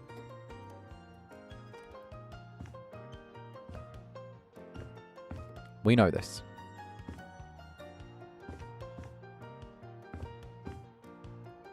The 2 characters they slap on everything. Superman and Batman. Exactly. Superman and Batman. Batman and Superman. There you go. Have a little meh, meh, little gold star. Meh. Why is it, though, that Batman comics are almost always outselling Superman comics? They are almost always outdoing it, right? The only time Superman usually goes over is if there's a major storyline development or he dies. There is a long, long history of Batman holding steady and Superman struggling a bit. Because I'll tell you what, back in 2016, 2017, I think it was 2016, there was a bit of a curse where Superman comics were, like, really getting fucked in the ass. And when I say really getting fucked in the ass, I mean really getting fucked in the ass. Like, it was bad. It was bad. Like, I believe there was a time where you might not have to quote me on this, but I believe there was something like one of these copies, one of the specific, like, oh god, I remember it was something like initial sales of one of the comics dropped so fucking low that it was something like 5,000 copies were shifted on like the first day of sales or some shit like that, right? It was around, I think, 2017 maybe.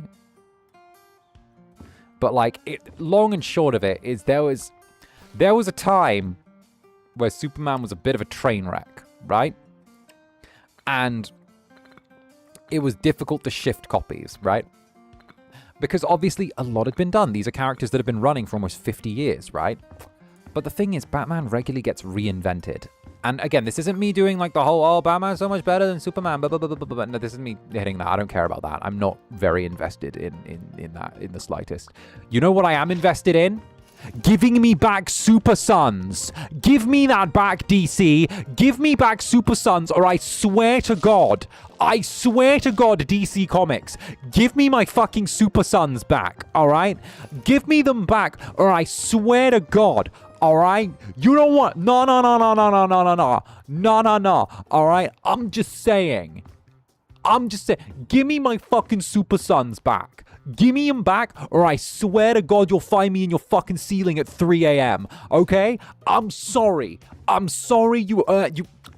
Listen. I know it's Pride Month. I know it's Pride Month, so I shouldn't be... So I gotta be loving. But you know what? It's fine. By Wrath is coming out right now. By Wrath, right? By Wrath is coming out. Aging up Connor Kent just so you could make... Just so you could... Aging up Connor Kent just so you could make him an ally to one of us. Because we all know that's why you did it. We all know that's why you did it, DC. We all know that's why. Like, listen.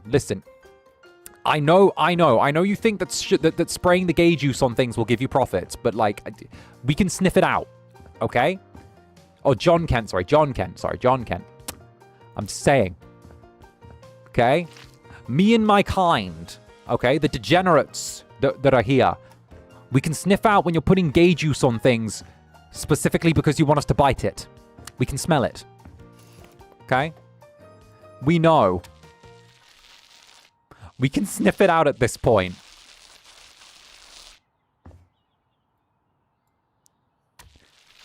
Okay? Mm-hmm.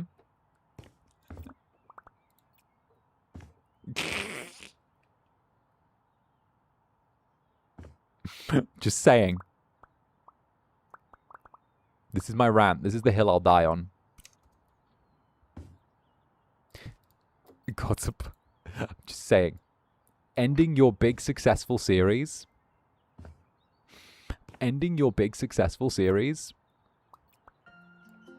Because you want to age up one of them. That didn't win your points in me. Didn't win your points. Anyway, they really took away Damien's only real friend at the time. They didn't even end the series. They just said it's not getting renewed because we want to do something else with one of the characters. They didn't even properly end it, by the way. They didn't go like, oh, well, you see, after much consideration, we've decided to blah, blah, blah, blah. No, they didn't give us any of that shit. No, they were just like, oh, yeah, it's done. Oh, yeah, it's over. Oh, it's cool. Oh, yeah. Yeah, Watashi, what's up? Skr. They just ended it. Didn't do anything with it. They just ended it. They just called it. They were just like, oh, yeah, it's done. We done now. Yeah? We cooked. We're done. They were just like, oh, yeah, no, we're not getting you another season. It's just going to end. The most successful thing that DC did in decades. Decades, by the way. Decades. One of the few times that DC was actually able to outsell mangas in the international market. They managed to beat serialized mangas in the international market. I feel like I'm smoking crystal if I was ending a fucking series that was that popular. I feel like... And sorry, this is like my hill. This is like my trauma. I'm sorry, this is my deadass. This is my trauma, all right? I'm gonna stop. I'm gonna stop my bitch ass. This is like my rent. This is it. If I could get paid to just rant about Super Sons and how much I hate DC for ending that series, I will never go broke. Like, I swear to God. If I find some way to monetize my hatred of them ending Super Sons, I will always eat. My God. So about the absolute Batman series becoming... I mean, I get an animated version of Two-Face to want to suck dry. I guess that's a plus. I mean, come on. We get absolute Two-Face to want to, you know.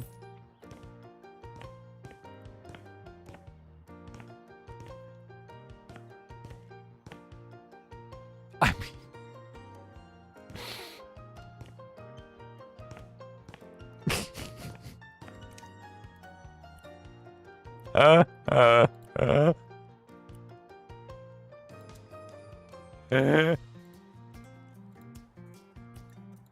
Where are my quilted wall coverings?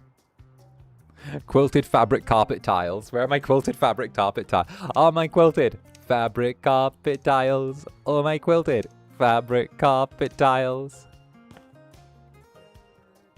Is this as black as it looks? Or can I make it like a little bit grayer? I think that looks better.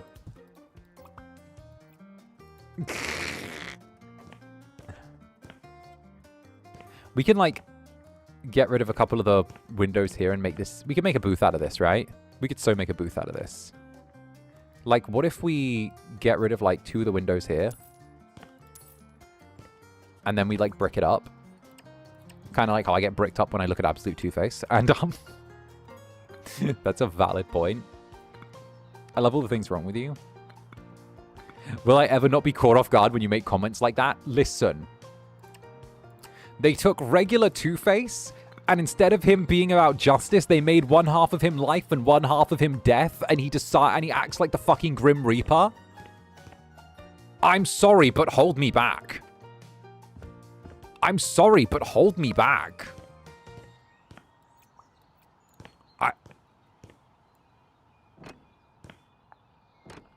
Like, oh no, the most creative thing that's been done with a DC character in a hot minute? Like... With the long white hair, looking fucking princely.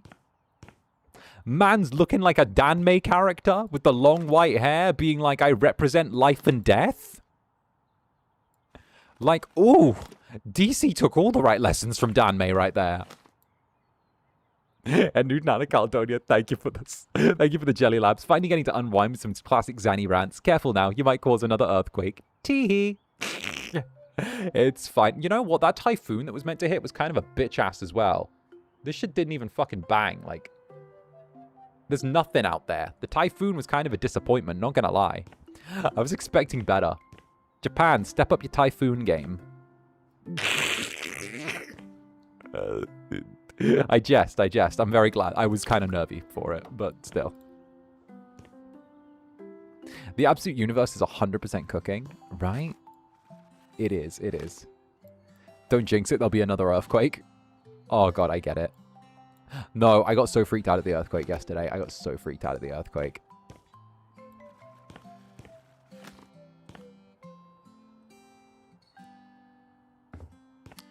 Let's put...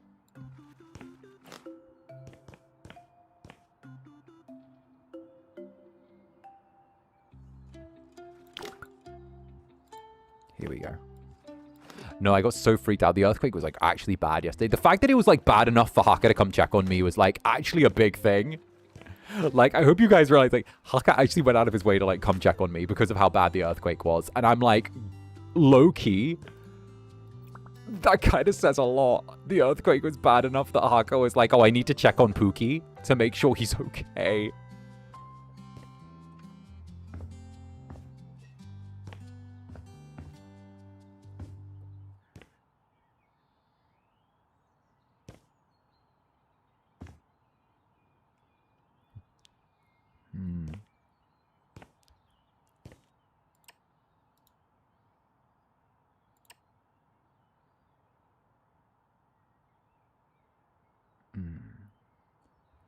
It was bad enough it made Haka's stream end on YouTube's side. Oh, bloody hell. Yeah, no, I'm very lucky that I'm like stable with where my internet's at. But nah, it was a thing. Haka's a good lad. Well, of course. I wouldn't have kept him around if he wasn't. I would have fucking shuffled him into a corner and stopped speaking to him if he wasn't a good lad. Listen, I need good lads around me. I need my boyos.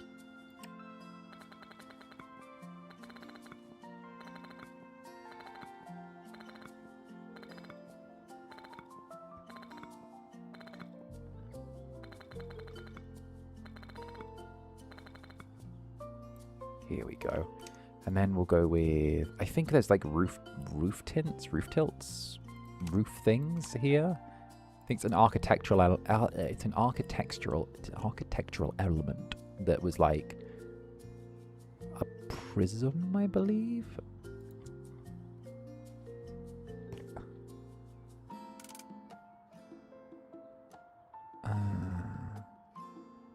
It's like a wedge.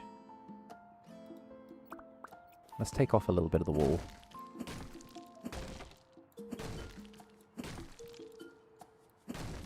I'm still screaming out Penguin. The design's cool. I'm less into Penguin's design than I am into Two-Face's, but I think that's mainly because Two-Face stole the show for me. Like, it's that classic one where I'm like, listen, he got one performance, but that performance was better than everything else on stage up until that point. You know? Like, that performance was so up there that, like, I'm sorry, there is no competition anymore. This is the Two-Face show now.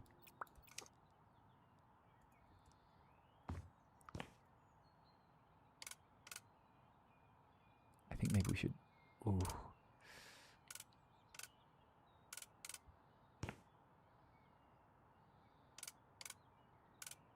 Can we not rotate you more? Okay, oh, can I just... Oh, wait a minute. What if I Channing wrote... Oh, what the No, no, don't do... Don't do... Away. What the fuck was that? What if we... Here we go. There.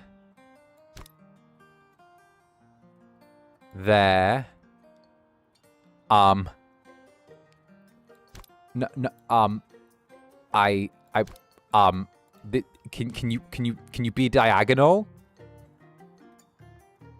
Can you be diagonal?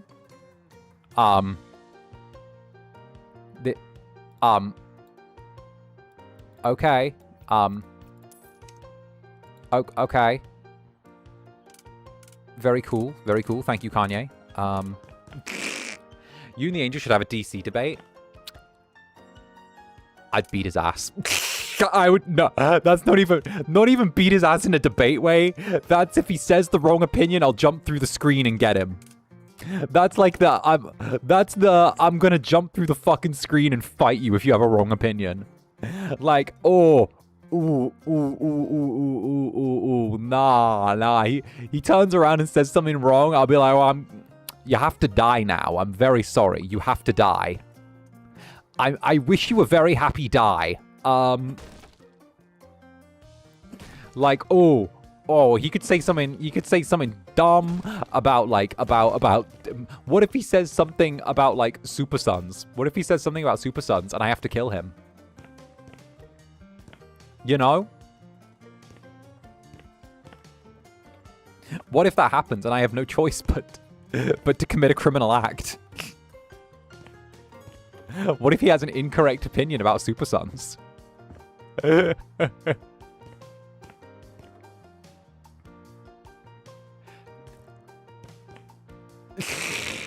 need this so bad. They say opinions can't be wrong. I say that's stupid. You can have objectively wrong opinions. I don't give a shit what people say. Like, oh, you get anything's valid condition opinion. No, okay? There are just stupid opinions. Okay? There's just yeah. I can have the opinion that the Earth is flat.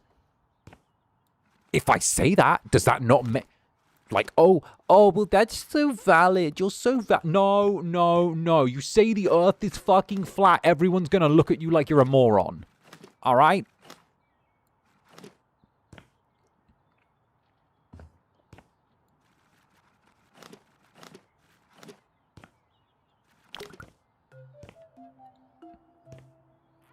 People are allowed to have different opinions, Zanny. Well, yes, as long as the opinions aren't stupid. But some opinions are stupid, and so shouldn't be treated like they're serious. Listen, all right? Let me put it this way, right? Let me put it this way. Everyone's allowed to have an opinion, right? Everyone is allowed to have an opinion, and I agree with that. I think everyone's allowed to have an opinion. But just because everyone's allowed to have an opinion doesn't mean I should listen to my toddler's advice on gun control. Right? Yeah, everyone's allowed. Great, now let's listen to the toddler's ideas on firearm reform.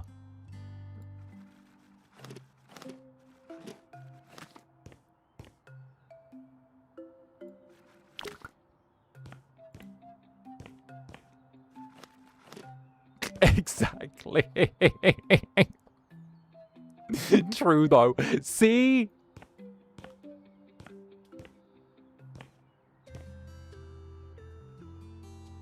He believes in multitudes that Gwen Stacy is better off dead. I agree.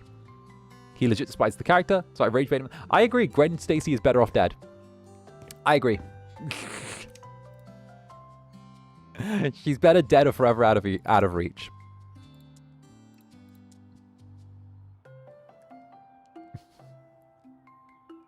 Not wrong at all. My bitch ass. Let's listen to a toddler's ideas on gun control.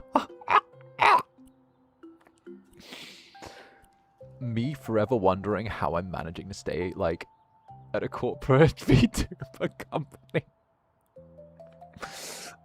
I deadass think that the only reason that I get away with the shit that I say is I stream so late that none of the Mane-sans are awake.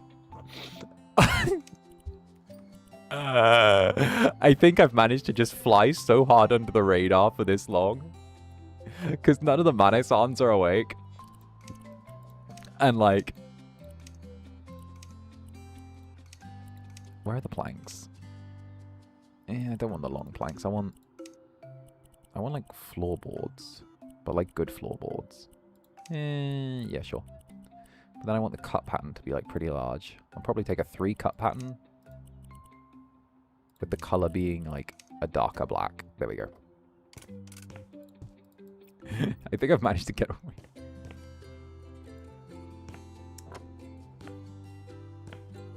Spider-Gwen? Well, that's the thing. Spider-Gwen only works when she's in another kind of like dimension that is out of reach of regular Peter Parker. Like, it only works if she's back for a very limited period of time and she exists in isolation.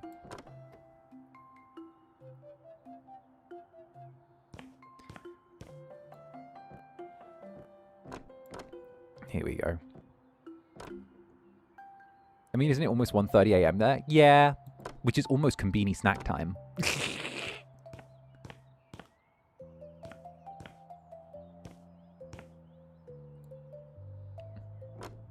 Loki, this is why sometimes when I'm clipping you, I rethink what you're saying and contemplate if we put you on blast management. No, it wouldn't. It wouldn't. It wouldn't.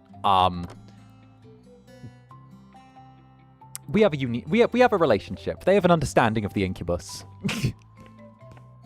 No, Diamane and I have a very decent relationship, and like, there is an understanding that in order for the Incubus to perform in the way that he performs, there needs to be certain freedoms. And like, as a result, it does mean that, like, you know, I get a little extra wiggle room. Like, it's the idea that like there is very much like the comfortable understanding that, like,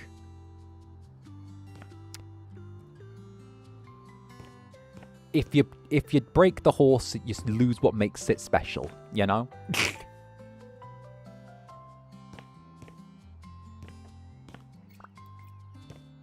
Everyone loves a wild horse until and wants one for themselves, and then they realize how sad it gets when it's broken. You know? Let's go with some music. You give me Coca-Cola. Of course. Hobbies.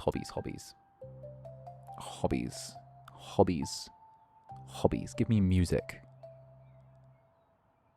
Give me the microphone. I feel like this will be a good music room.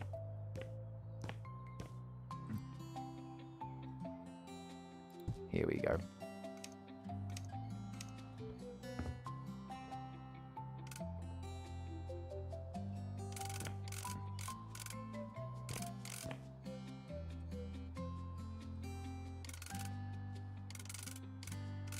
Can we get like a... Give me a keyboard. Bruh, just give me a regular fucking keyboard. Don't give me a grand piano. Listen, what's her name only needs a keyboard. keyboard, a guitar, a couple of amps. Bang them in here. Here. Right, we throw on a drum kit as well. I know that one of them's the drummer. Boop. Perfect.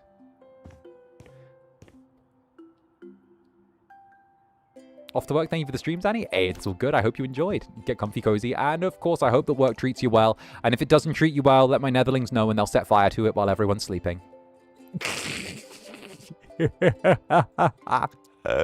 Let my Netherlings know if they upset you there. They'll burn it down. Yeah. I can change your whole direction. I'm a hex girl and I'm gonna put a spell on you.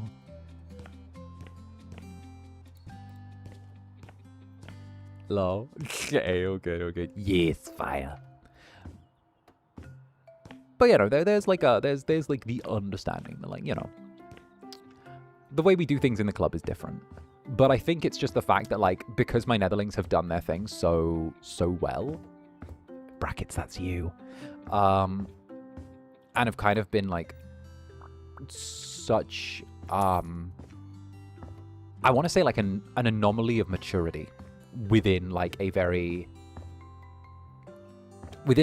emotional, I want to say, like within like a very emotional kind of place. There's kind of the whole thing where it's like the understanding, just the Incubus knows what he's doing. Let him cook, you know.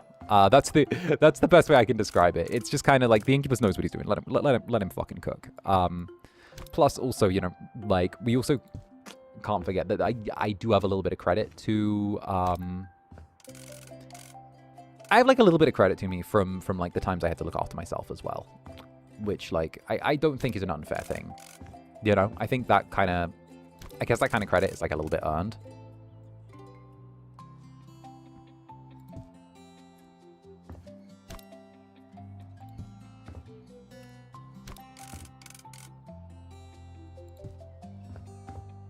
Oh, that looks so good, but it looks so ugly. The Incubus feeds us well. Exactly. Well, if I don't do it, who the fuck is going to who the fuck else is going to? You guys are hungry little beasts.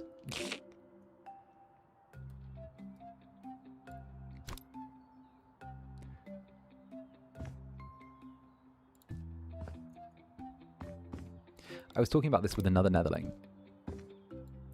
Yeah, no,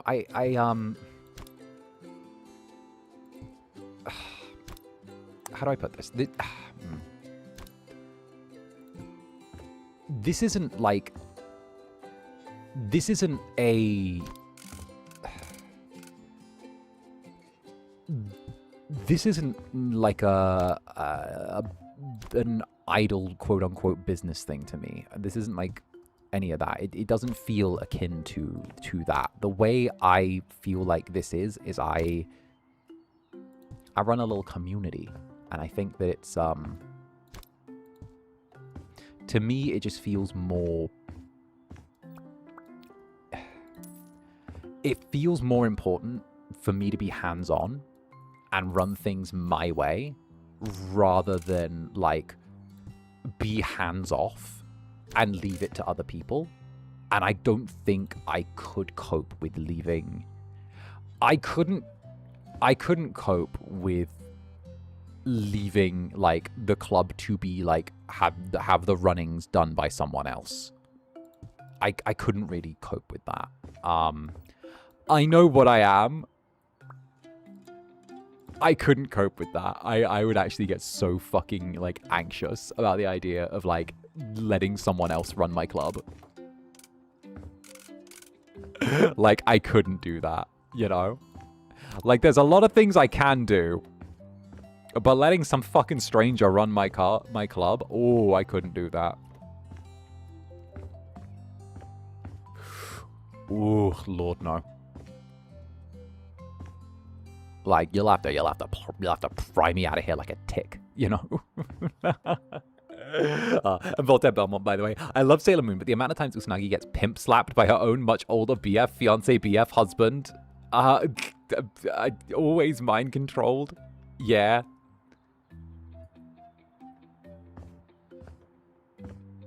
Huh. Memo to self. If I ever want to slap anyone, just say I was mind controlled. Good to know.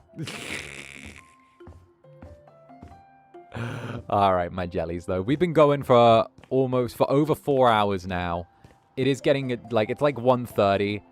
I think now is a perfect time for us to start winding down. So what we'll do is we'll drop a save here with our little mansion. We'll drop a save, boop, and we'll head on over to our little Zatsu room.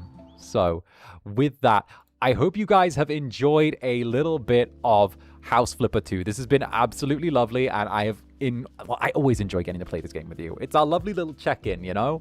It's our fun little time. It's a tradition at this point. I love doing House Flipper 2. It's one of our classics. It's always been, like, one of our classics, and I only have positive things whenever I, like, come here. And it's just a nice way to yap. It's a cool little yap stream. I get to hang with you guys. You guys get to hang with me. We get to just be cozy together. So what can I say? It's a fantastic one, you know? I only ever have, like, the most wonderful time with this, and it's always a treat, so hell. But with that in mind as well, I have to go get some rest. I'm probably going to do a little Konbini run, get myself a little snacky snack before I go to sleep. But also at the same time as well, I'm going to be meeting some of you guys tomorrow as well. So the waiting room for tomorrow's stream is going to be going up a little bit later, but it should be me and Rai hanging out in my room with a few drinks. So we'll see either way. But I do hope that you guys enjoy, and I will see you all here far, far sooner than you think. And of course, if you are here, be sure to drop a little like on today's stream. I do really appreciate it if you would go that way about things. It does really help out the channel, and of course, it helps me get a little bit out there because I'm streaming a little bit less right now while I'm in Japan. So if you guys do it, I would much appreciate. And if you're new here, then maybe consider giving that subscribe button a little slap as well. It deserves it. It's been looking at me a certain way the whole night. It's been eyeing you a certain way. So give that subscribe button a little slap if you're new here, and who knows, you know, teehee. It might just end up being an enjoyable experience. But with that in mind, I will see you all far sooner than you think. So stay comfy, stay cozy, and I will see you in my dreams, my dear sweet mortals. So bye-bye for now. Bye-bye. Oh, that's my BRB. Wait, here we go. Bye-bye. There we go. Very slick, Zander. Very slick. Very smooth. Love it. Fantastic. Vibes. Vibes. Fucking vibes.